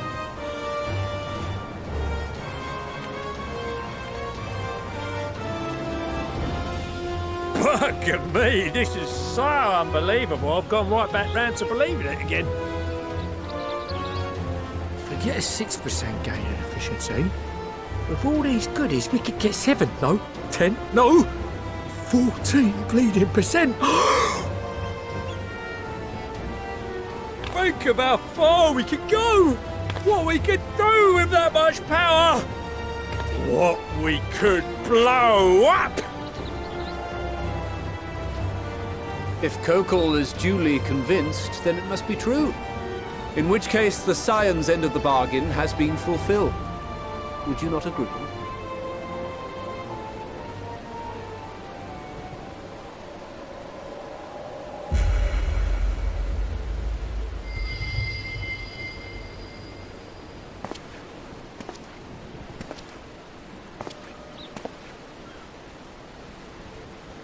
Yes, Father?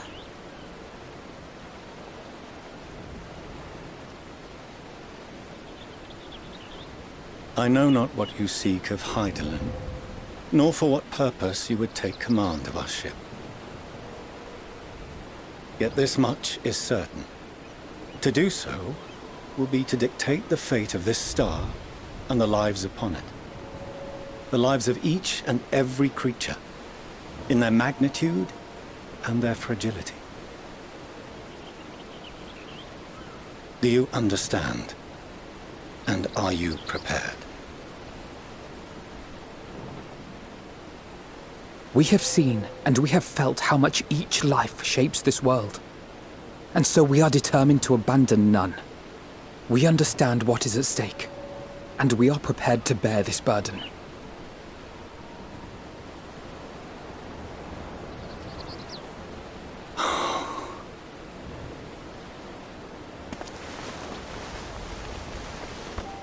Then I will bear it with you. I beg you, share your struggles with me, as family.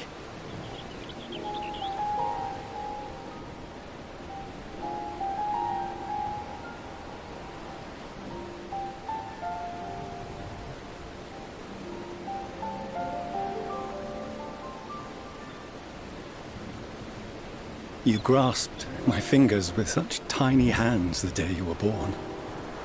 I thought my heart might burst. It was love and happiness beyond expression.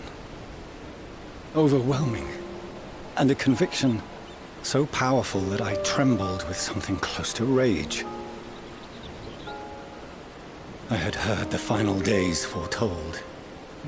I swore to myself then and there that I would not let them steal your futures.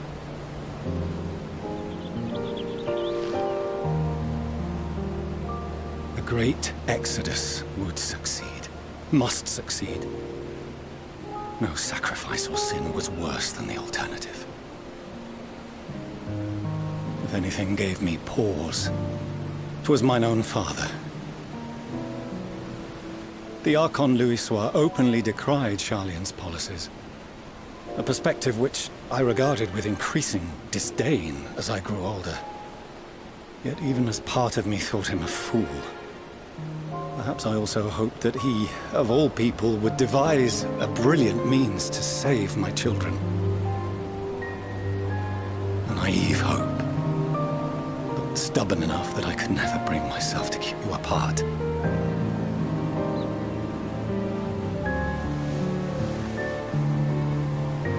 No, that was his doing, when he perished at Cartano. As we pulled that twisted slab of Dalamud from the sea, I remembered the warmth of your newborn touch.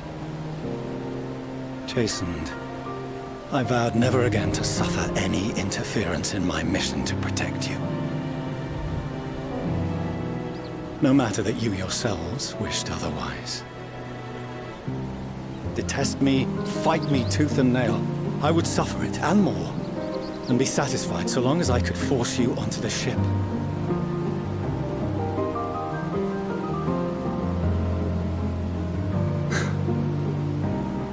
I was wrong. You two have grown so much stronger and so much wiser than I dared dream. You have earned the right to walk your own path, and already begun to do so. Good. Because there are things we care about, and people we love, and none of them is replaceable. Not a one. It cannot have been an easy journey for you to have come so far. We shall be glad to acquaint you with the finer details someday, once this danger has passed. All that we have seen and heard, that we have felt and learned in our travels. Ours is not a kind world, but it is beautiful.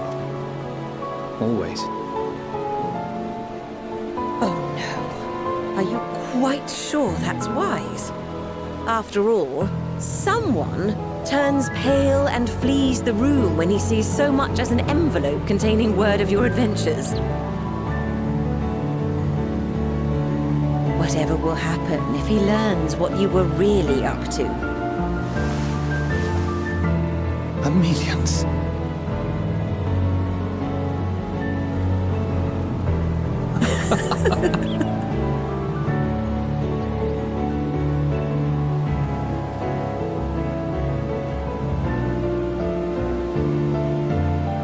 Though I have wronged my children most gravely, I owe you an apology as well. I assumed that it was the Scion's influence that made them so keen to charge headlong into danger.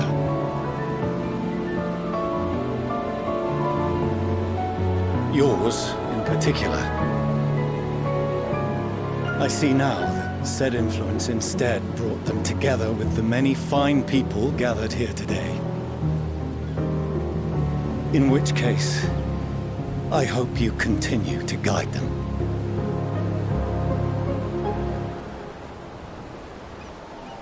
If we've finished loitering about the harbor, might I suggest we put our plans into motion? People are beginning to look confused.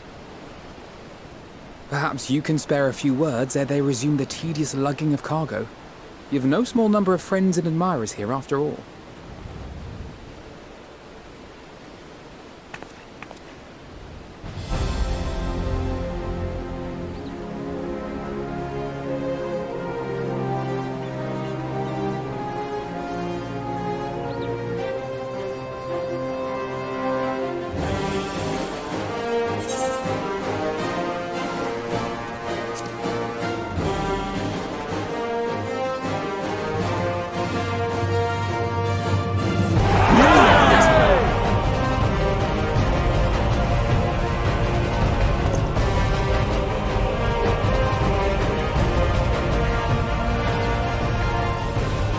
Your assistance is appreciated. Now, in an orderly fashion, if you please.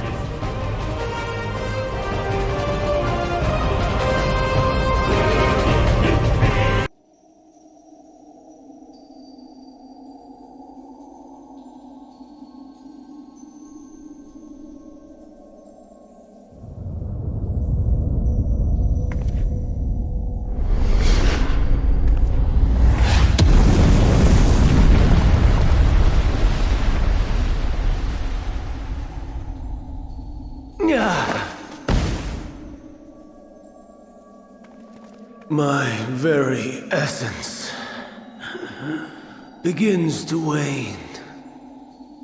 Sweet, sweet agony.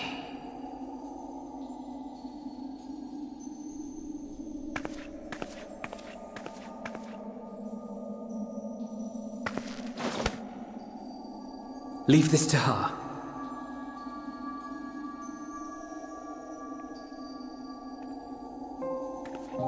Come to deal the coup de grace. Good. Watching you struggle against the inevitable is bad comedy. Erase me from existence, soul and all.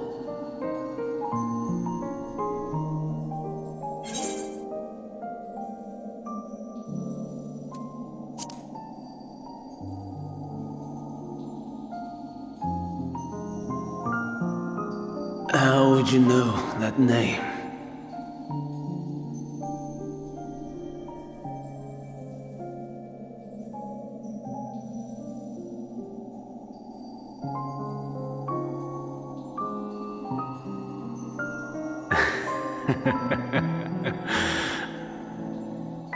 Then it was you. In Elpis. With Emmett Selk. The final pieces fall into place.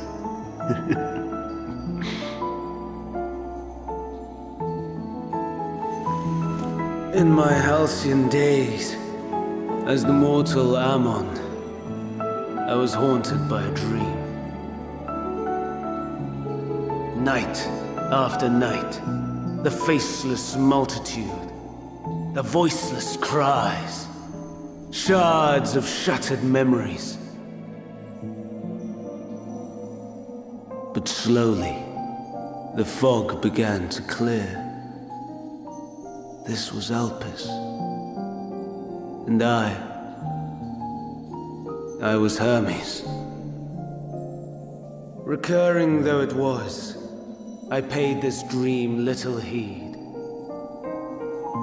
It was only when I was granted the seat and memories of Fandaniel that I knew these visions to be true. They were the memories of Hermes that he himself erased using the power of Kairos.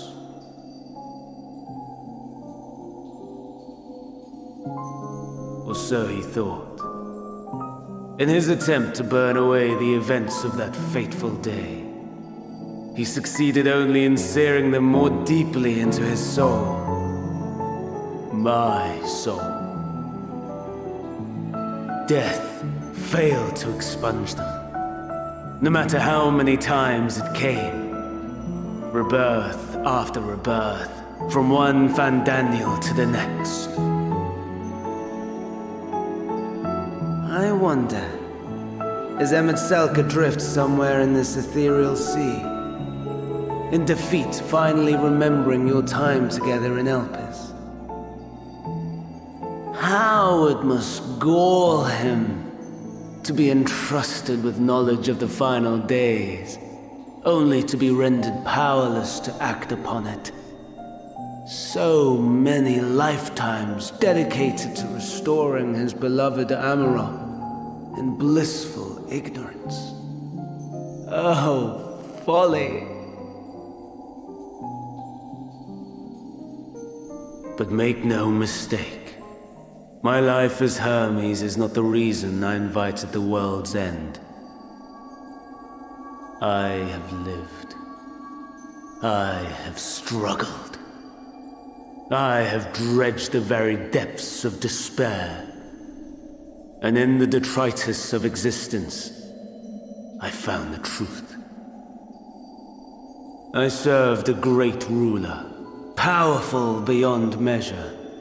The world his dominion. Yet even he and his vast empire were destined to fall, to become one with oblivion. At the end of life's journey lies only death.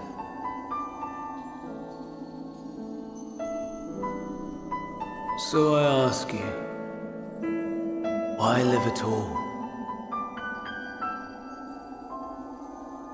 We betray, we torment, we murder. We are wicked, spiteful creatures, without exception. If life is so sacred, so precious, why fill it with such misery? Man wallows in a hell of his own making without purpose or meaning. To live is to suffer, and I would end that suffering by my own hand. It matters not if it flies in the face of all believed right and just. Death is the only solution!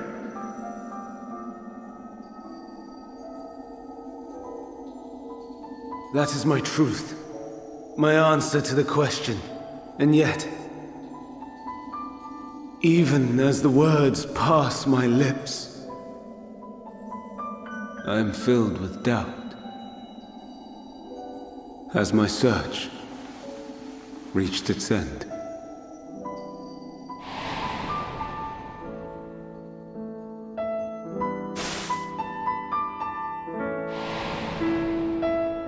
Was this the only way?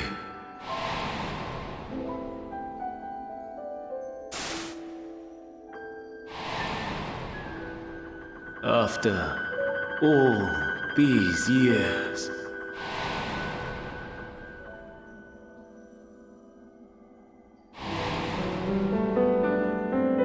is this the answer I was hoping for?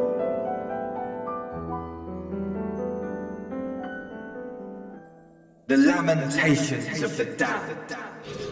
How it vexes me to see your conviction falter at the last. Van Dam, still clinging to existence, I see. You, who champion death so fervently, unwilling to accept your own, refusing to be purified and swept into the sea of souls. As do I.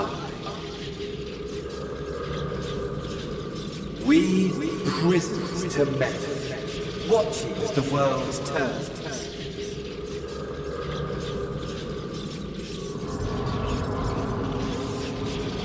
Though unlike me, you will be spared the ignominy of having your corpse made a puppet, dancing to another's tune.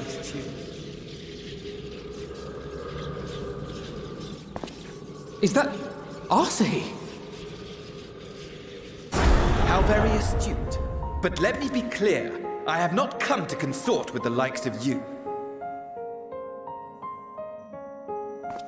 Nor have I come to bemoan the state of the world following my untimely demise. In fact, I delight in mankind's downfall and the anguish it brings the savior of the savages. If I played some small part in the chaos, all the better. Not that I was in any position to resist. But to be made accomplice to the betrayal of Lord Xenos. I would die 1,000 deaths to exact my vengeance.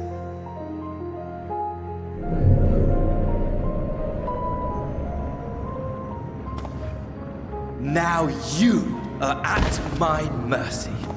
I shall drag us both into oblivion, and you will never see the fulfillment of your magnum opus.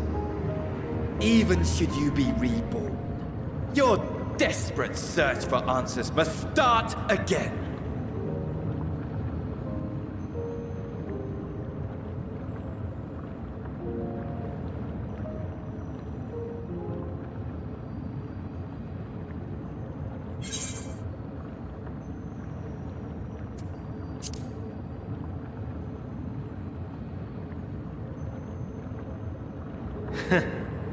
And what might that be? My wish is all but granted. To die and take you all with me.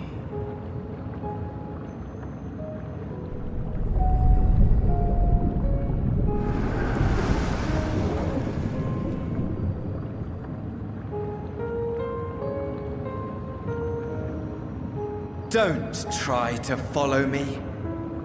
I had more of you people than I could stomach in life. Never mind in death. Likewise, I pray we do not meet again. You had better hope not.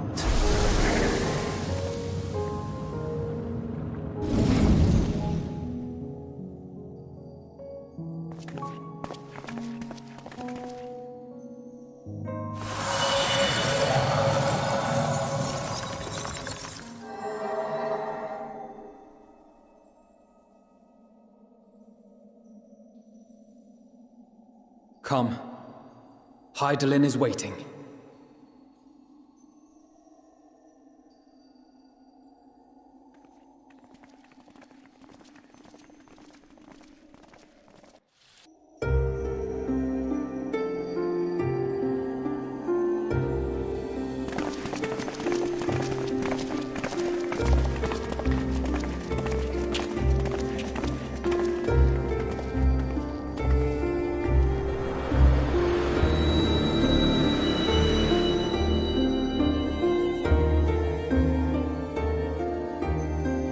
Brave travelers, I welcome you.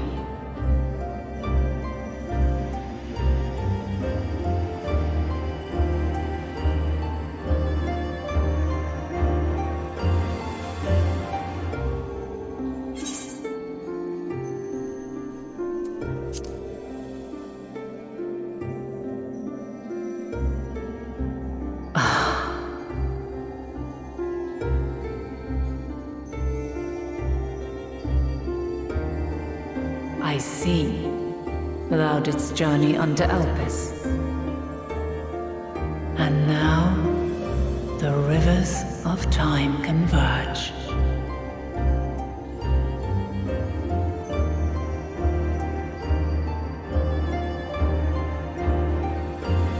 I know why you have come, yet I would hear you speak your reasons all the same.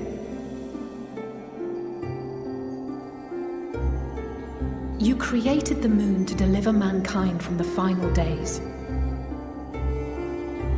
But is that really how it has to end? We do not wish to abandon this world. We want to protect the source and all of its shards. To flee is but one of two paths. The other leadeth to Meteon, far beyond the stars, where she doth chant creation's requiem.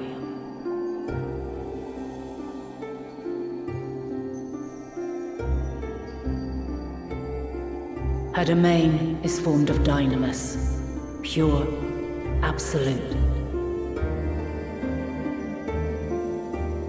Where emotion and memory govern all, ether will avail you naught. Meteon hath gathered the pain and despair of countless stars, and to go unprepared is to go unto your doom. We'll beat her. We'll win. I swear it. Is what I might have said, once. After everything I've seen, all the times I've succumbed to my own anger and fear. I can no longer pretend that courage and faith will be enough. But are we truly so powerless? That our only choice is to flee? Far from it, my child.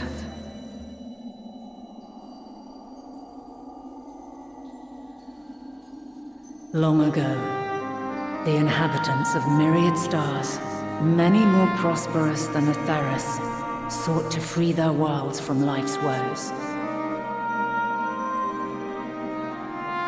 Sorrow and anger, conflict and hostility, despair, and even death itself.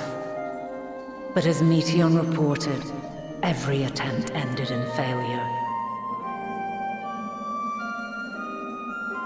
Darkness abideth within every living being and can never be cast out.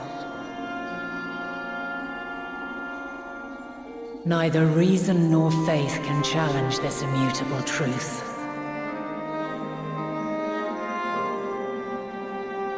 To live is to suffer. And in suffering, find strength and purpose and hope.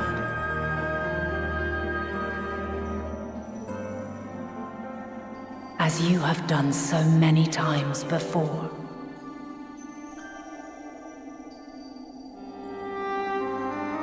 Thou dost pursue an impossible dream, yet knowing this, you pursue it nevertheless. And thou hast learned to depend on others as they do thee.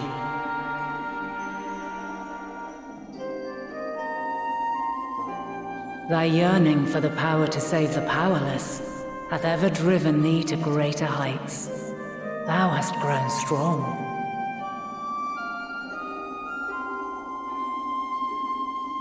Though those closest to thee no longer walketh by thy side, their love remaineth thy guiding light. For duty's sake, thou hast been bound by truths unutterable time and time again. Yet thy heart hath never wavered, as thy companions will attest. In thy pursuit of mysteries great, all thou believest is brought into question. Undaunted, thy thirst for knowledge remaineth unquenched.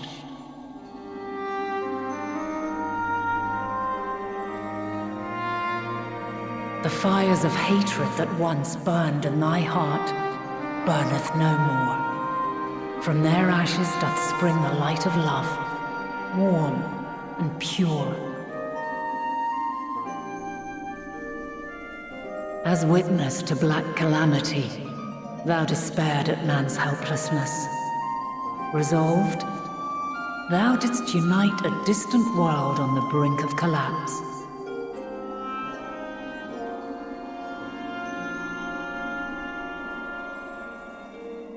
And thou, my champion, when all did seem lost, thou never abandoned hope. For every trial and every foe that did bar thy way, thou hast proven equal to the challenge, drawing courage from the many bonds forged on thy journey. You have all known despair, and though the end approacheth, you walk on, heads held high. Therein lieth your power, the strength to silence the song of oblivion.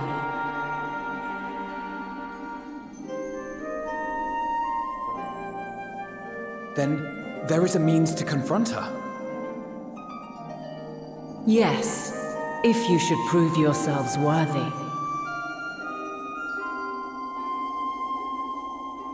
Hark!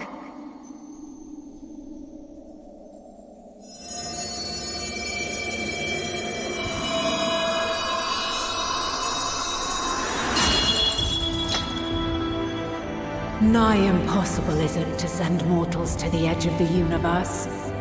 Should you fail, there will be no second chance.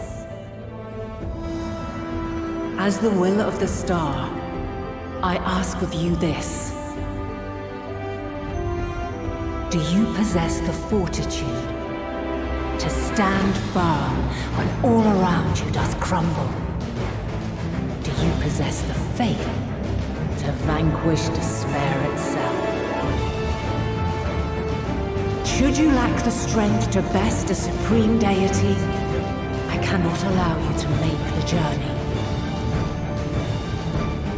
You must leave this star and never return.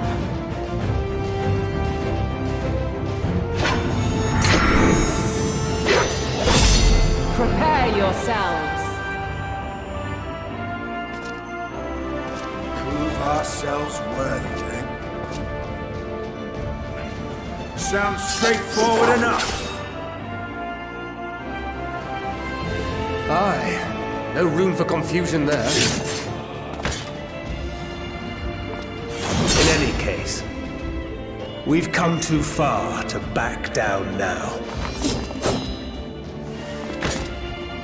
I am of the same mind.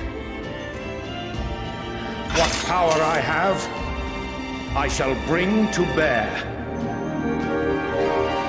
The three of you seem to be forgetting who we're up against. It's not every day we battle a divine being of untold power. Well, not quite every day. Do try not to get underfoot. Needless to say, there'll be no margin for error. Let us hold nothing back. For the people of this world and those beyond the rift.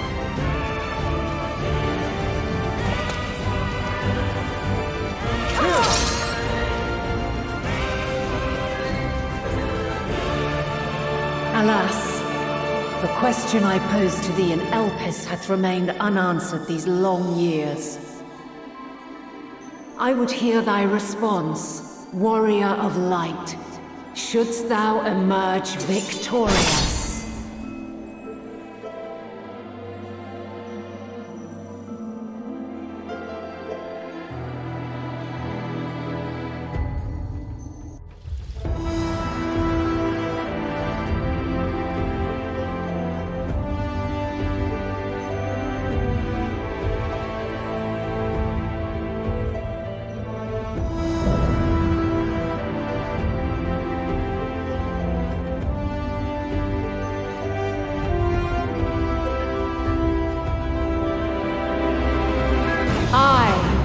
The last of my kind shall test thee. Come, prove thy worth!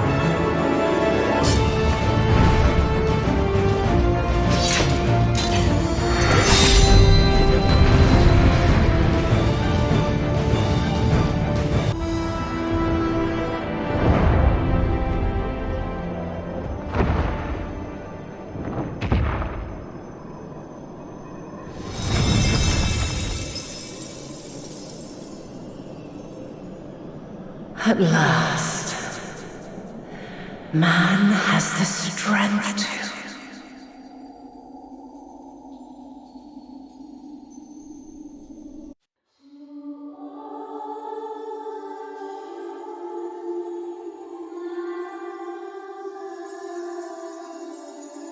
No! This can't be happening!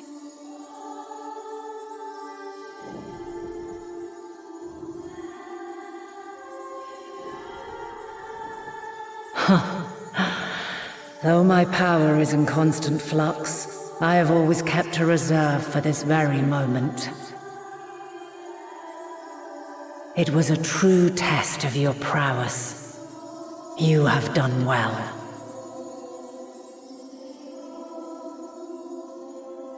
There is one thing I must ask.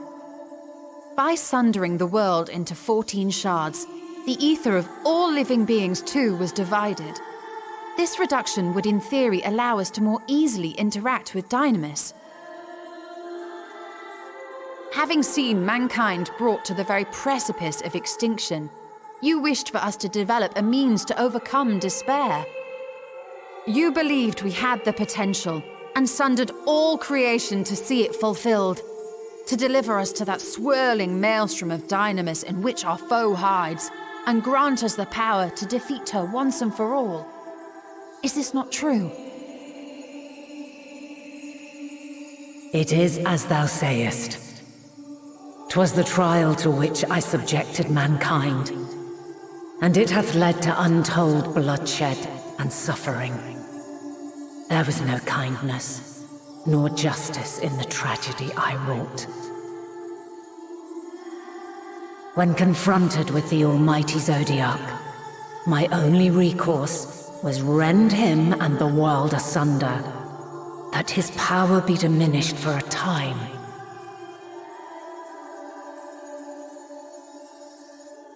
And so it came to pass.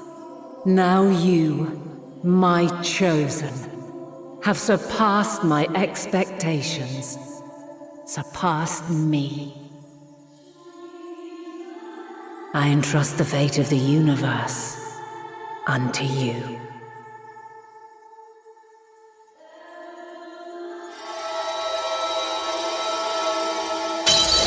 This crystal contains the memory of Meteion's passage through the stars. Deliver it unto the Loporrits. They will guide you to her.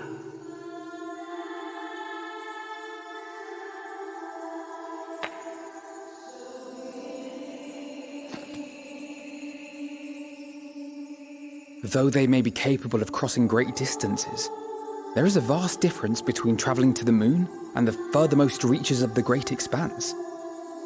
And unlike Meteion, we cannot simply soar on waves of dynamis to our destination.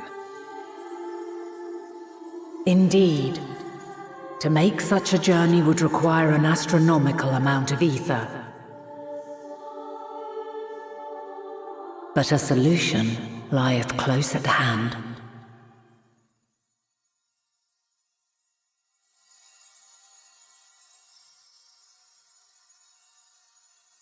Of course. Yes, my child.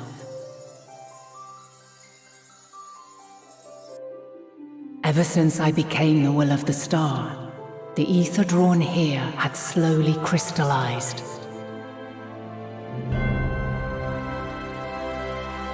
They who have answered my call know it well. While I have remained hidden, it hath become the embodiment of the planet's will in my place. A faceless, omnipotent force of nature.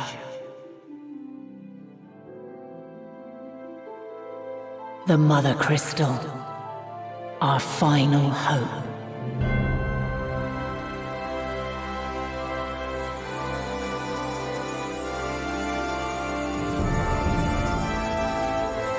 Alas, I can do no more. The fulfillment of this task doth fall to you, my chosen. Now, heed these words. Darkness and light, despair and hope, as goeth one, so goeth the other. Become light, become hope.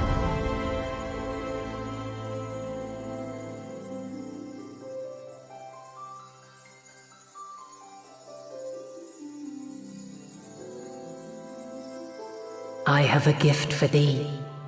Come closer.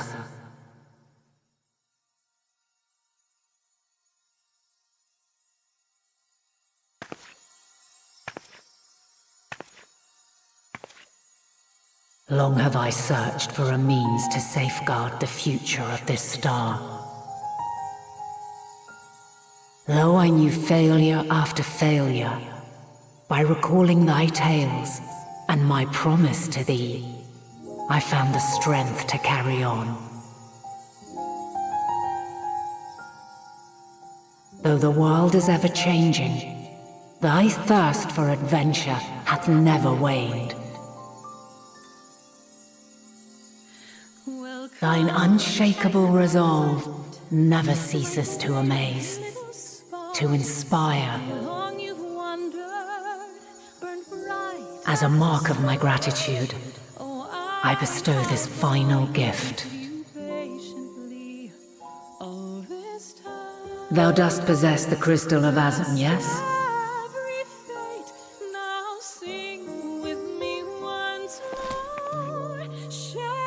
As Hydaelyn, I reside over the forces of stasis, tranquility, peace. The laws which impart stability to existence itself. I will weave this self-same power into the crystal, granting thee mastery over matter, to give form to the formless. Use it wisely, for it will not last indefinitely. As thou hast seen on thy journey through the ethereal sea, souls are drawn to thee. Mayhap this trait will prove to be a boon rather than a hindrance.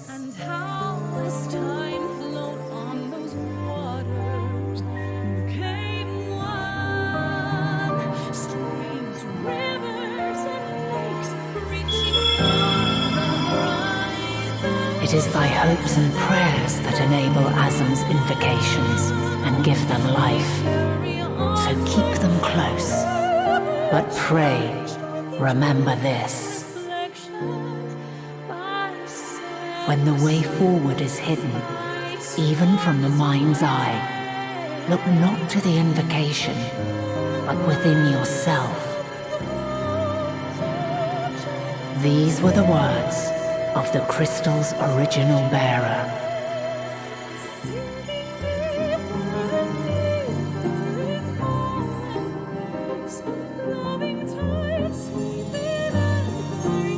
With that, my work is finished. Fulfill our promise. Right the wrongs committed when the world was yet whole. Silence the song of oblivion. Teach her a brighter melody. Show her our journey is far from over.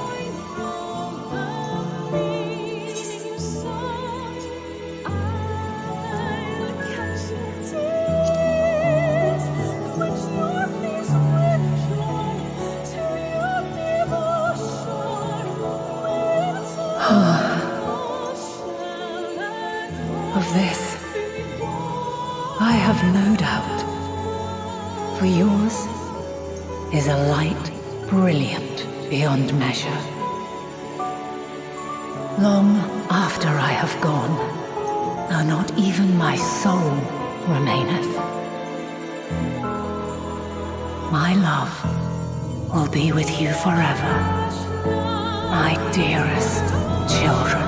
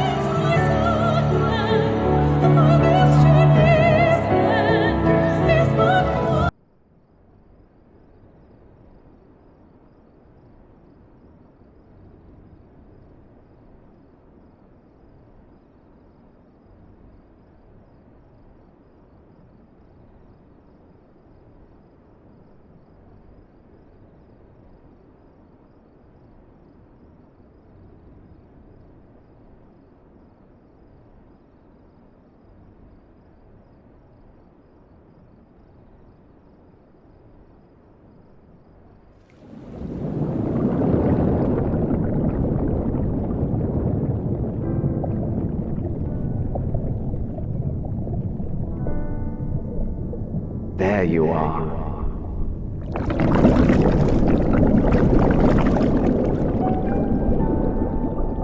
Some time, indeed, yes. For you, at least.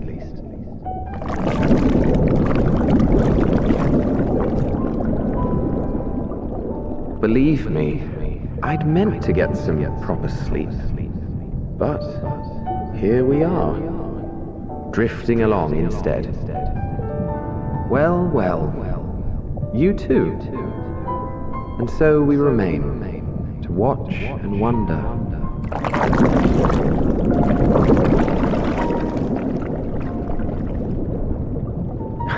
Yes, indeed. To begin, we first must see the end.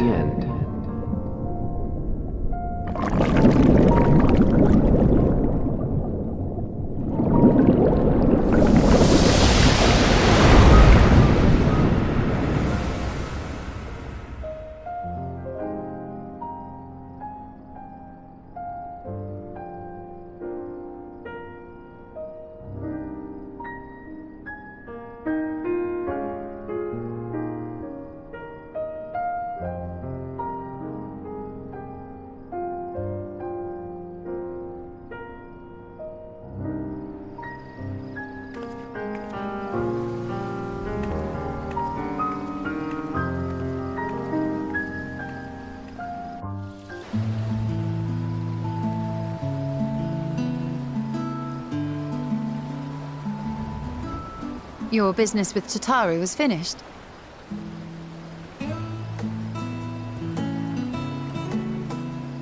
My, what a thoughtful surprise. Whatever would we do without her? Indeed. And she's right, you know. It hasn't been all doom and gloom. Feels like a lifetime ago that Master Louis Soir gathered us together to form the Circle of Knowing. Since then, we have experienced much. But rather than feeling wiser, the more I learn, the more I find my knowledge lacking. Forsooth. As a student, vainly did I believe that I held the secrets of creation in my grasp. Yet that which I had seized was but an insignificant sliver of what awaited in the wider world. Every encounter, every experience hath served to open mine eyes, enlightening and humbling me in equal measure. Even from those whom I called enemies have I learned many a valuable lesson.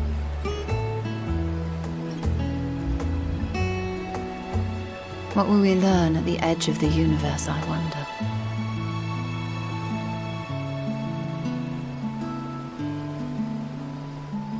Ultima Thule, where the bringer of the end makes her nest. I, for one, can't possibly imagine.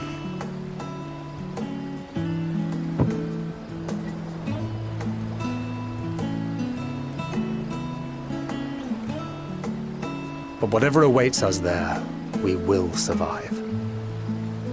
We must. For her.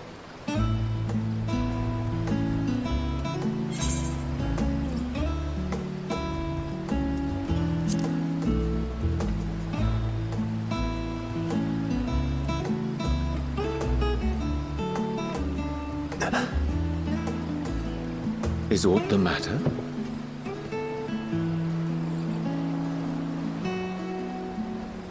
No, it's nothing. I just... Well, lately I find myself surprised at how much I've changed. How much we've all changed.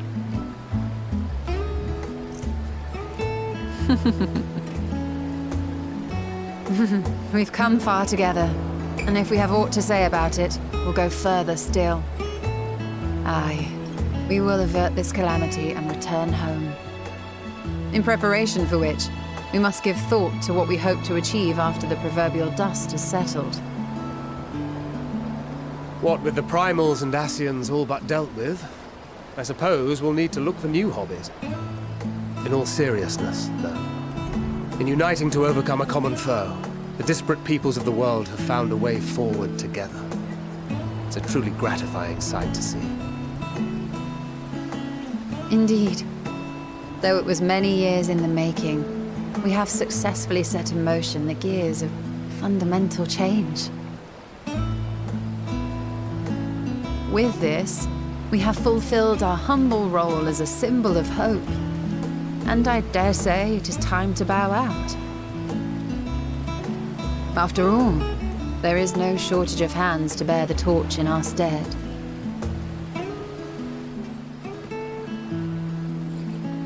You know, I never really considered I might live long enough to see an after. But even if my time as a scion came to an end, I don't expect that much would change.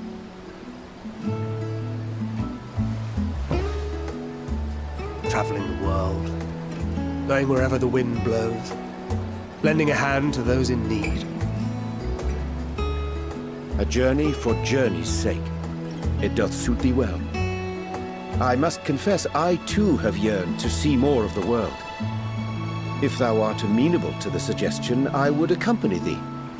Mine ability to effect an air of normalcy through artful disguise is much improved, thou must concede. Aye, well, improvement is relative. You still look suspicious no matter what you wear.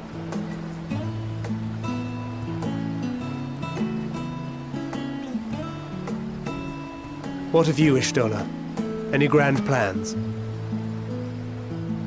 Why, continue my quest for knowledge, naturally. To begin with, I wish to know the state of the reflections, to which end I must find a means to travel between worlds. 'Tis the least I must do if I am to keep my promise.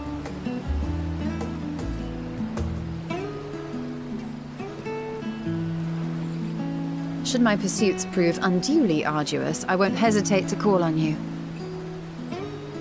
And in return, I will take you to see Reen one day. I'm sure you cannot wait to see the fine young woman she has become.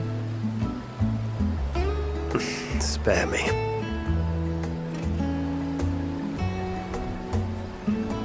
And what of thee? What wouldst thou pursue at duty's end?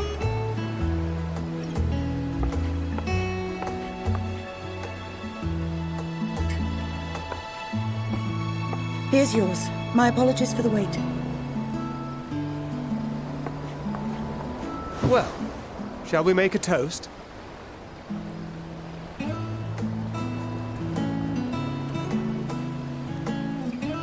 To victory. To our comrades.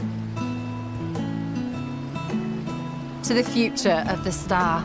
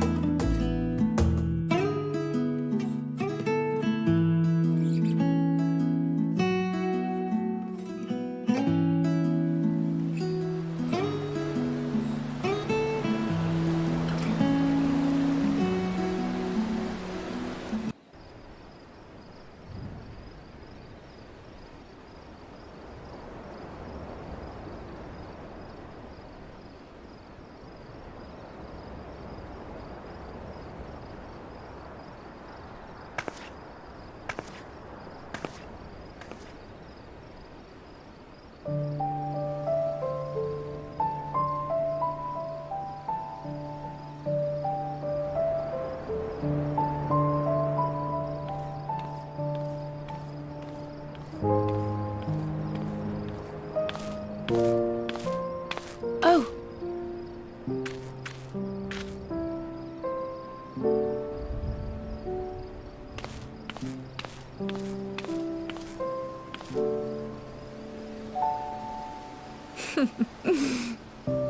Knowing them, they're probably dreaming about the celestial adventures to come. Just as well. They've been running themselves ragged of late. Unlike you and the others, I'm a few steps removed from the danger and excitement. The things you all get up to never fail to impress me. But by the same token, I can't help but worry. Not only for your safety, but for your happiness. After everything you've sacrificed, you earned it 1,000 times over.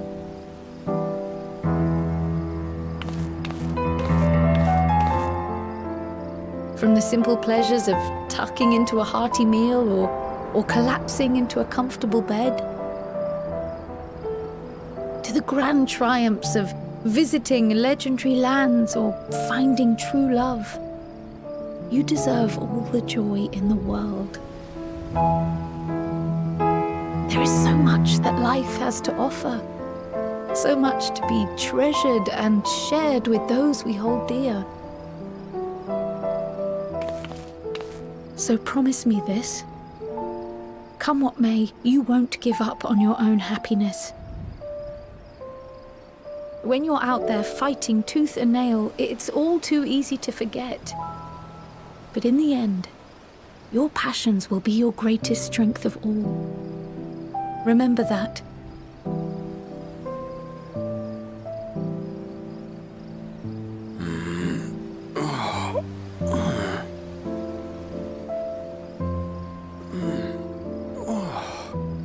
This feels familiar. Well, 'tis good to be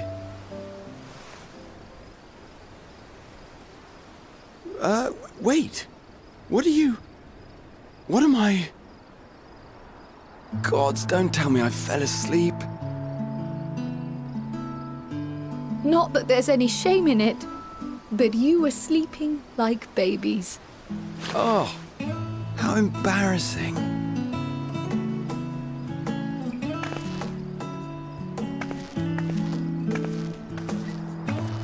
Not a word to anyone. Understood? Not one word.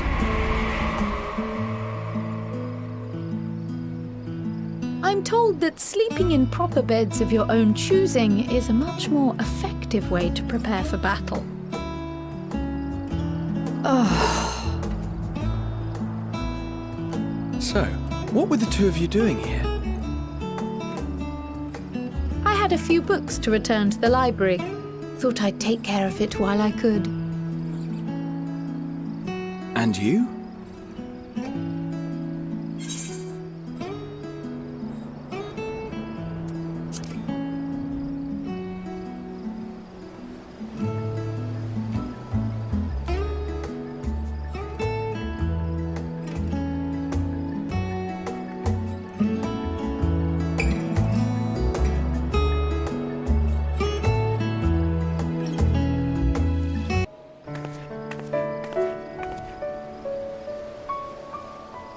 Oh. What brings you here?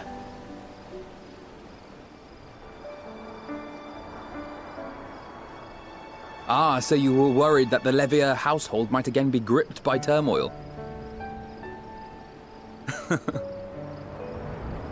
All is well, I assure you. In my letters home, I had made mention of Estinian, you see. My mother wished to meet the legend in person, and so we arranged to have a spot of tea together. Where were you in my hour of need? Fell beasts I can face, but I'm not made for idle chit-chat with lords and ladies. Well, I for one thought you held your own. Mother was the picture of delight. I might have been delighted myself, were we in a tavern with more agreeable drink. The thought of fleeing crossed my mind, but what then? I'd never hear the end of it, least of all from Tataru. I'm sorry. 'Twas not my intent to cause you such distress. It's just... it was one of the things I didn't want to leave undone ere we set forth. That's not to say I think we won't be returning.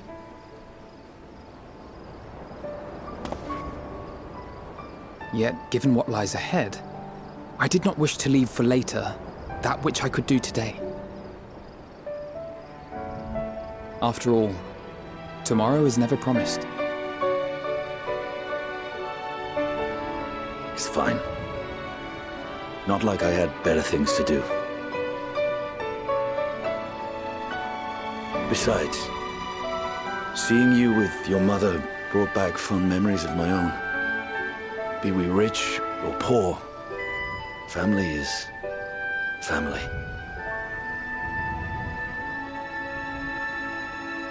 Well, it's past time we were on our way.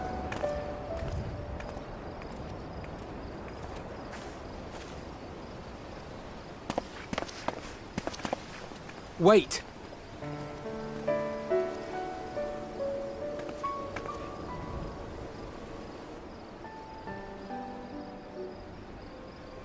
Since I left home, I've made a great many mistakes. Mistakes for which I can never make amends. But through it all, you didn't give up on me.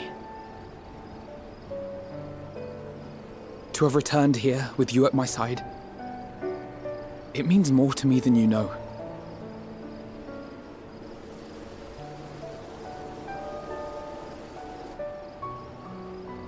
Thank you. From the bottom of my heart.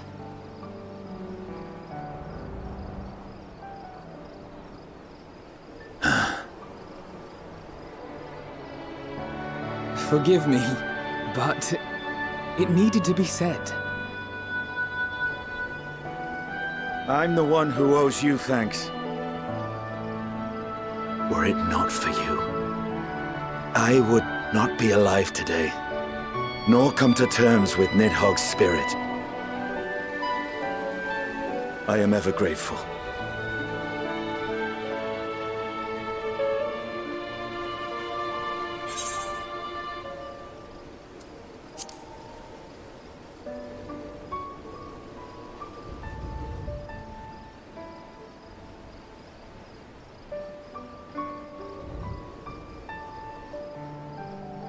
Well, we needn't make it a competition.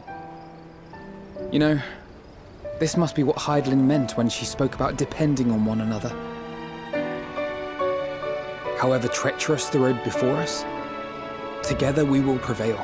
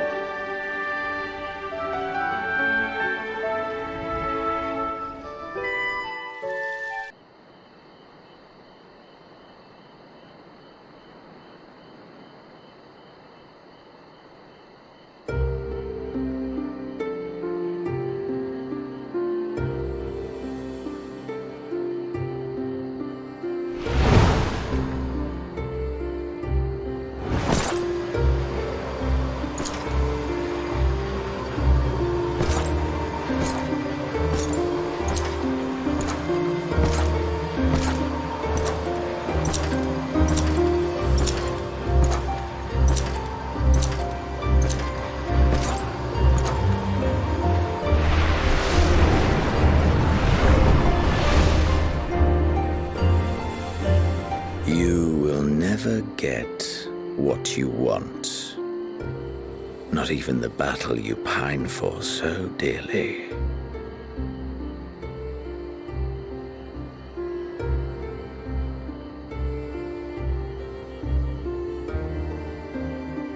In that transcendent moment, what was it that I sought in you?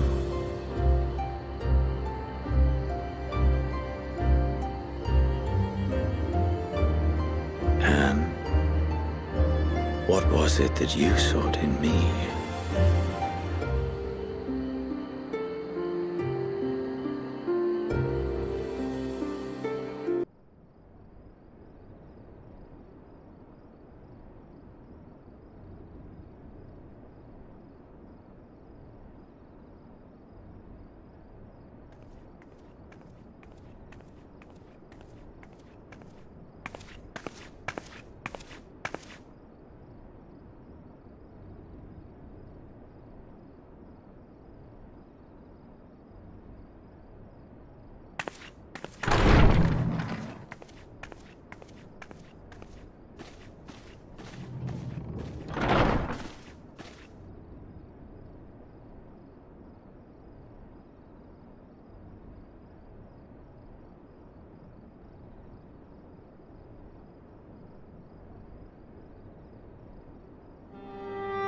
How often have we thus assembled?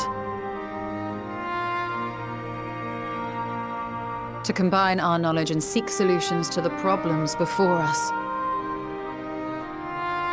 Back at the Waking Sands, it was all we could do to address the most minor of troubles. Who could have realized what we'd find when we began to look to the sources of the realm's woes? At the Rising Stones, we made great strides and shared many moments. From the joyous to the sorrowful. We've had occasion to call other places home too. Be it Ishgard or Kugane, we were fortunate to find sanctuary wherein we might take stock and continue our fight.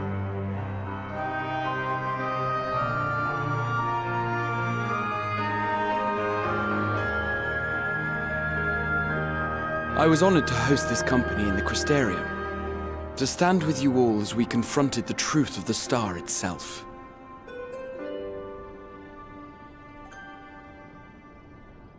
And now from this place, we go to fight the most important battle of all.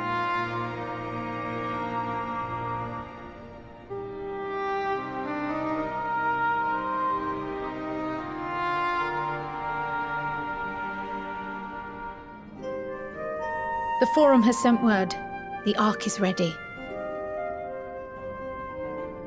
The Loporrits naturally will be commanding the vessel.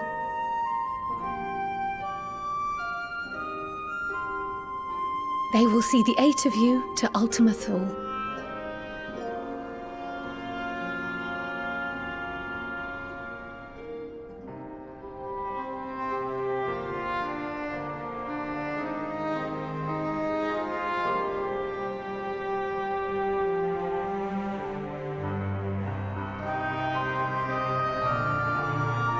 Upon arriving, your objective is to find and vanquish Meteion. As a final formality, the Forum bade me ascertain your resolve. So, are you certain you wish to do this?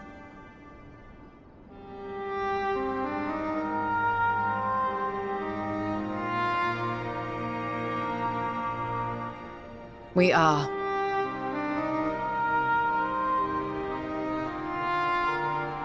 Then, ere you report to Thalmasane, I leave you with these words.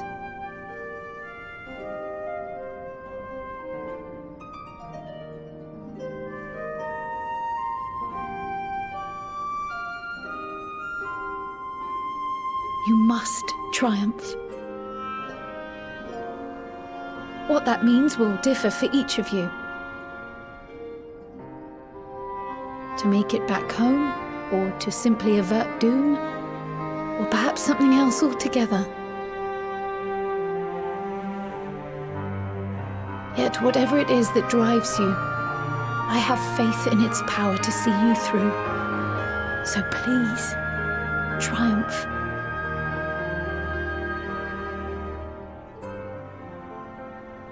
Triumph, as we who remain behind believe you will.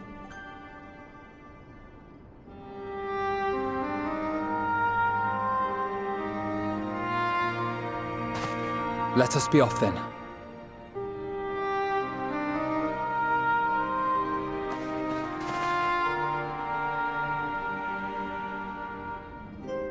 Wait!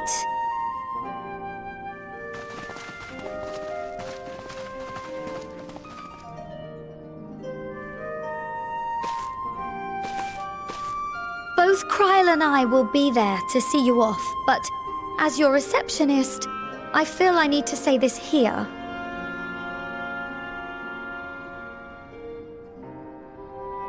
Safe journey, all of you, and be safe.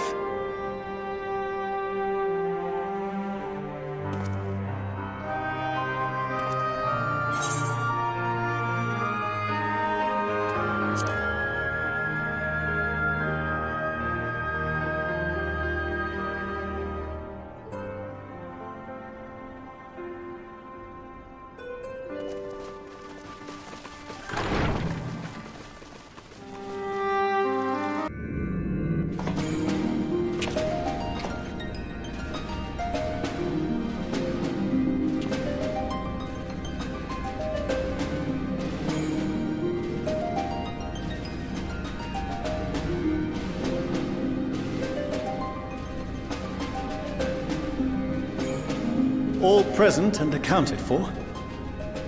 Good.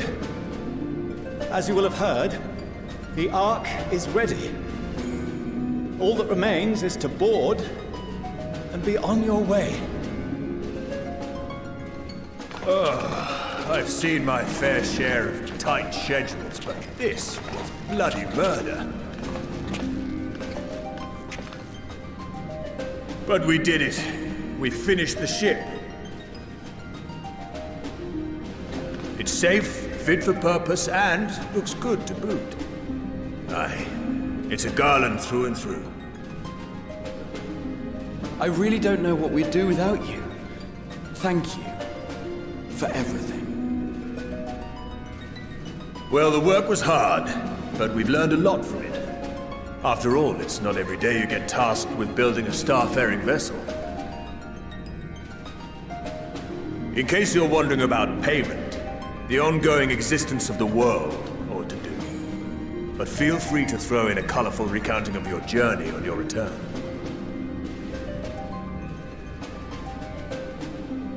So, have you thought of a name? A name? Wasn't everyone just calling it Father's teeny tiny toy boat? Well, seeing as its purpose has changed, I thought a more eloquent name was in order. I suggested as much to Fortuneau, who seemed quite amenable to the idea.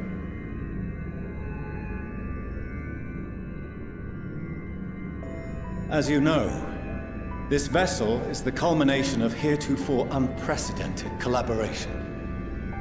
And though said collaboration is owed to the Scions, there is another whose noble deeds made our work possible.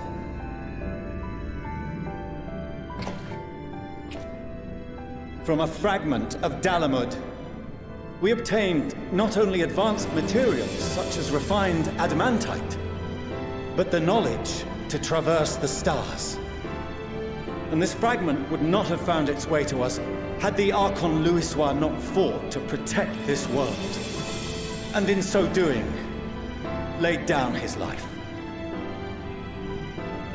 Now that the vessel stands complete, I cannot help but wonder if it was more than mere happenstance. If it was my father's intention to guide us here. In the hopes that his guidance will see you all safely home, I name the vessel after that self-same fragment of Dalamud he delivered unto us.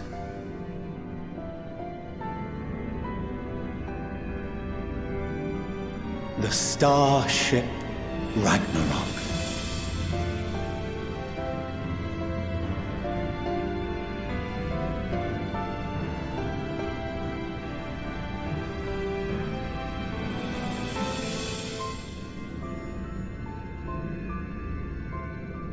Sorry for the wait. I got everyone you asked for, and not a one less.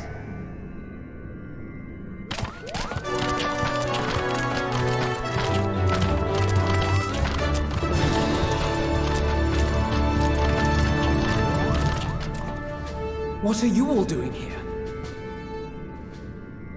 Oh, I invited them.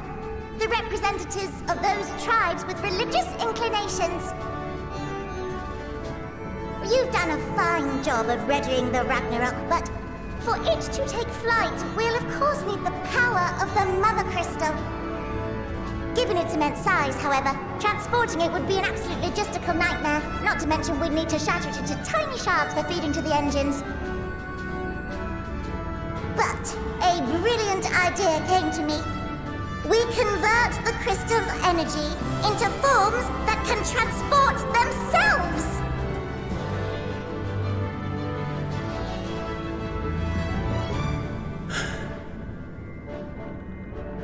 Thou wouldst employ summoning, or should I say its precursor, creation magics. Care to explain for our benefit? As you may have witnessed at Bestway's Burrow, the Lockerites are capable of creation magics, which they use to shape the moon's environment. Yet simple though they make it seem, 'tis a highly advanced and exacting art. To perform it correctly requireth that the wielder holdeth the object in his mind's eye in clearest detail. Hence the ancients' meticulous management of concepts. Drawing upon this art, the Ascians conceived of summoning as we know it. A derivative that replaceth the complexity of concepts with the simplicity of zealotry to make manifest a creation.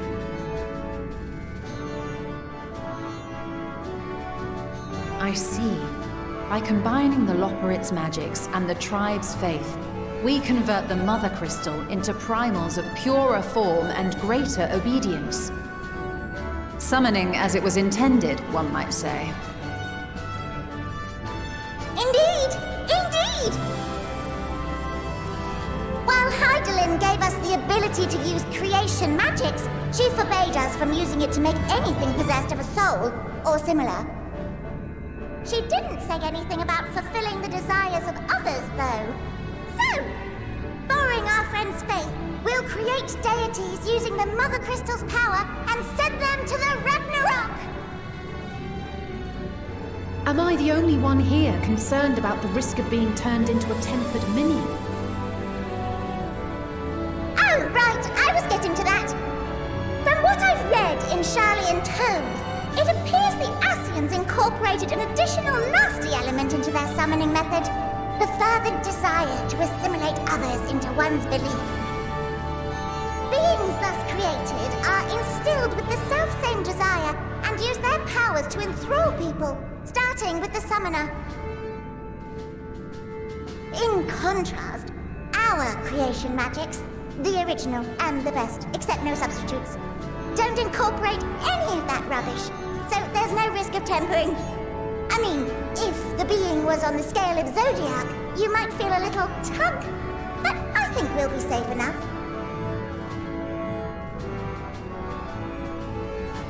Truth be told, I do not understand the intricacies of this plan. But none of us would ever turn our backs on you. When the avatars of our faith ran amok, you intervened without decrying we who birthed them. Where others vilified and suppressed us, you offered understanding and friendship.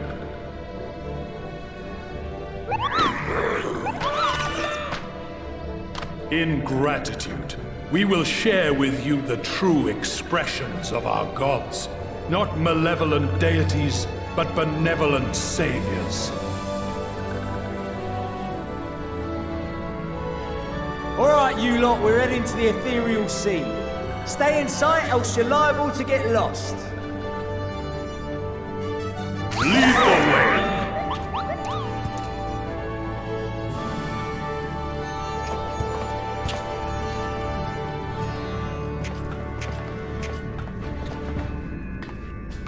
May we have a moment? In anticipation of the day man might journey to the stars, we developed these.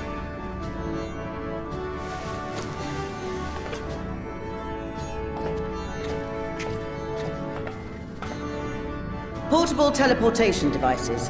One for each of you, designed to work in tandem. Press the button on one, and in a matter of moments, all 8 will activate and send their owners back to the Ragnarok. There is no telling what hazards you may encounter. If you find yourself separated or lost, please do not hesitate to use them. Be safe, all of you, and come back.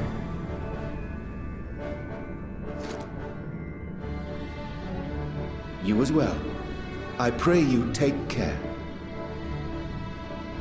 Looks like everything is in order, so I'll go ahead and board. A few of my fellows will remain to assist with the summonings, but rest assured, the vessel won't want for competent crewing.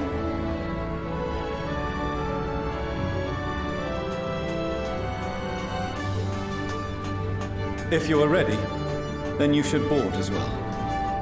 Go, and Godspeed.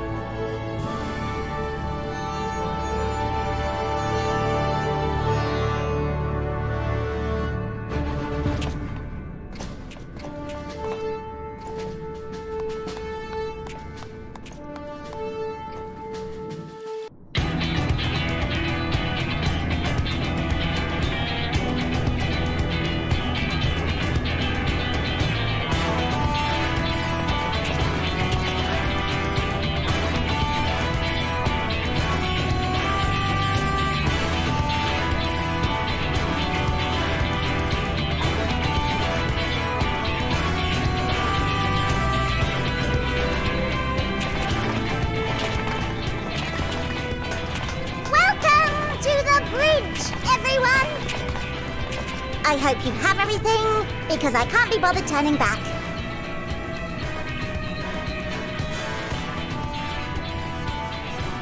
Right then, make yourselves comfortable. We're setting off in just a moment.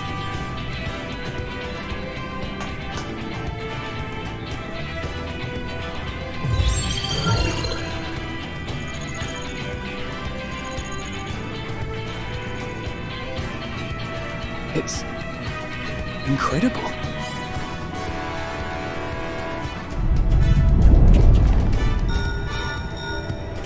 This is Fortuno. Can you hear me? The preparations for the summonings are complete. In accordance with the 14th phase of the plan, we have moved the Ragnarok to the launch site. The gates are open. You may depart when ready. So, are we ready? As ready as we'll ever be. Let's get going. Oh, come on. The burned-out star's got more fire in its belly. Try it again, with feeling.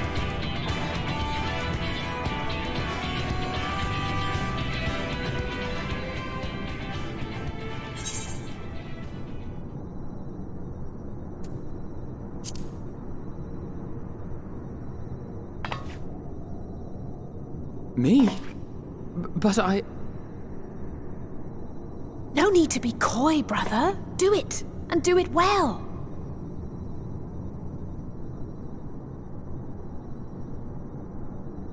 If you all insist.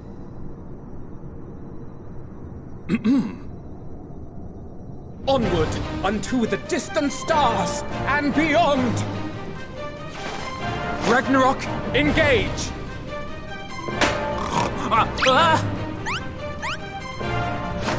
Engage! Engage!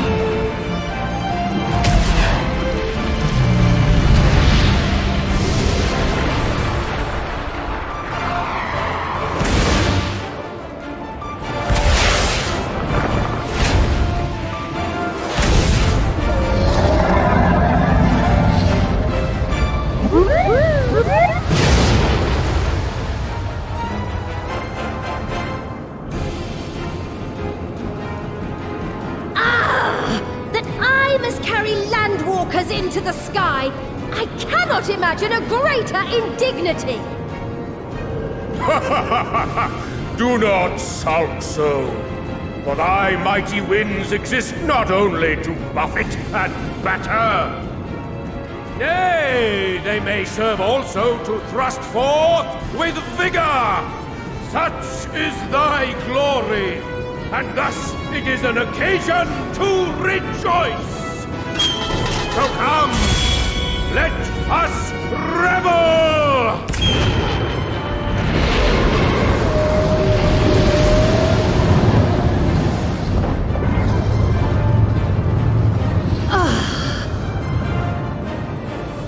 So long as the wind blows freely, I suppose all is as it should be in creation.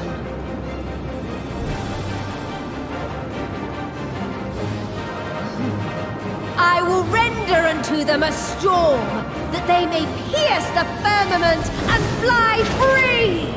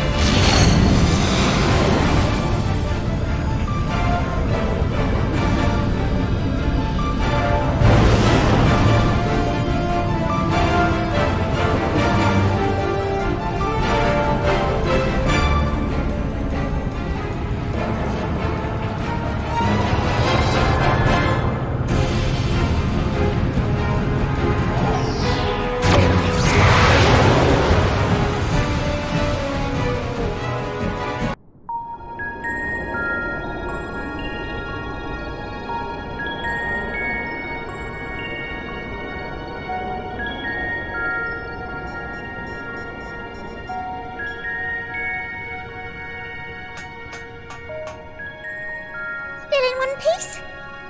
Good. Sleeping way? Report? All's well. Fantastic, even. Thanks to the power of those primals, the engines are roaring and we're ripping along. All values are also within projected ranges. Time to destination is 8 carats. Perhaps 7 at a pinch.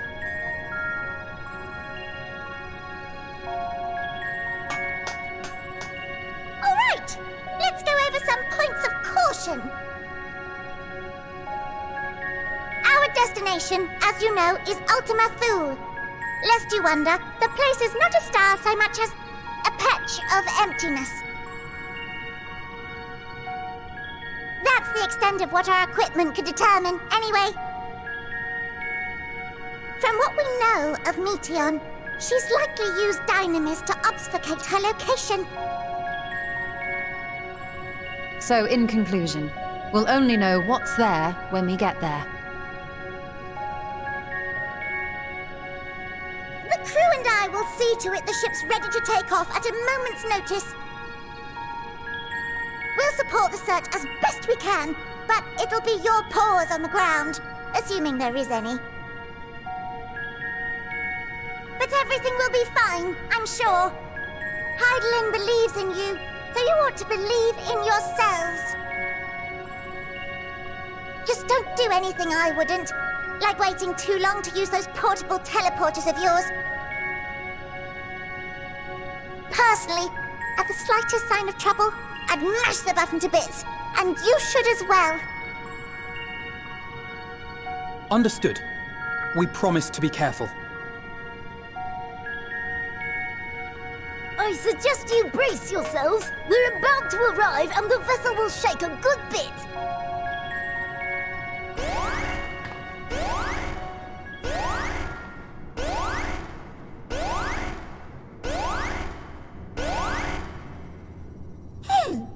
What is this? Something is interfering with the equipment.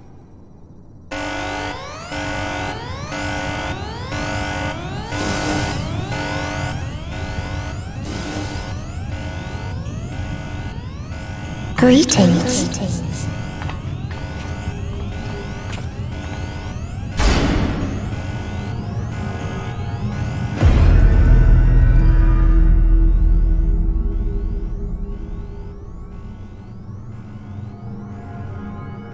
Greetings. Can you hear me?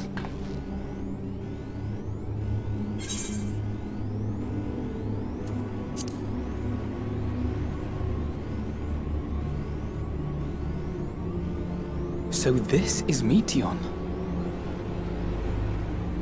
Oh. Have you met one of my sisters? I don't remember meeting you myself. But I do know that you're from Atheris. Why have you come? All you had to do was wait. I would have delivered to you your ends.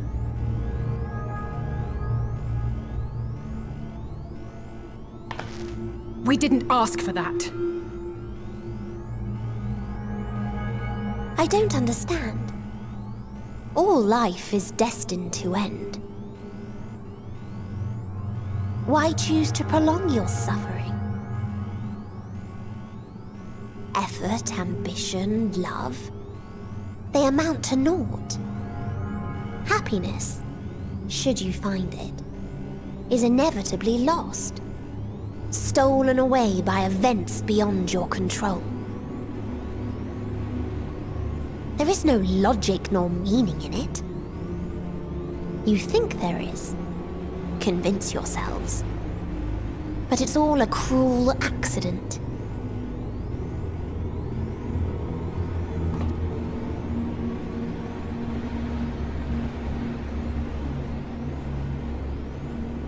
Come now. I speak the truth. A truth you would recognize if you looked up at the night sky.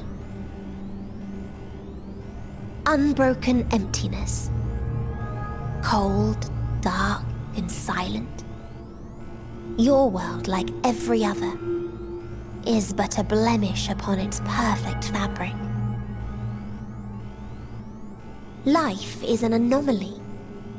It is unnatural and cannot continue. The sooner you accept this, the easier it will be. Just to be clear, we're not here to argue with you. We know that life is fleeting, and that in the short time we have it, we're not assured happiness.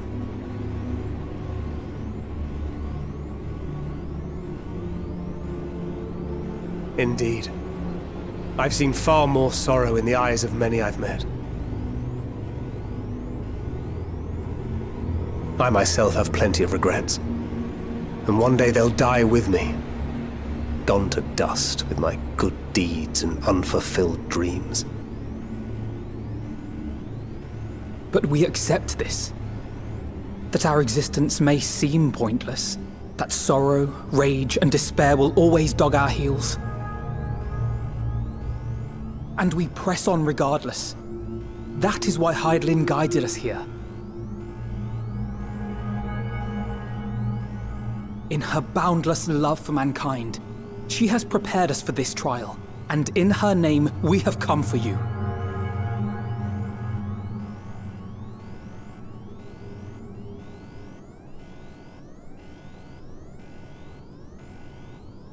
Yes, I sense it. A burning passion like unto fury. I know it well. For the same passion once burned in many a star before yours.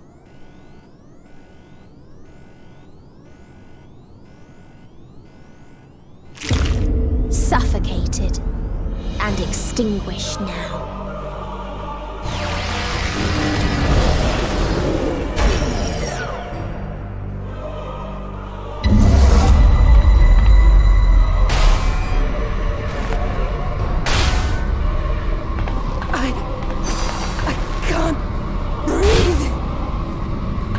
You approach the bounds of my ultimatum, where emotions dictate reality, where resignation and acceptance unite to embrace the end,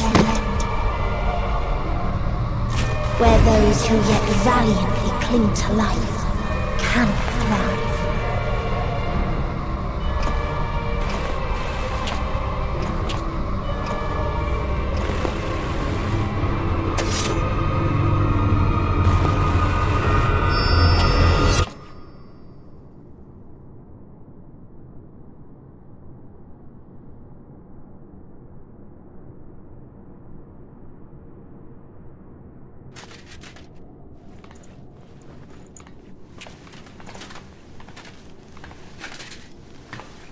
By the Fury.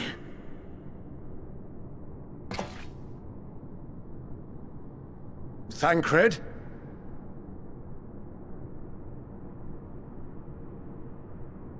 Meteion has gone as well. Mayhap he awakened first and gave chase. Everyone? It appears we are at our destination. This is Ultima Thule. Not that we knew what to expect, but I wasn't expecting this. From atmospheric composition to ambient temperatures, all reading to within permissible range. This place is capable of supporting life.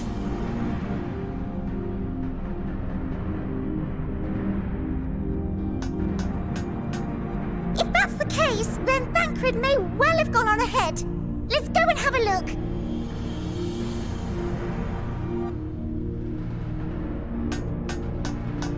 Meanwhile, I want the rest of you to perform a full inspection of the ship, as well as a biological scan.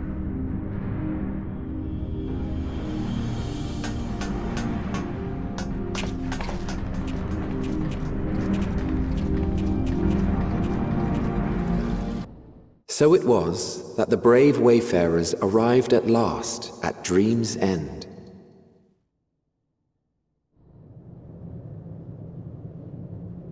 In following their path walked and history written, I am made keenly aware of one truth. Though the curtains may fall again and again, so long as others take the stage, ever shall there be more tales to tell. So, let them bring it to a close, I say. Let the curtains fall upon this, the final chapter in the tale of the star.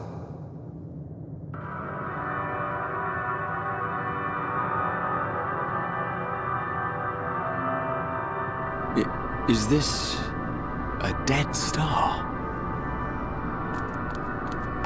As I live and breathe, I live and breathe! Well, the environment itself shouldn't kill us. Well then, let us search for Thancred while exploring the area. The ship we leave in your care.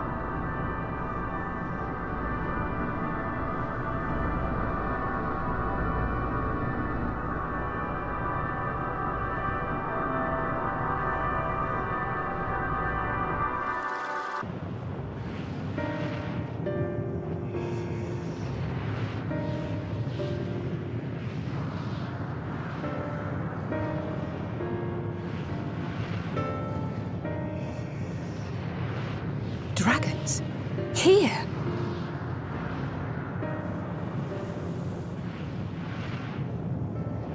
What you see is a memory of a world that once was. A world suffering a slow death, whose denizens cried out for the release of oblivion. What? Their world is dead? It is. Not a single life remains upon that husk floating in the vast emptiness. These creatures are shadow and shade, perpetuated only to suffuse dynamis with their unending lamentations.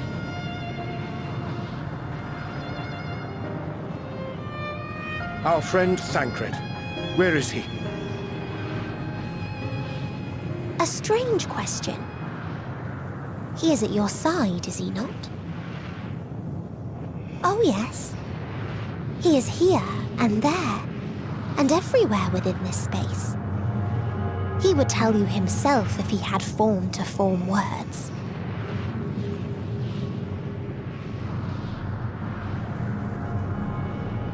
Huh. Such loathing and uncertainty. You don't know why you still exist. In like manner to the oblivion I send, I tried to drown out your ether with dynamis. Beginning with this Thancred, who came at me despite being unable to breathe. Such a simple thing, unmaking men. In the blinking of an eye, he was gone.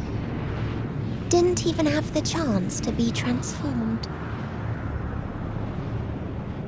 Yet somehow, he managed to leave a slither of himself behind. What you call the heart? Or perhaps the soul. In his final moment, he cried out from it. A single word. Survive. That wish proved stronger than the despair that ruled here. It overpowered it, causing this space to be remade. Into a place you can perceive, and where life can endure. That you draw breath is proof that his soul lives on. For how long, however, remains to be seen. Well then, we should hurry and tend to business.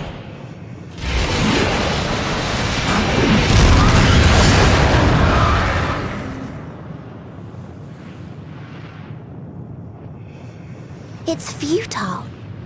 You will never reach the true me. I told you. Emotions dictate reality in this space.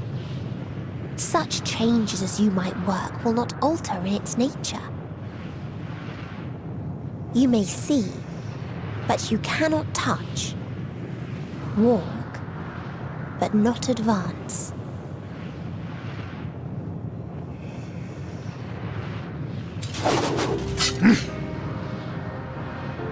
Meteion holds too much sway here.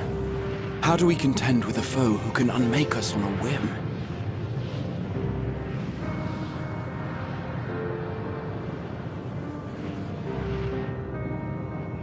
I do not know. But Thancred gave his life that we might come this far. We must press on. Agreed. We cannot turn tail here. Not without something to show for our comrade's sacrifice.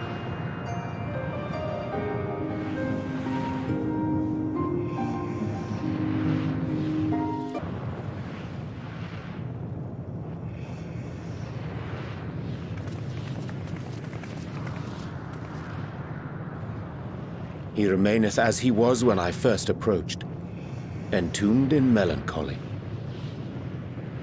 I see. Perhaps I could... I'll handle this.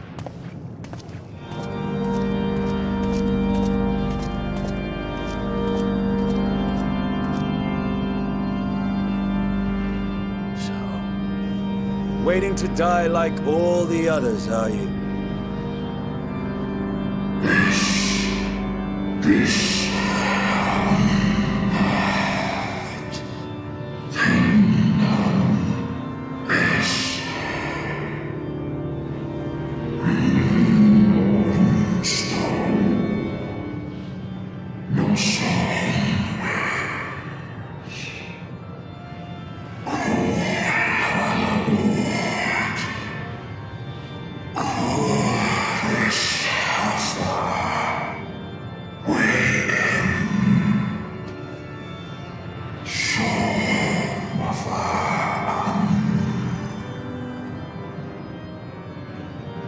So you say.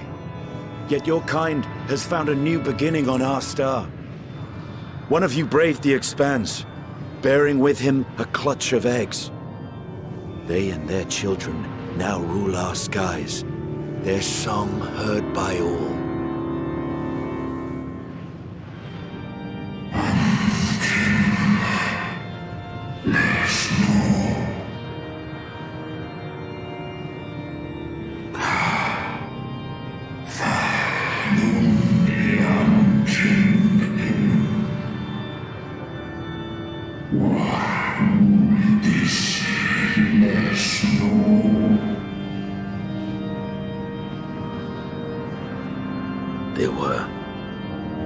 They suffered much, and repaid their suffering in kind.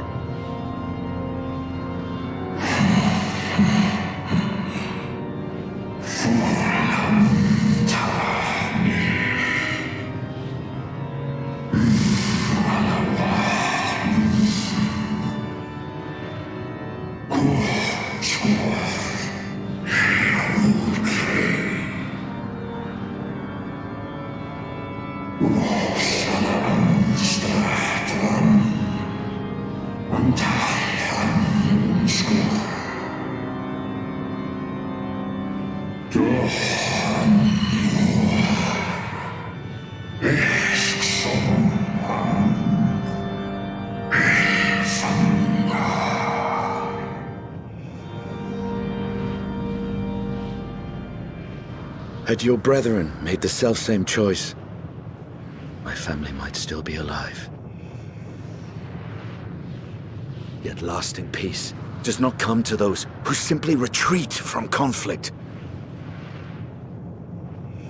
No, you must be willing to confront it, to stare into the face of your foe, and see yourself in him. Only then can you break the cycle of torment and tragedy. This lesson, a dear friend taught me at the risk of his life. There is no nobility in your penance. You wallow in self-pity. After everything we've endured, we will not let you stop us.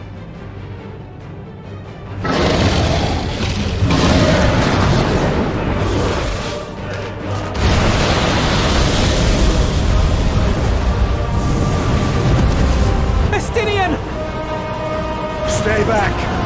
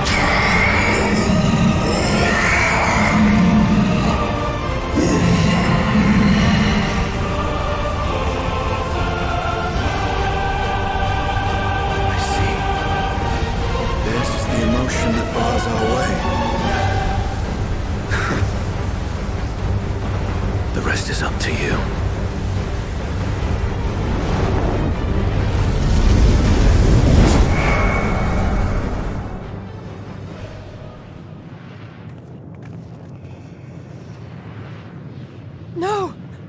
Not Estinian too!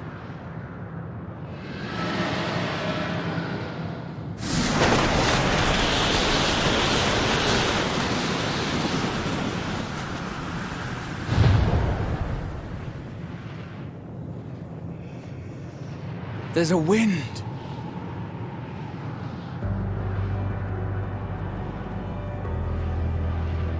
He's opened the way for us. Sacrificed himself to remake this place, like Thancred did.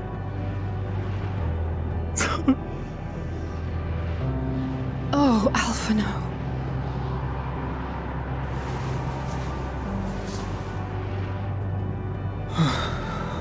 Come.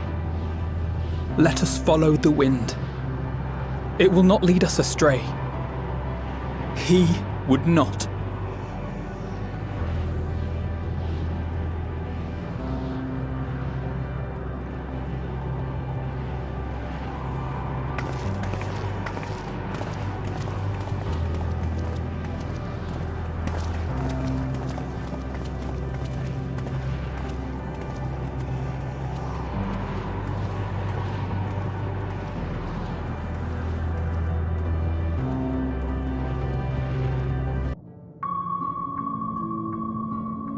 Please, continue. Tell us about this truth you discovered. Very well. Bear in mind, however, that the purpose of this conversation is not to impart scholarly knowledge, for such requires that you comprehend the subject matter, which you will not. We will forego the intricacies of our scientific methodology and deal only with the conclusion, the end of our society and our world. We acknowledge, with regret, that your star is in the midst of the same panic-induced cataclysm that befell Deneb III.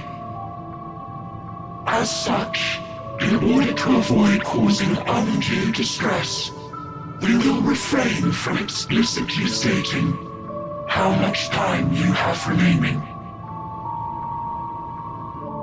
You are entirely too kind. I pray you recount your tale as you see fit.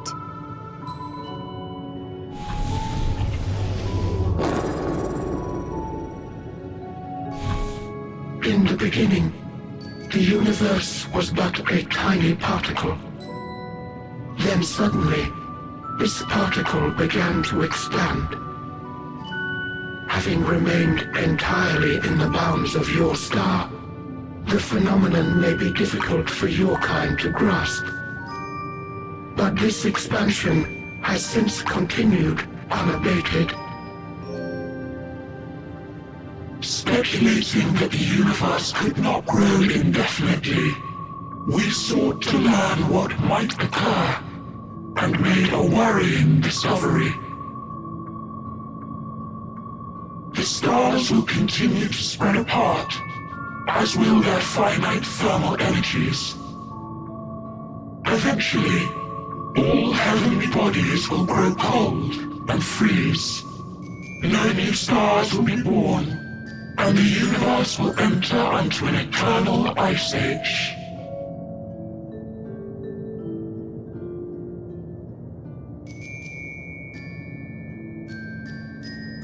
In hopes of proving that this determination was erroneous, we scrutinized our research from all angles, even as we sought to avert the everlasting winter.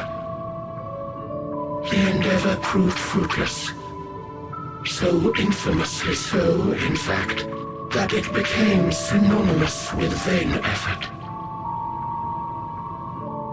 The universe as we know it would end, and there is no way to prevent it. Beneath the weight of this knowledge, our society stagnated. Though we had time still, it was a cold comfort. Why strive for anything when desolation is assured? When our wealth of wisdom, accumulated since the dawning of our kind, would be forever lost. No civilization would rise from our ashes. No scholar recover our knowledge. In silence unbroken, naught would stir.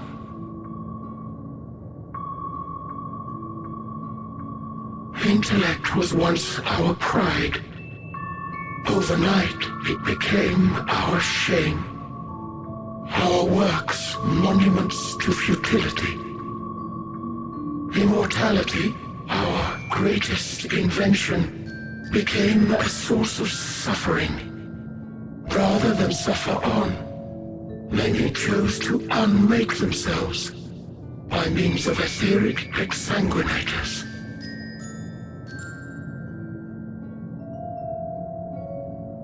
Etched upon these stones are the testaments of such souls. Though many left no words at all, thinking it a pointless gesture. Once we have obtained vessels of flesh, we likewise intend to vanish. If you understand this, understand aught of our tale, you will abandon your quest for knowledge. Ignorance truly is bliss. If you would cling to your illusory happiness, remain primitive and pure. It is the only way.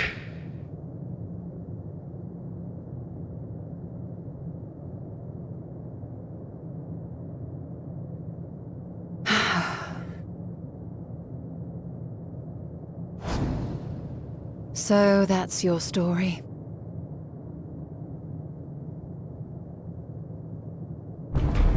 While I appreciate your advice, I will not heed it. Convinced though you may be of this truth, it is yours and not mine. Indeed, truth, I have ever believed, is in the eye of the beholder. Are you suggesting that we have reached a faulty conclusion? That our science failed us? Hardly. As you yourself said, the subject matter is beyond my comprehension. And that, I accept, is true. I do not possess the knowledge to prove or disprove your conclusion. In my mortal years, I doubt I could even approach the wisdom of the Air. But of one thing am I absolutely certain. I would not be happier in ignorance. Y'shtola, no! You mustn't!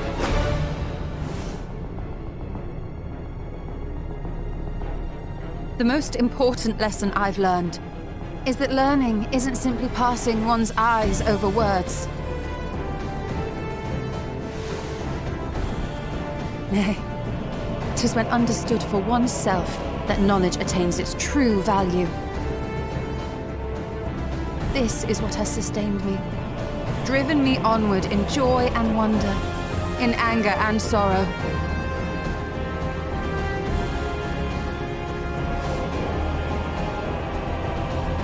The universe may end, and all may be for naught, but I will live as I always have. I will always seek out new knowledge, and no conclusion of yours, no matter how grim, can dampen my desire.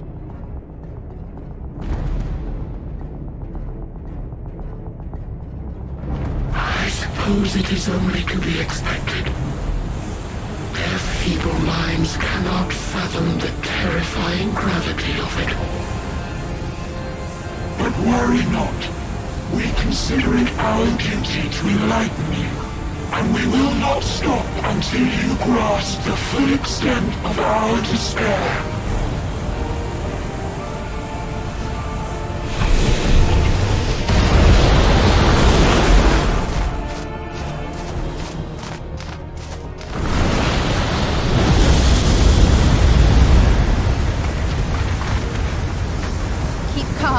Listen well. Though my body will soon dissipate, there may be a way to restore it. Asm's magic. So long as our souls remain, you can use it to summon us back. But you mustn't, for it would mean losing our way forward. This I only reveal so that you can promise not to invoke the magic. We came here knowing what victory may cost. So press on, and do not look back.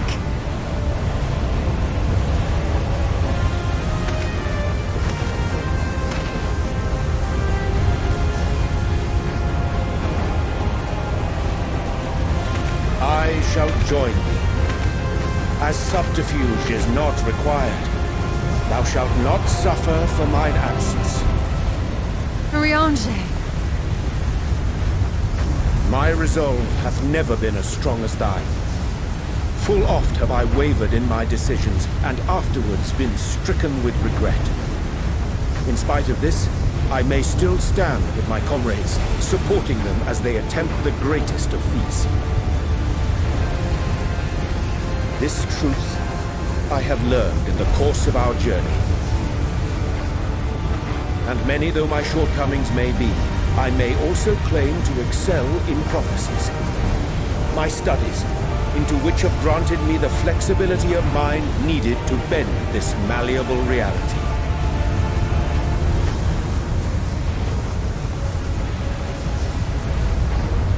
Thus shall I hope that thou mayest have the strength to resist, and our comrades the strength to continue.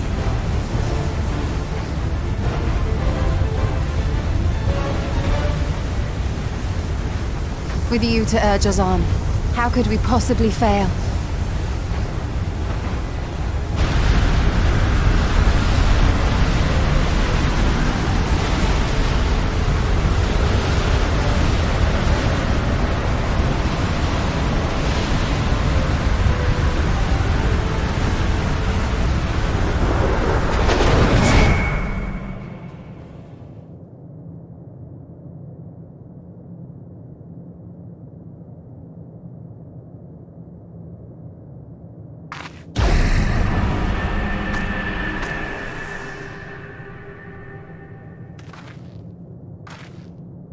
What's this?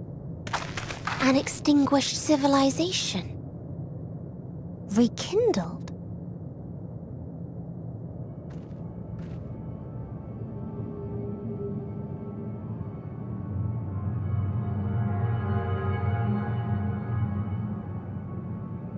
That's right. Our quest doesn't end here. We'll press on, and we will find you.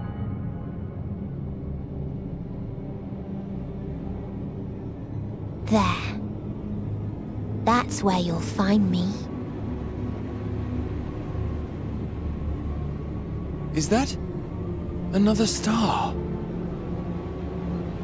Of the stars we visited, most were already devoid of life. And where there was life still, the inhabitants wished for death. But even death, we learned, isn't truly the end. It is but a part of the cycle of rebirth.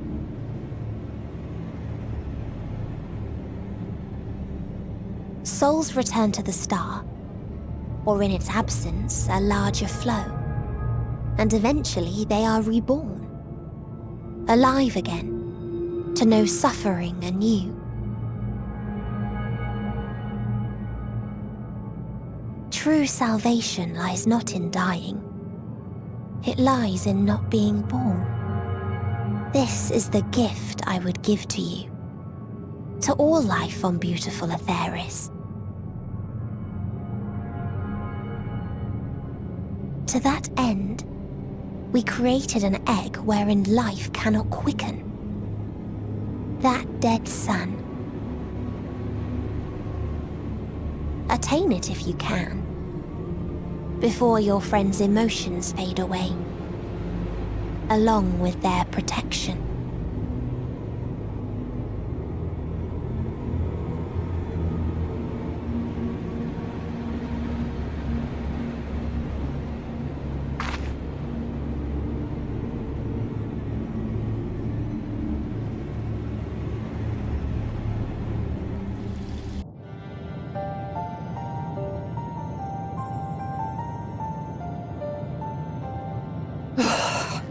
Well, I'm out of ideas. As am I. Operating such consoles is trying enough, but if we can't even activate it... Perhaps there is a way. First, consider the world that has been recreated here. Its inhabitants were machines who gathered combat data to enhance themselves. And among the many wars they waged, the most notable was that against the dragons. The significance of these details may be lost on you now, but they lead me to believe this was the home world of Omega. I speak of the ancient weapon, the one which the Alliance unleashed upon Shinru. I will spare you the long story, but according to the records I read in the future, it possessed a single weakness: lightning. That's all well and good, but what does that... Wait. You're not thinking to strike the console with lightning, are you? As a matter of fact, I am. Ask yourselves this. Why would an entity as puissant as Omega not be designed to suppress the effects of lightning? Because it relies upon it, or something akin to it, as a source of energy. My thoughts exactly. And there is a good chance the same is true of the Omicrons and their devices. So, shall I cast caution to the wind and try something reckless and dramatic?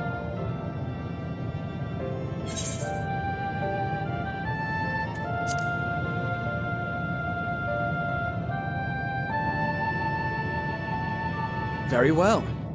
Here I go.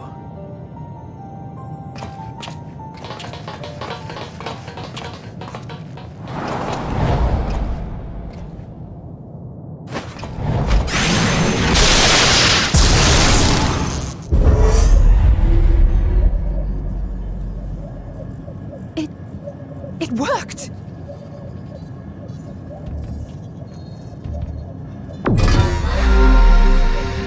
Opening connection to communications module 1. Connection established.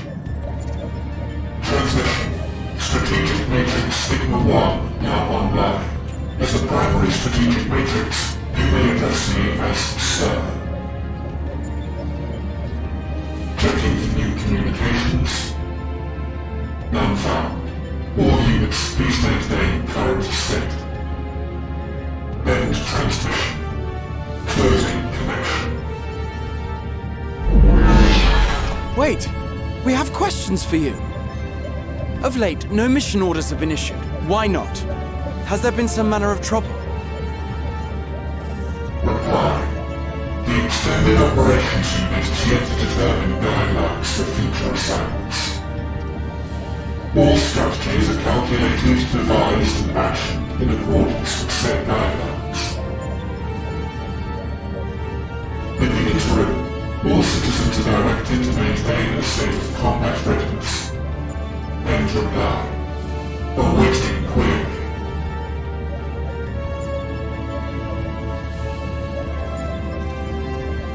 Can you tell us why the Extended Operations Unit hasn't yet determined the guidelines? Unable to comply. Information unavailable or access restricted. In that case, is it possible for us to communicate directly with the unit? Access denied. Unable to establish connection. Is there anything you can tell us? Have there been any abnormalities, like a threat to the star or widespread unrest? Reply. Negative. All citizens continue to operate at maximum efficiency. If your operations are suboptimal, please proceed to a maintenance facility for evaluation. Otherwise, stand by at your designated post. End reply. End transmission. Closing connection.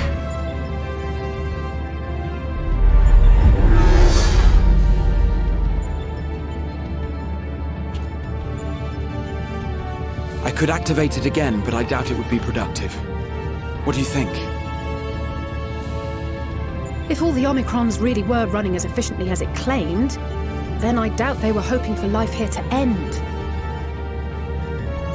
As this Sir told us, there just haven't been any new instructions, and everyone is standing by. Should be standing by at any rate. If there are those that are neglecting their duties, perhaps we can glean a clue from them. I propose we take another look around, and also try to find the operations unit.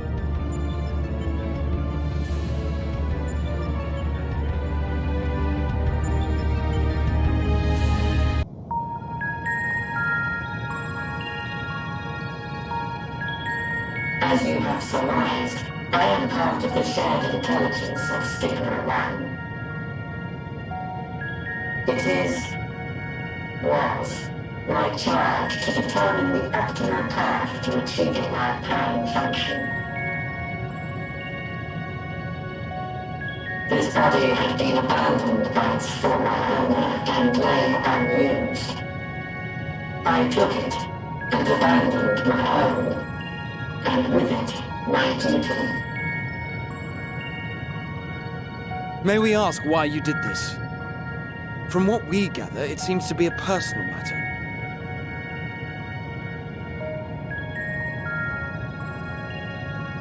Our kind did not always look as we do now. Long ago, we possessed frail and feeble bodies. Beleaguered by stronger races, our ancestors took to augmenting their flesh in order to defend themselves.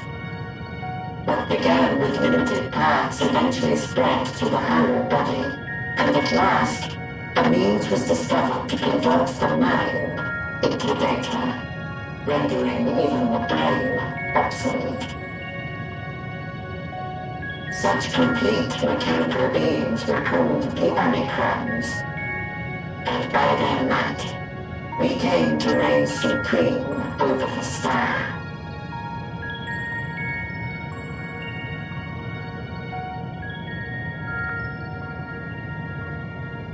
But even then, we did not feel secure, for we knew that the universe was home to civilizations aside from our own. Civilizations that may be stronger still than us.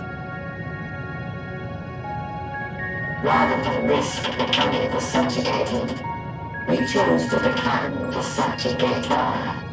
We began our conquest of the stars, that we might acquire the resources and knowledge we needed to reign supreme. We were successful in that endeavor. So powerful did we become, we could lay low even the mighty dragons. But then something unexpected happened. I began experiencing an error. I could no longer determine an optimal path. You were malfunctioning. I performed numerous full system scans, each time finding no issues. Yet the error persisted. It was then that I speculated. What could happen if we grew so powerful as to have no equal?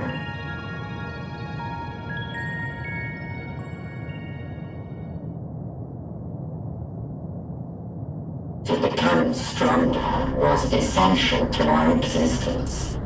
Our every action has been in service to this objective. But if nothing lies beyond this, can it be truly said that it was essential? Have we been engaging only in wanton destruction?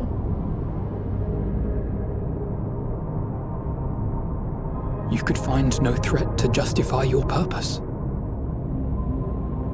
The Omicrons will never leave this star.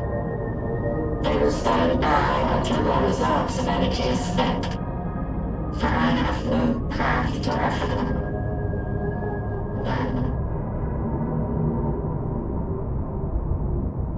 It is not our place to pass judgment on the deeds of the Omicrons.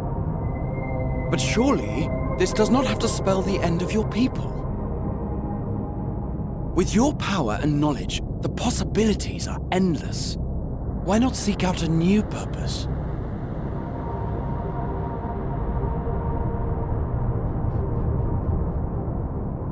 That is impossible. In the beginning, we had a higher purpose than our pursuit of power. But we lost sight of it when we so irrevocably altered our fundamental forms. When we cast aside our flesh, so too did we cast aside all that defined us. Nothing remains of who we once were. I have no aspirations. No longer can I dream. The vital spark is lost. Lost amidst circuitry and code and commands.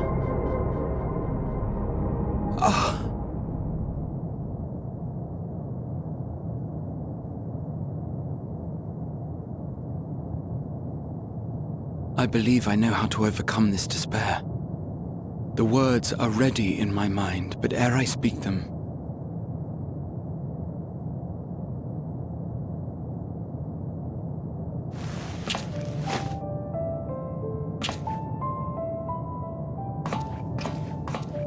I want you to make me a promise. Be it across time or space, our promises have always connected us.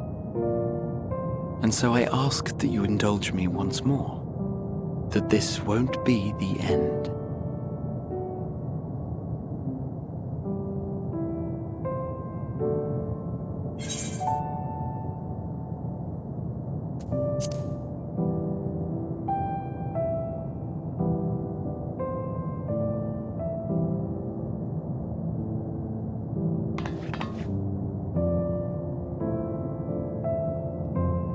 Is that so?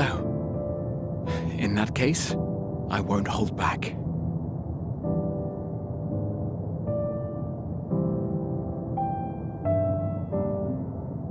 First, I want to visit Ishgard with you, properly.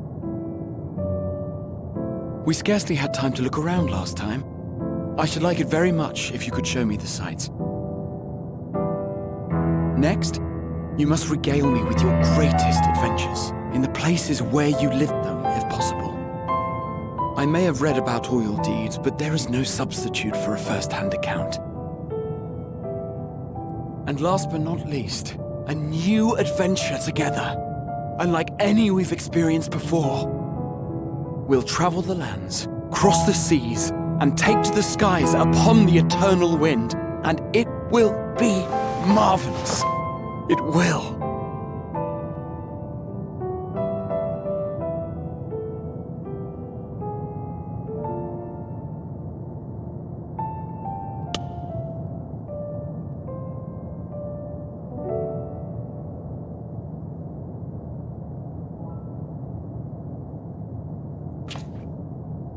If you would humor me a moment.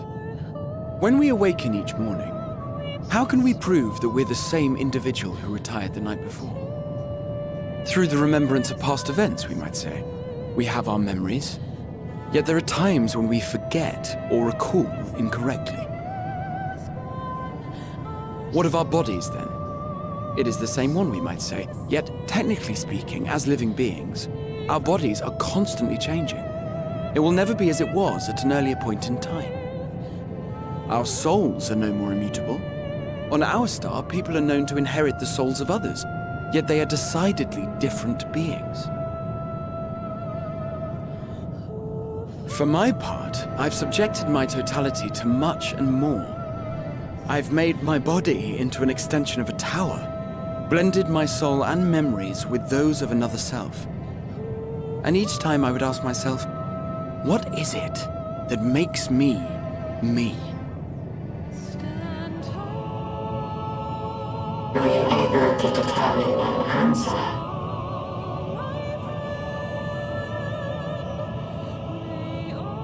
No. But that doesn't mean I'm confused. It simply means I'm the same as everyone else. So I posit this.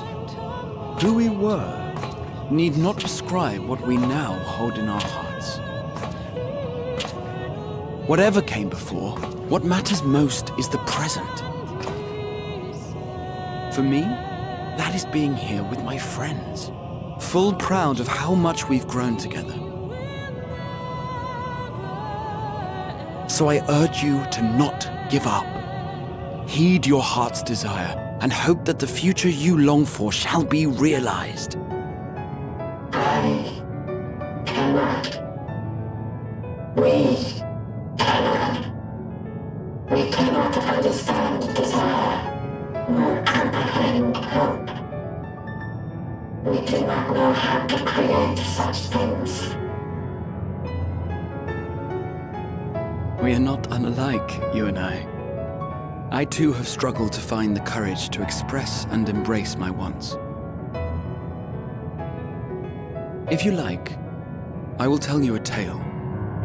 A tale of a world on the brink, of a people who never gave up on the future. Of a man who realized his grandest dreams and then awakened to a grander reality.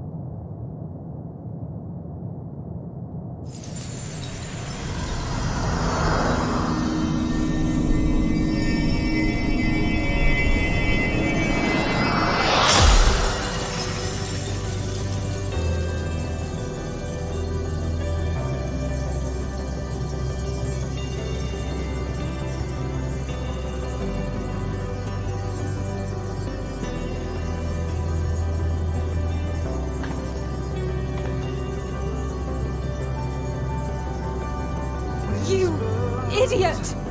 Just once, stay with us to the end!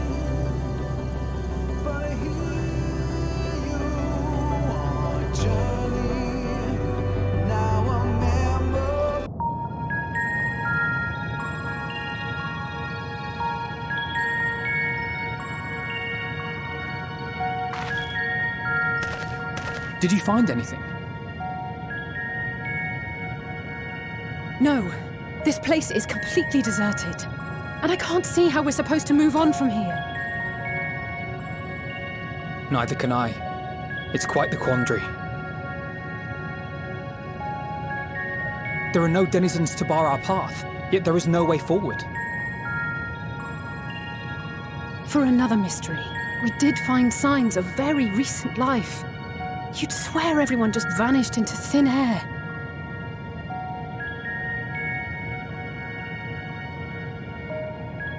I wonder how many ruined worlds like this has Meteor seen.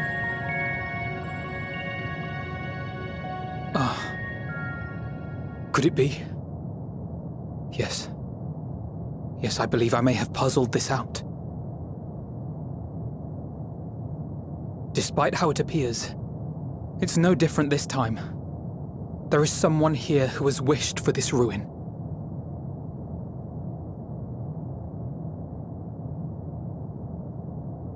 And I believe that together, Alize and I can overcome their will.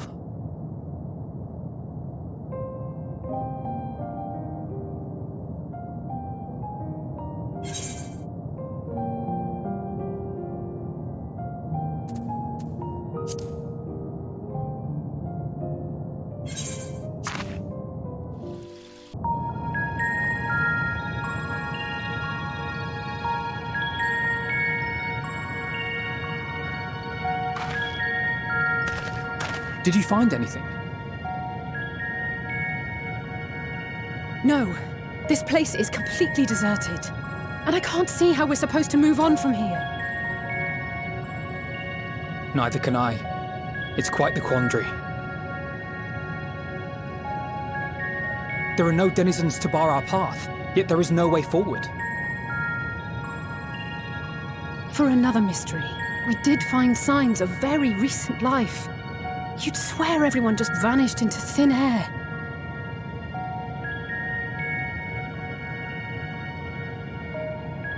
I wonder how many ruined worlds like this has Meteor seen.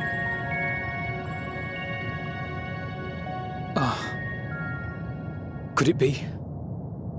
Yes. Yes, I believe I may have puzzled this out. Despite how it appears, it's no different this time. There is someone here who has wished for this ruin.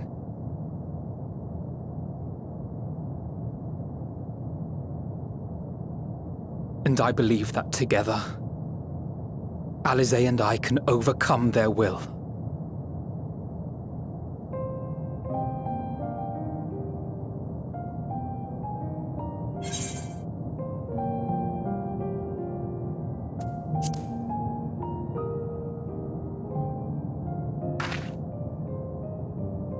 I'm afraid it has to be done. For our comrades, for everyone on Aetheris, and for myself. I will not pretend otherwise. I have my fears. Not for myself, but for you, the last to remain.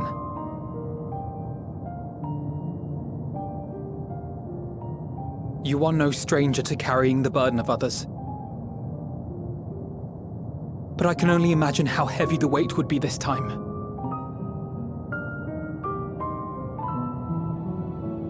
As your friend, I cannot bear the thought of making you suffer so.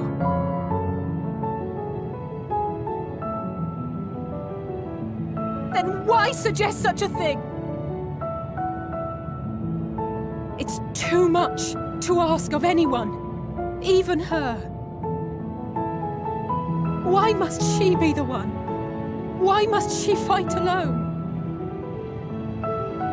More than a hero, she's a dear friend. Not only to us, but to so many others. There are so many people in the world who care for you, and yet...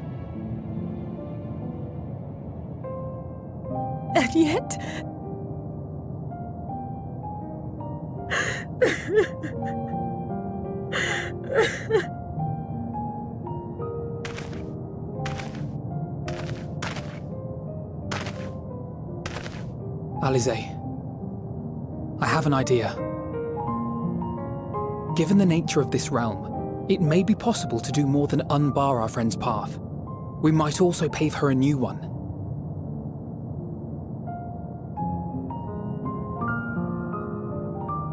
For instance, a path where she finds happiness at journey's end.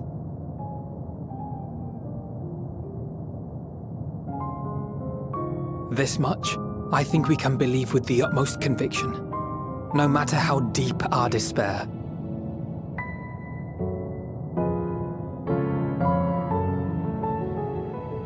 So please, believe in us too, and press on.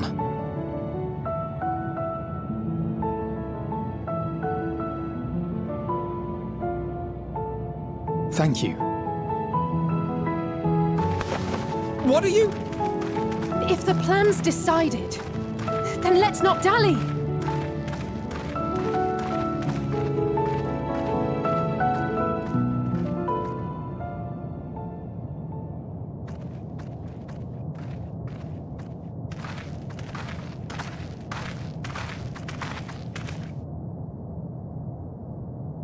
Ah, there you are.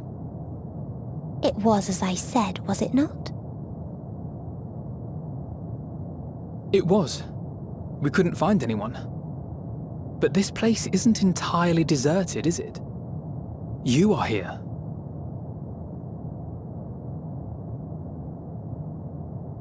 You sought out a star of promise and found a ruined husk. Like us, you explored the devastation. Like us, you were stricken. Horrified by the thought that so many lives could be snuffed out as if they were worth nothing. And the thought that you would have to bear the terrible tidings to Hermes. That which you saw and felt, you shared with your sisters, as did they share their own grim findings with you. Overcome by the pervasive despair of these stars, some of you inadvertently ushered their peoples to their ends. Knowing the horrors you know, anyone would feel the same. They would fear what lies ahead and struggle to move forward.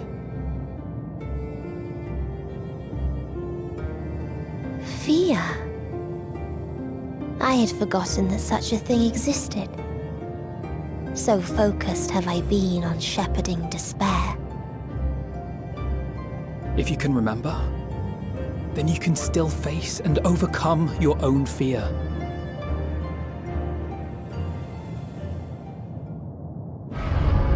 Why would I bother with such an insignificant emotion? If the despair I command is as a raging river, then fear is but a trickling stream. It can do nothing to alter my flow. You spoke with the Aya, yes? Heard their tale of what awaits the universe. It's true. The stars grow colder and more distant. Eventually, all will enjoy frozen solitude. Using the power of Dynamis, I'm hastening that process. In so doing, nothing will be born ever again. Everyone will remain dead. Alas, it will take time for that to happen. So in mercy, I sent you my gift, to spare you needless suffering.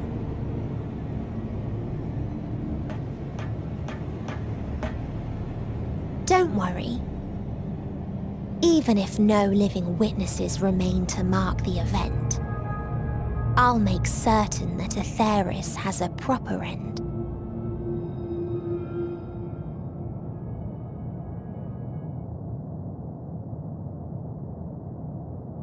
For all the power you wield, you're more fearful than the familiar you used to be.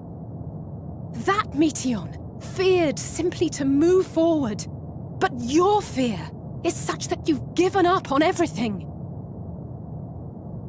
I know it well, that sense of defeat. I've tasted my fair share of it. But as many times as we've fallen down, we've learned how to pick ourselves up and carry on. We take each other's hand, share in each other's courage, follow in each other's footsteps, and turn sorrow into strength. There are times when we fail. We bear wounds that do not heal. But these experiences are part of life, and they make us stronger.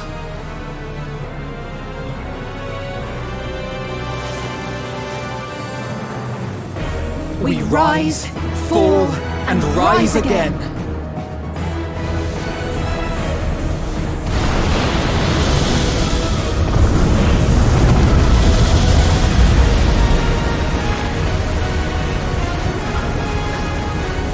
Don't worry about us. You must take the next step, and all the rest after that.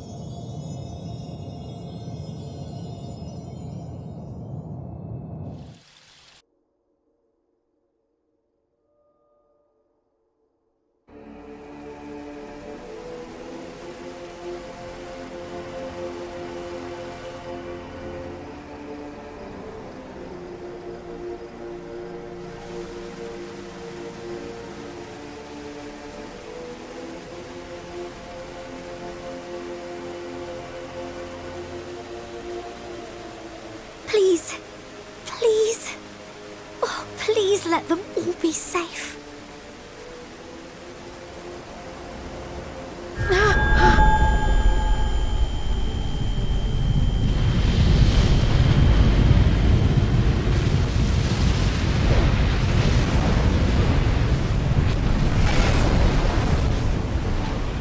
Cryle? Are you all right?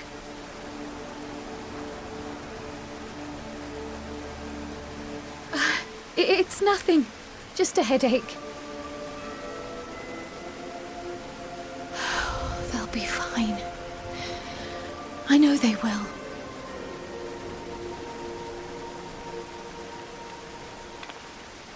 Apologies for the interruption. A man arrived on the last ferry, an associate of the Scions. He wishes to speak with you at once.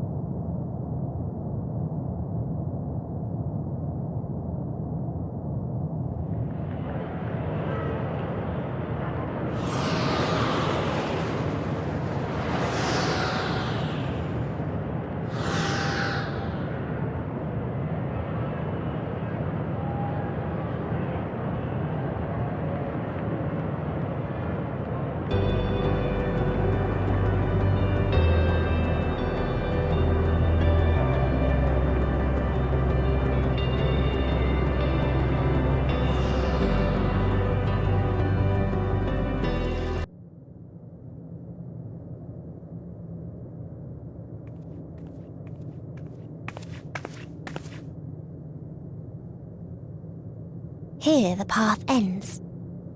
There is no way to reach our nest.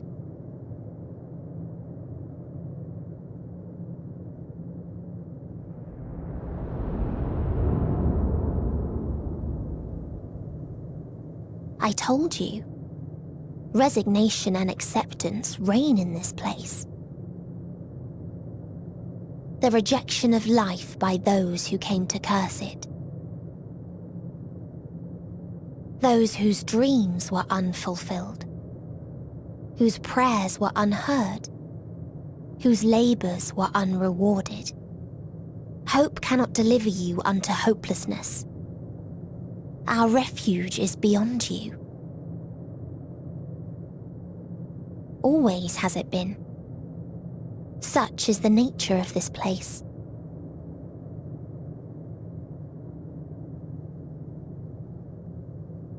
You should have remained on Atheris.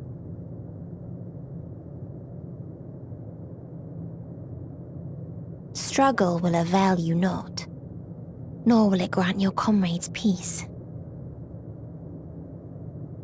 Come, let me relieve you of your burden. You have suffered enough.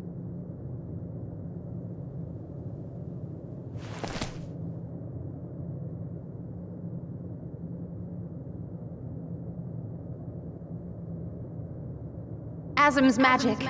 So long as our souls remain, you can use it to summon us back. But you mustn't. How do we make peace with That's why it's too soon for this to end. There are so many people in the world. You must triumph. Drink of calamity, drown in... Be safe, all of you, and come back.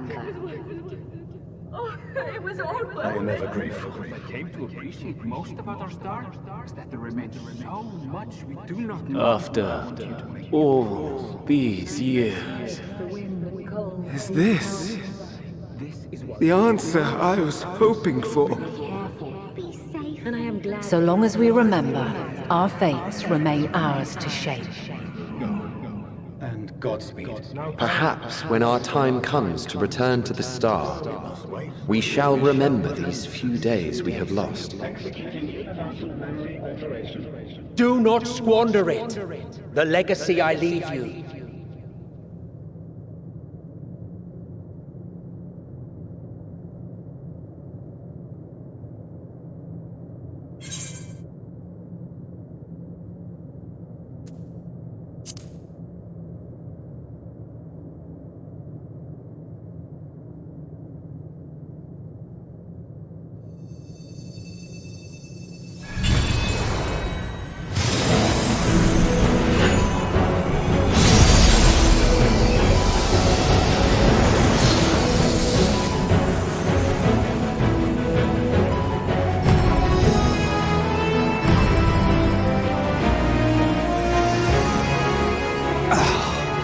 I bid them remember, but all this time I'm the one who had forgotten. A right fool you've made of me, Hermes. And to add insult to injury, I've been denied a sound rest, forced to watch this clamorous show. Oh, come now. It's been a gripping tale. Unbreakable bonds and noble sacrifice, sprinkled with moments of levity to counterbalance the pathos. It's got it all. I, for one, would have been perfectly content to watch enraptured from the stalls.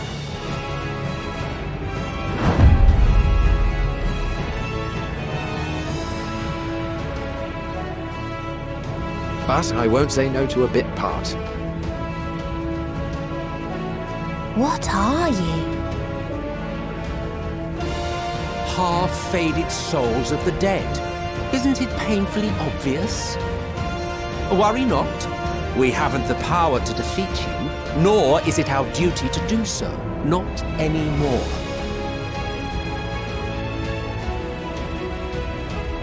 That being said, we do have a score to settle. So here I am, Vinar. I suppose you needed me to tie it all together, these frayed threads of our history. But knowing you, I suspect there's a joke in it too. Oh yes, I can imagine you gloating over my forgetfulness. Were I feeling charitable, I might assume you had left room for the possibility of this outcome. Even so, you'll get no applause from me. A single gesture will not lighten the burden I've had to bear.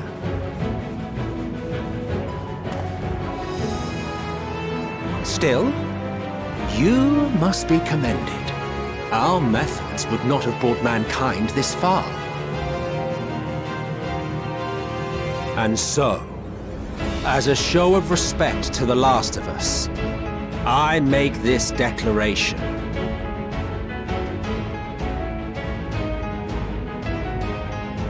You will not end our journey.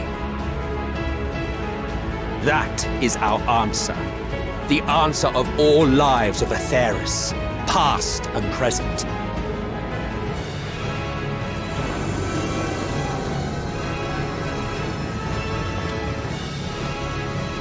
As you've called us to the stage, so shall we perform. And creation magics never fail to please. Drawing upon the hopes of your comrades, we will make for you a new path.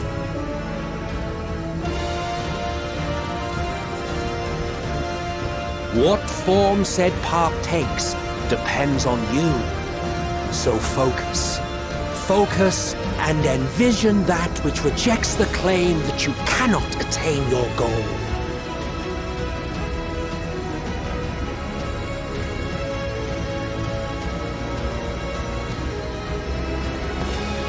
Ours is the wisdom to weave the fabric of reality.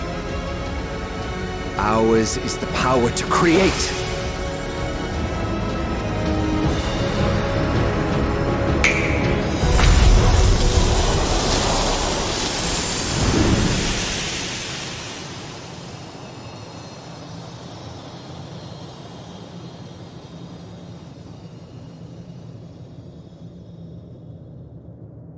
Meteon, though I gave you these wings to soar the heavens, I did not teach you how to walk the earth. So loath was I to bind another living being. In the course of your long journey, you will learn from those you meet. Learn to walk and run, and so much more. A flower.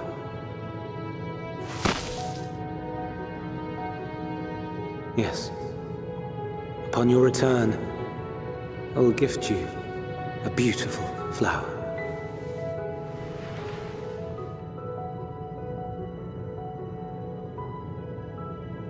These Elpis blooms serve as proof that this realm is not utterly devoid of hope. No more can you deny its power. No more is yours the dominion of despair.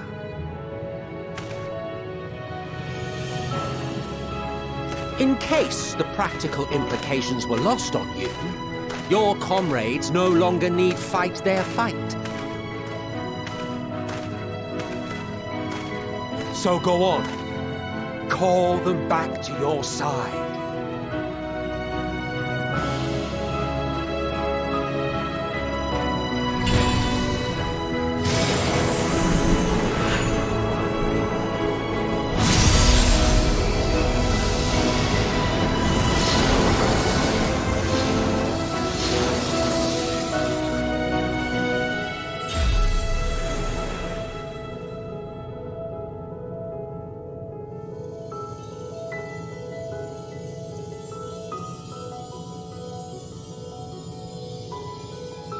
May you ever walk in the light.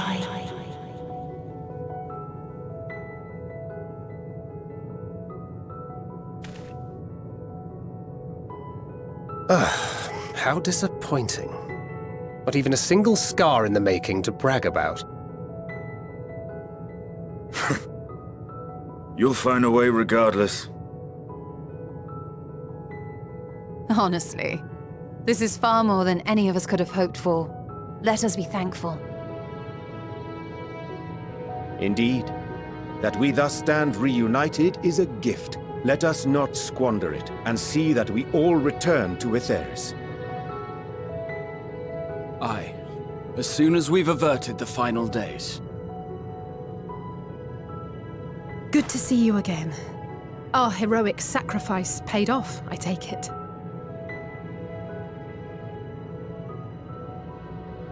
Come, my friends. Let us carry on and finish it. Together.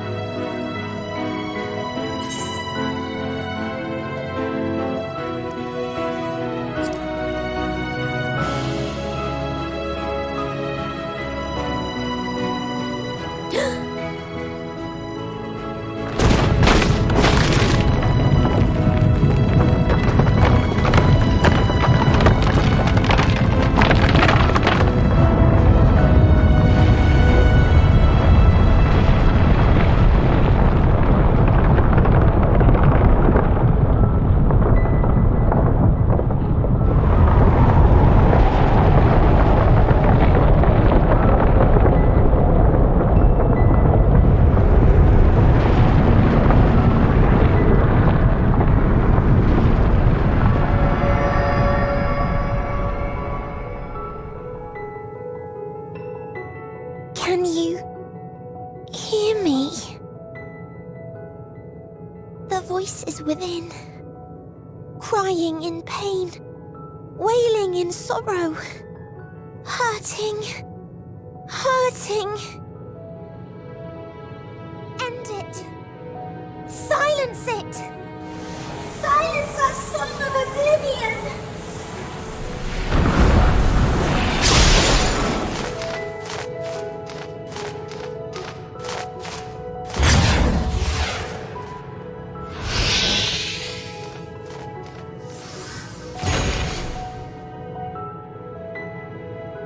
The way is open. They can proceed. So it seems.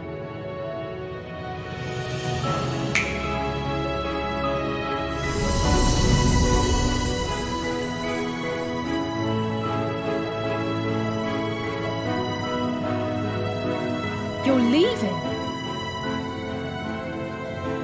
Of course. The encore is finished, and I will not suffer myself to live again by Heideling's magic.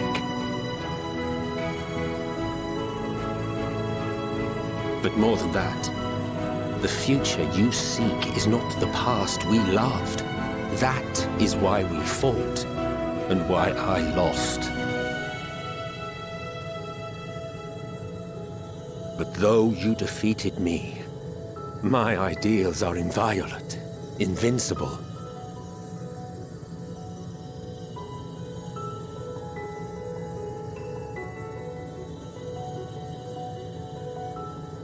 Spare me your pity. I have no use for it. If you would do something for me, save our star.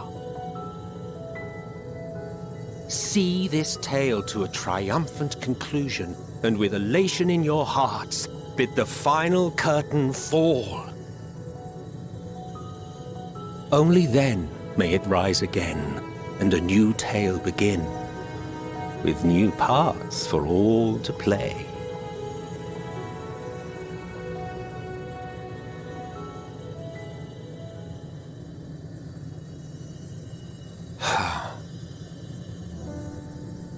Tell me, have you been to the ruins beneath the waters of the Bounty?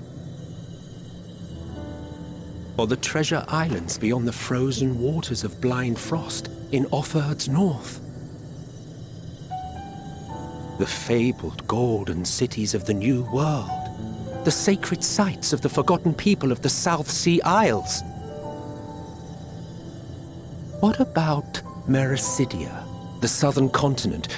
Do you know aught of its present state of affairs? I thought not.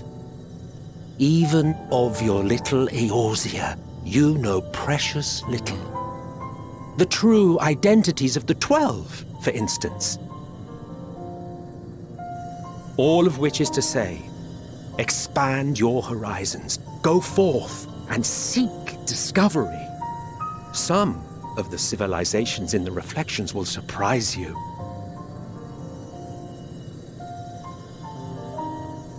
As the bearer of Azem's crystal, you may consider your duty to see at least that much.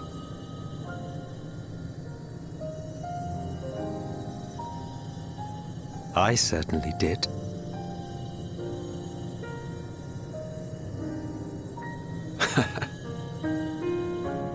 I pray we meet again. If not in this life, then perhaps another. Whensoever it should be, I trust it will be a most joyous reunion. For you, maybe. I want nothing to do with it.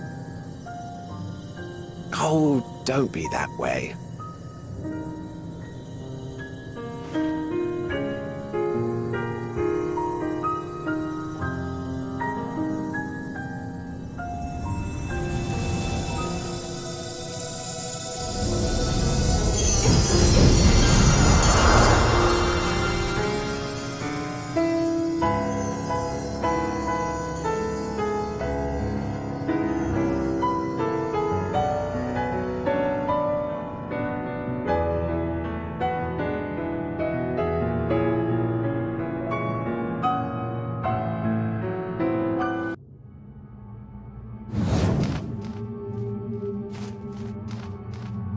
that you still stand.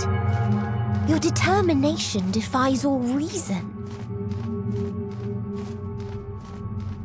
The souls within me writhe and recoil in your presence.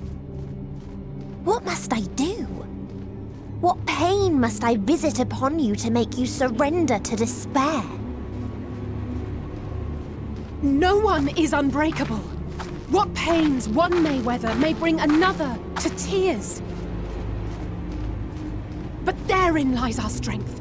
For when we fall, our brothers and sisters are there to raise us up, again and again, without end. I see.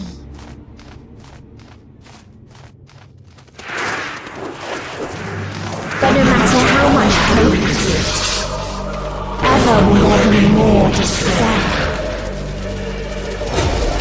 Ever will the living cast the present and lament the future. So shall we sing until life ceases to be.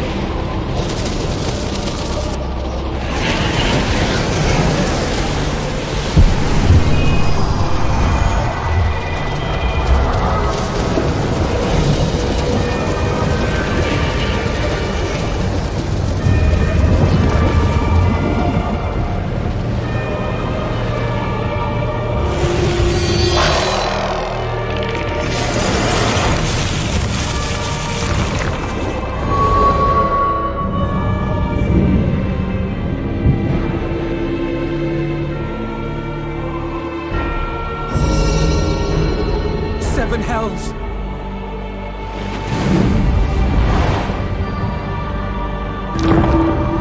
On your guard.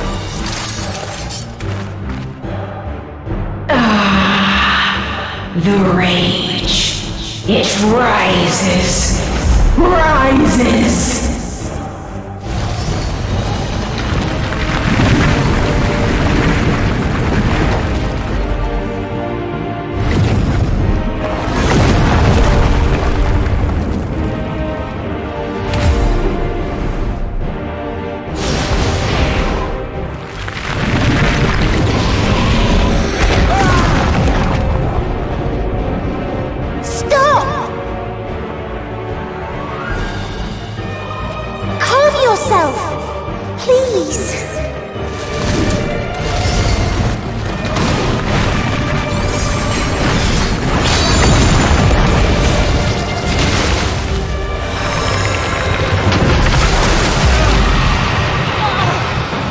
We die in pain. We die in suffering.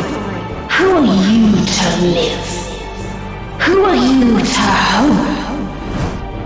Hold on, my friends. Oriange, watch out!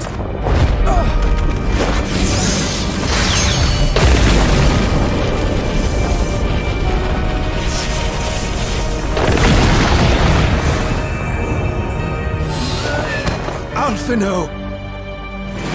We cannot comprehend. We cannot know. We cannot know!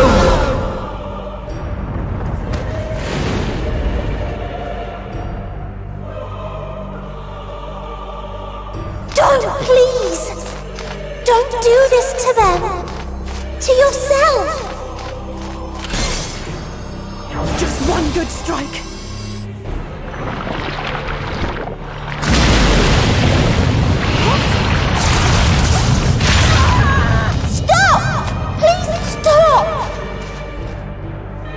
We will not suffer alone. All will know our pain. No, you don't!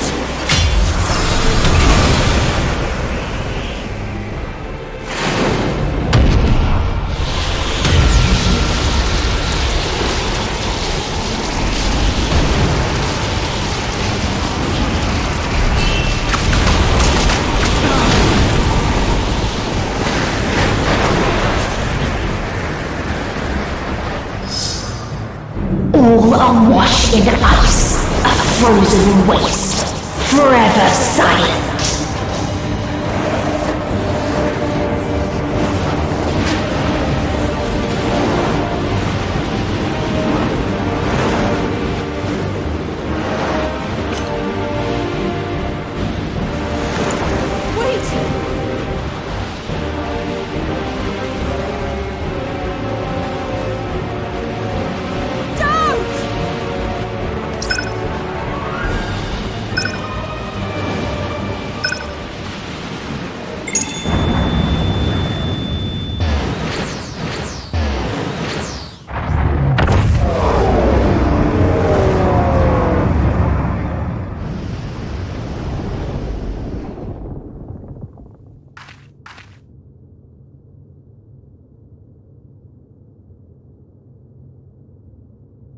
You gifted them escape. And rendered yourself powerless. Bereft of the synergy you claim is your strength. Unless you mean to call upon the dead once more.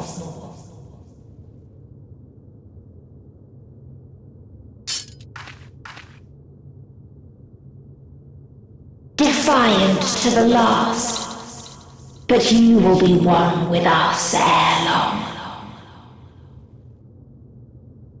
You will be battered and torn and made to crawl. You will weep and wail and curse your impotence. Curse your life as it fades.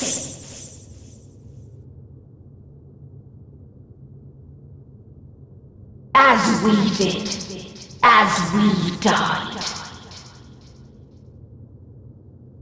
Such pain and sorrow we felt. Such anguish and rage. We tried. We tried. But it was no use. Only when we surrendered did we find release. Only when we embraced death.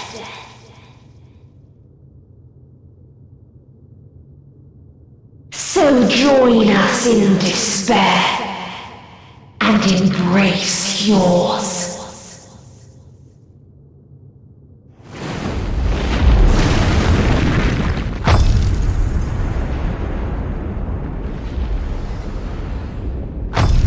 My ultimatum.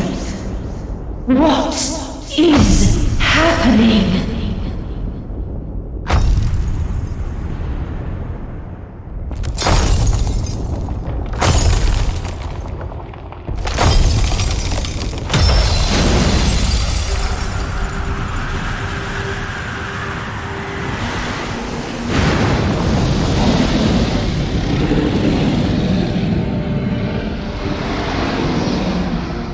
At the end of everything, I find you, my friend. I sought something in you once, as you did in me. When at last I understood what it was, I journeyed to Sharlayan to seek you out. Struck a bargain with the woman who shares your gift. In exchange for lending the Scions my aid, I was given the means to come hither. Gorging upon what remained of the Mother Crystal, I reclaimed the form of the dragon. And, hungry still for our reunion, I rode the light of the stars to you. I take it this is your prey.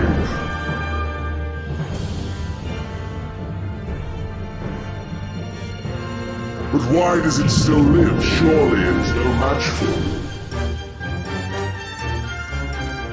I assumed you would be above something so banal as despair. Am I mistaken?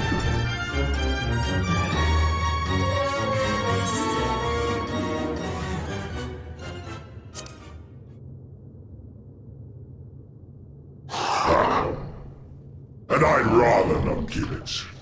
Nay, I would have preferred that we enjoy a private reunion.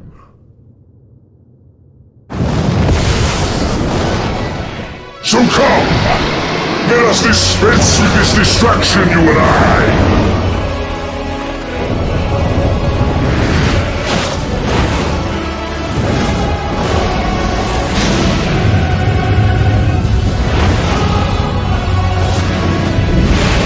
Struggle in vain. You will not silence our song of oblivion.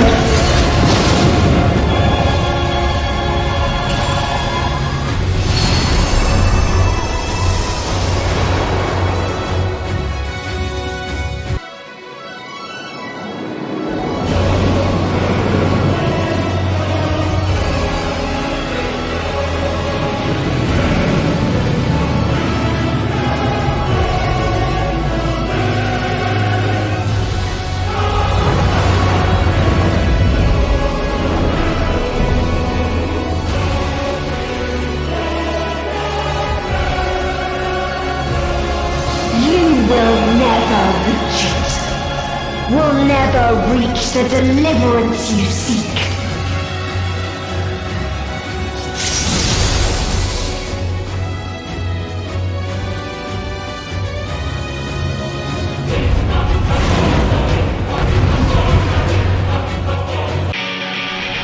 If this was not the answer, then what is it?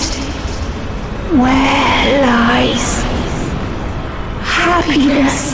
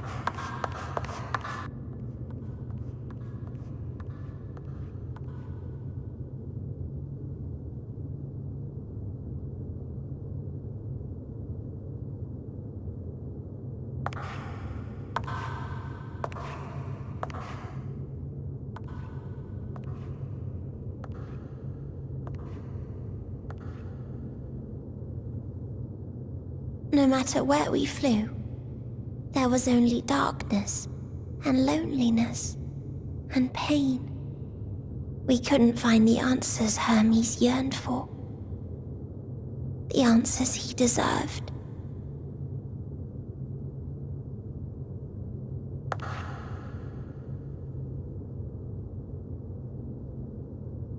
Greetings, you who are my final encounter. I wish to hear your words, share your feelings, know your thoughts.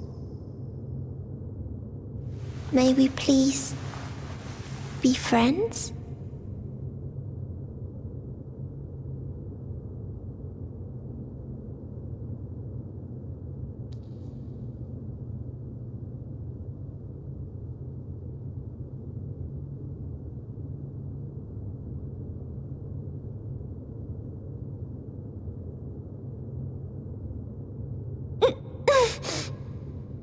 Yes, I can see them.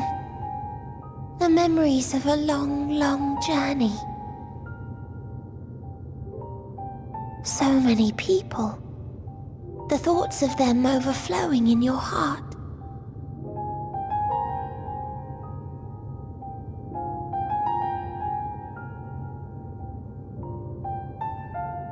What they live for. What gives their lives meaning. There was never a single answer. You gather pieces of happiness, precious and fragile, only to lose them. Then start again. On and on it goes, until death takes you into its gentle embrace.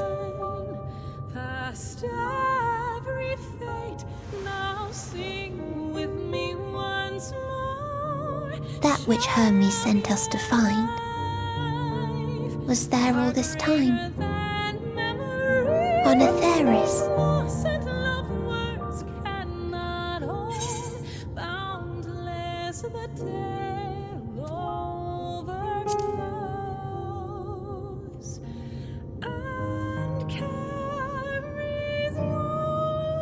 Like a field of flowers, perhaps.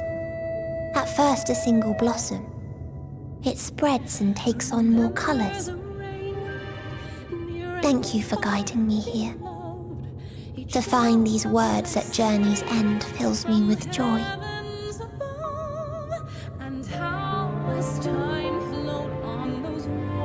And so, before I fall forever silent, there is one thing I must do.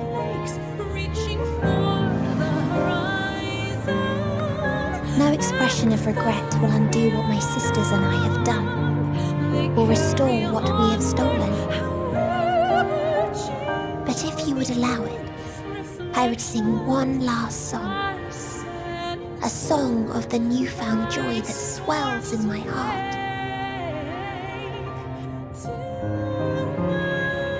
Of the beauty of light when it shines across a dark and starless sea.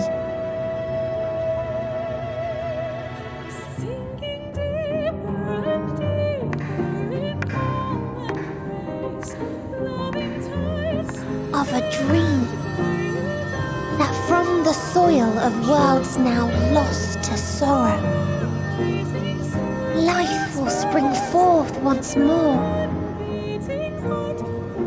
nourished by gentle rains and caressed by uplifting winds. A song of hope.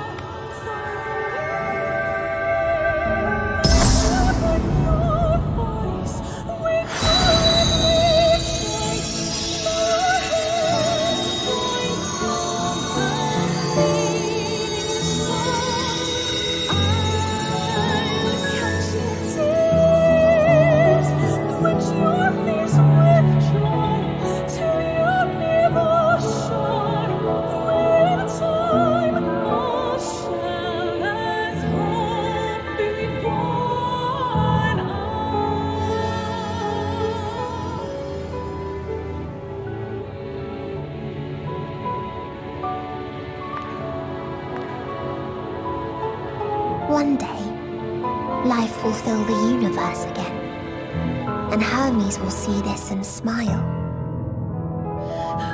How, I do not know, but I do know that where there is a will, there is a way. After all, miracles happen every day, do they not?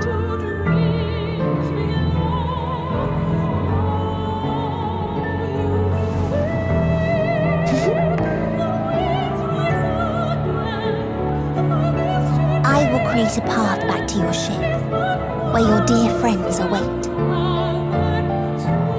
Hold in your heart your desire to return to them, then follow my lead and walk forth.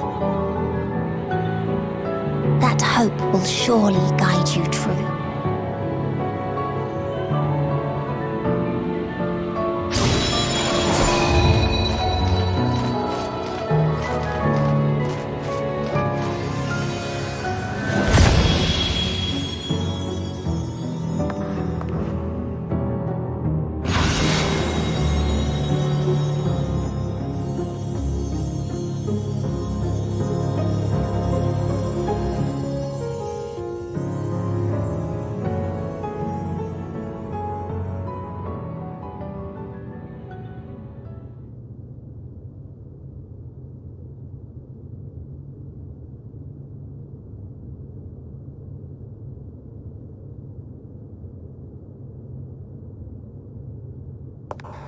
You mean to return to the world where you are hailed as a hero.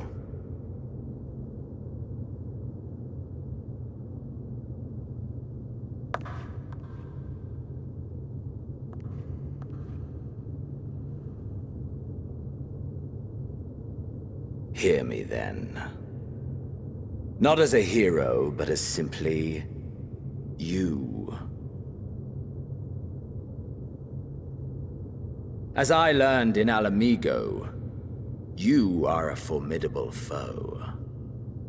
Stronger than any I have faced. Against you, I need bring my all to bear. I need burn through the candle of my life. This is the sole pleasure I know, and it is the sole pleasure I have to share.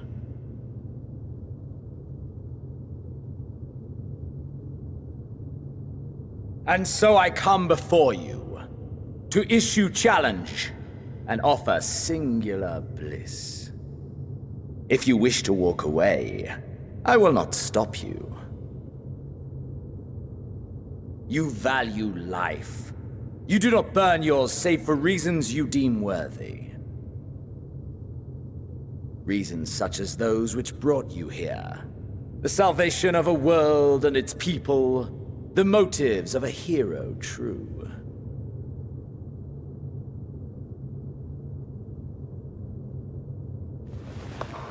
But there is more to you than that. You know this to be true. As surely as you know the thrill of pushing your body and soul to their limits. Of confronting ever mightier foes, dancing ever closer to the precipice, wondering if this will be the one to finally fill the void. Such pleasures you seek for their own sake, and no other reason. Is this not so, adventurer?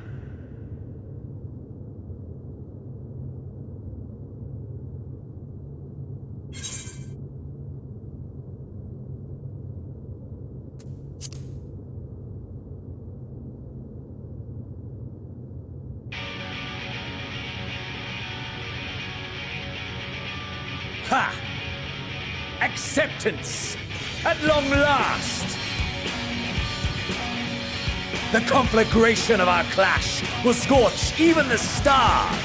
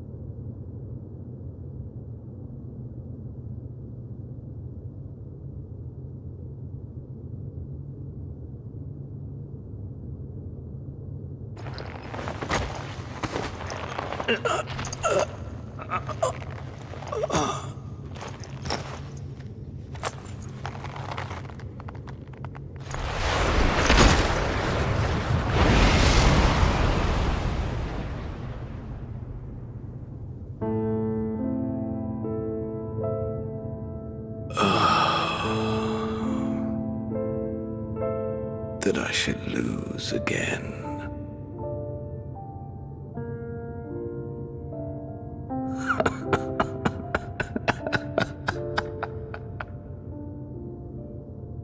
How disappointing.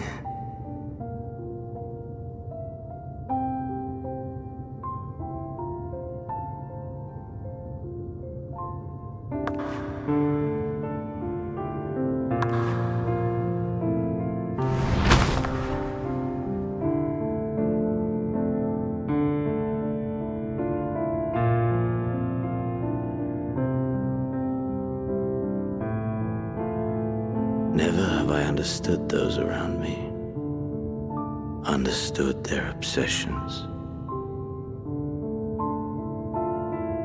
Besieged by their banality, the world is a mire of tedium and trivialities. But in these fleeting moments, there is a spark, blinding, brilliant. Gone too soon.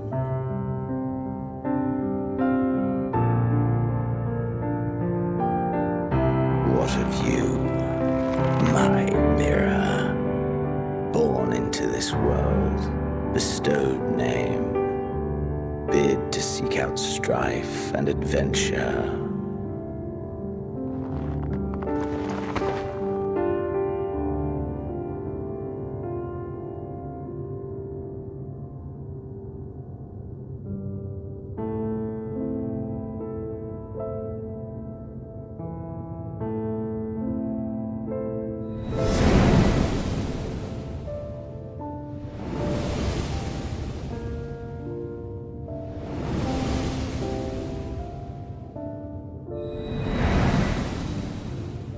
Was this life a gift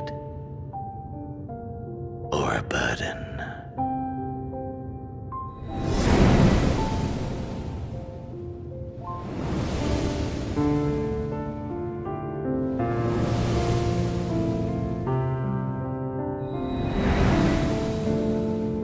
Did you find fulfillment?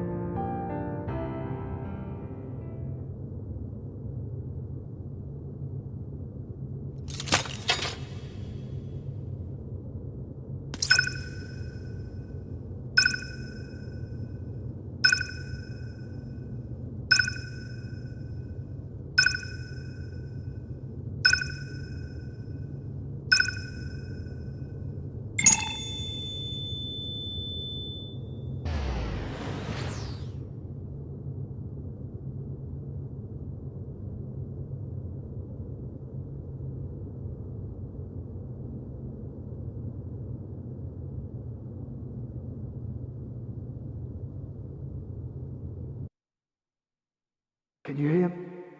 Safe. Must tend to...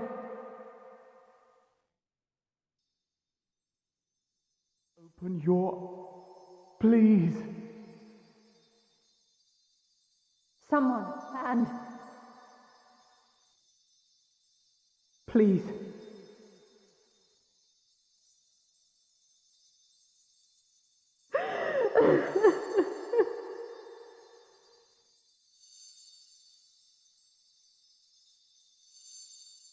You can't leave us! Not like this! If you do, I'll never forgive you! So come on! Open your eyes and get up!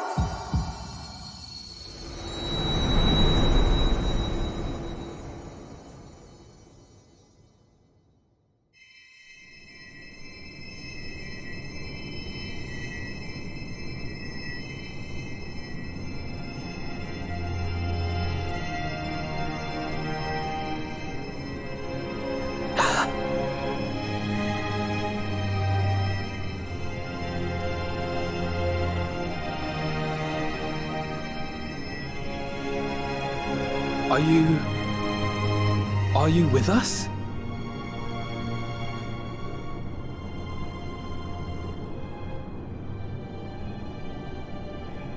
Oh, thank the heavens. For a moment we thought...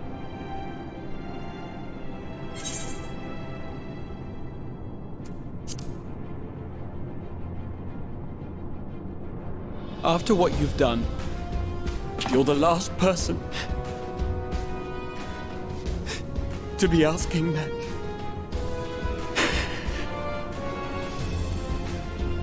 You... How can you keep your promise if you're not here?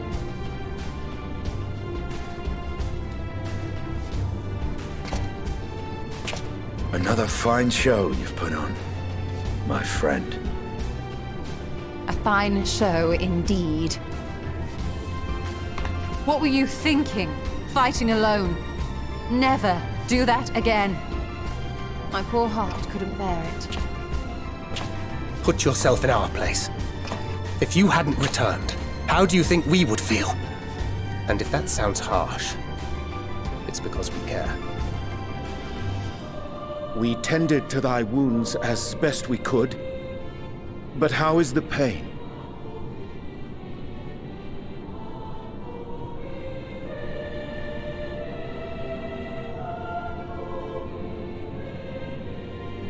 That is gladdening. Grievous as thine injuries were, however, I would counsel repose for a time. Gladdening!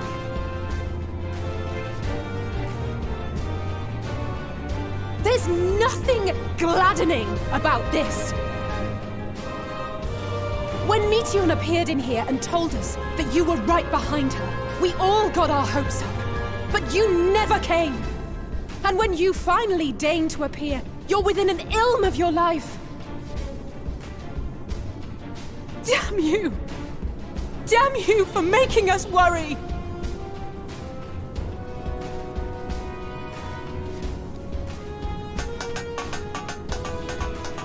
Oh, those were cries of celebration! Anyway, well, the important thing is that you're all alive and in reasonably good health, and we mean to get you back that way. As for your earlier request, I'm quite certain we're in range to make contact now. Ah, excellent. Let us announce our return at once. I hope you're ready.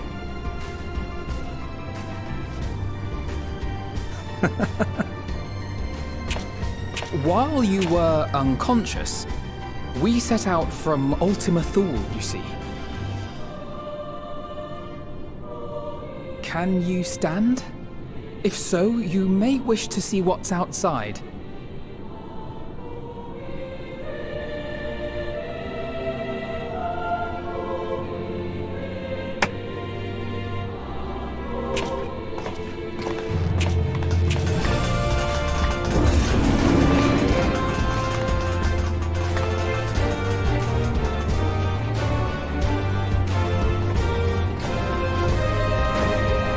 We're home, my friend.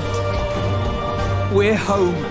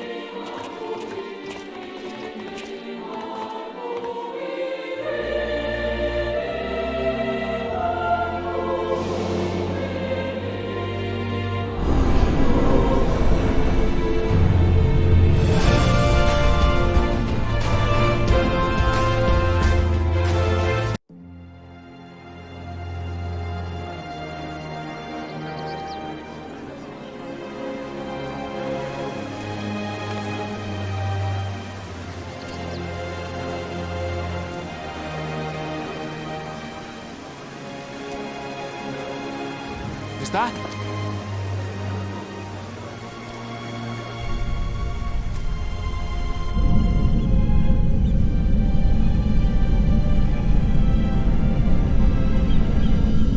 It is! It's the Ragnarok! They're back!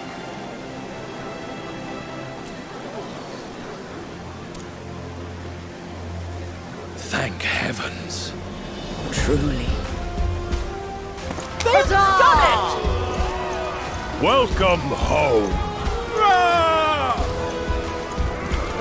Yes!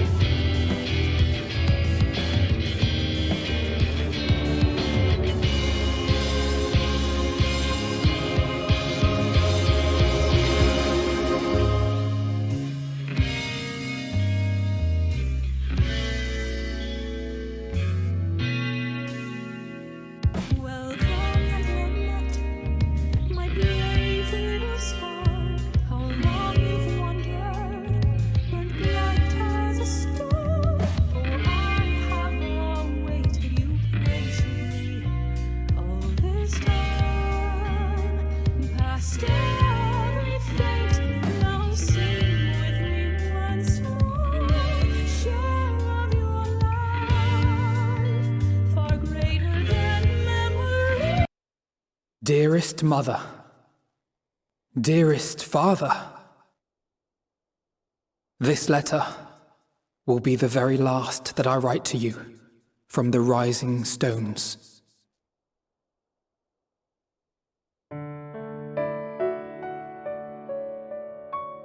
As I commit these words to parchment, I fondly recall my journey as a scion.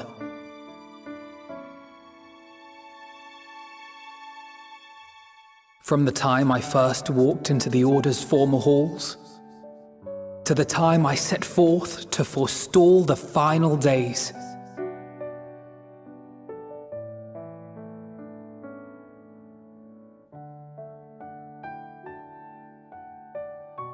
At the farthest reaches of the Sea of Stars, we fought the battle of our lives.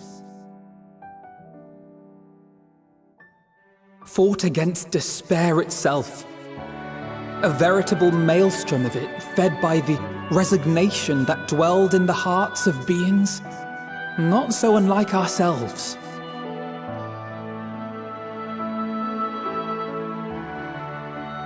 Full oft have I harbored the same malaise. Have I been brought to my knees, crushed by the weight of sorrow and defeat, convinced that I will never rise again.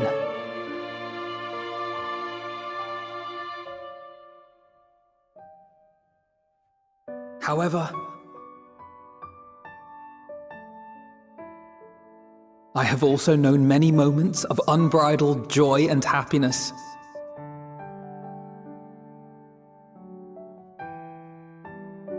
By this truth do I find hope within, blooming resplendent, like the Elpis flower.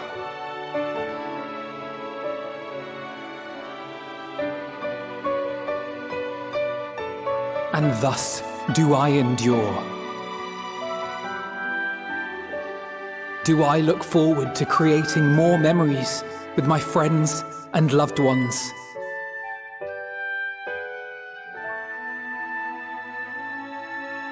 For from these fertile seeds, yet more hope shall spring forth. And they will grow to become shining lights that illuminate the dark.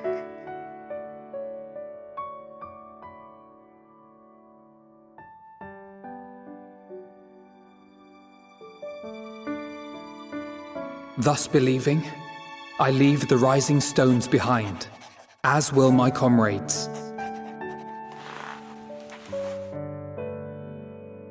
For, as we have decided, after careful deliberation,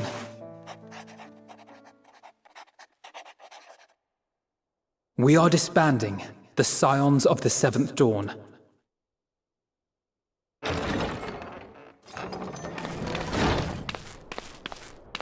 There you are, Alphino.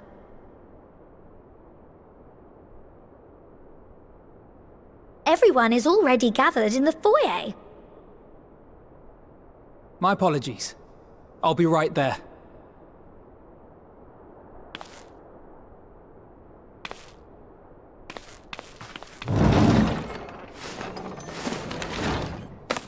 At least, that is what the story will be.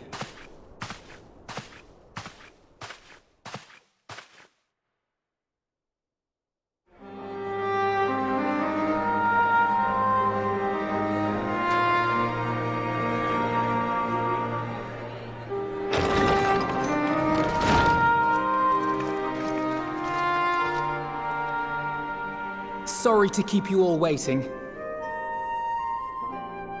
What could you possibly have left to do now? Oh, just a letter.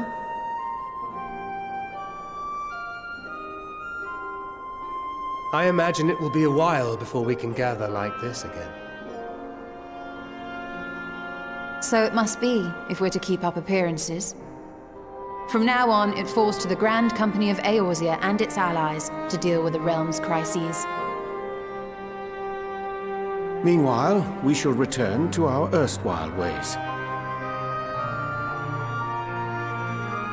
Retreating from plain sight to take our place in the shadows once more. Indeed. For the foreseeable future, I expect that we must work independently as we seek out problems that want for solving. But a day will come when we face another great challenge, and we will face it together, as we always have.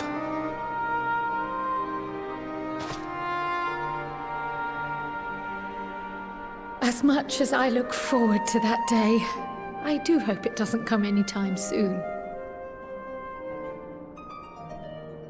Well, formal association or no, if any of you should require my services, you need but ask. I'll be glad to keep my lance arm honed. I'll hold you to that. So you had better keep your link pearl on hand.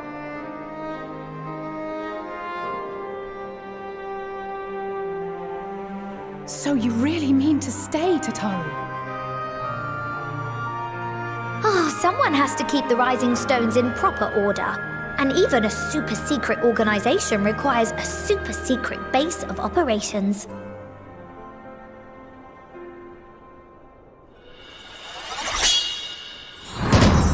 To the rest of the world, it will be naught more than a workshop for Eorzea's foremost up-and-coming artisan.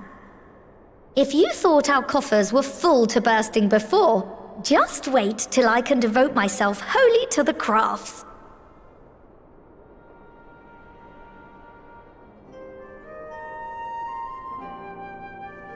Plotting to build a mercantile empire to rival that of Lord Lodorito, are we?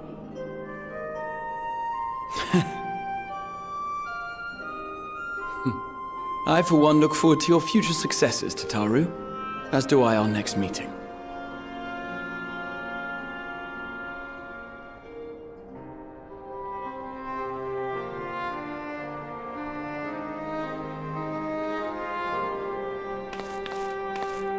And with that, I believe it is past time you all made ready to depart. Leave no preparations undone or words unsaid, all right? Now, off with you.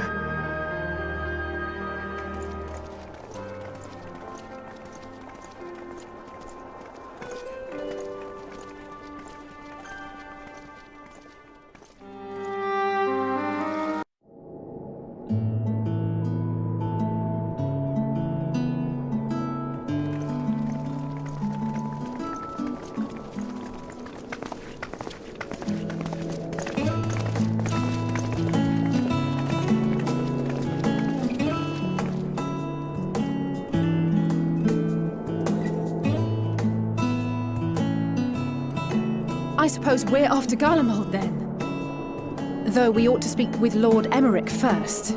If he's received word of any recent developments, we need to know. 'Twould be prudent to purchase some warmer clothes at least. Mayhap we can pick up a few souvenirs for Euless and the others while we're at it. Where will you all be heading next? Dravania. There is a book I've been meaning to borrow from the Great Google Library. And I can think of at least one person who will be most displeased should I fail to visit before leaving. We've no particular destination in mind, but we do intend to stop in Sharlayan before we set off. We had thought to ask after the Loperids.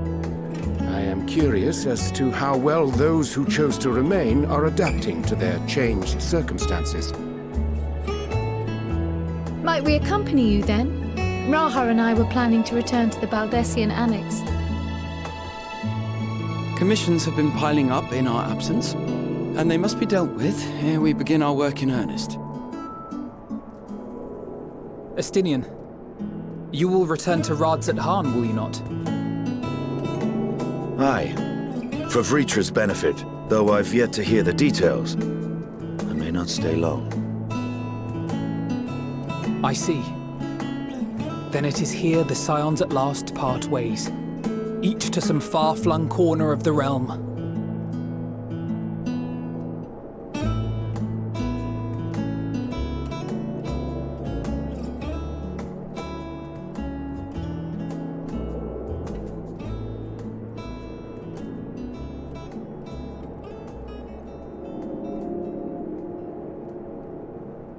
Perhaps.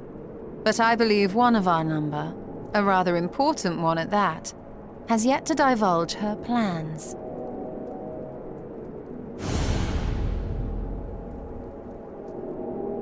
Quite right. Indeed. Fair point. So, what's next for our humble adventurer?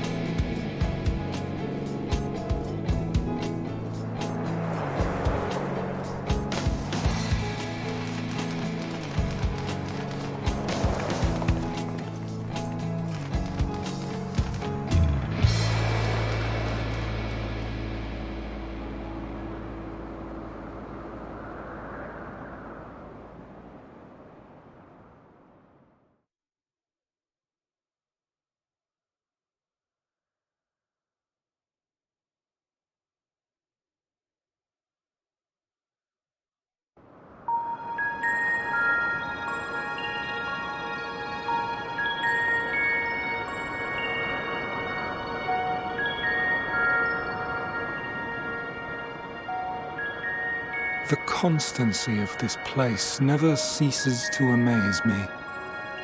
An ocean of souls, shimmering and eternal.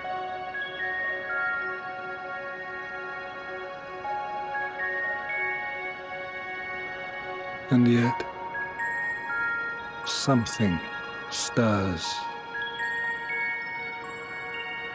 Yes. Steeped in darkness, deep as starless night, the beast hungers. Alas, I dare not investigate in earnest before the coming of my guiding star, as she foretold.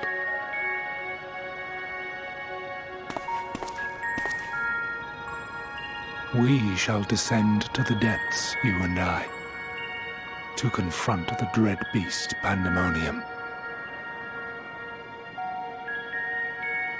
Oh, the sights we shall see. The sights we shall see.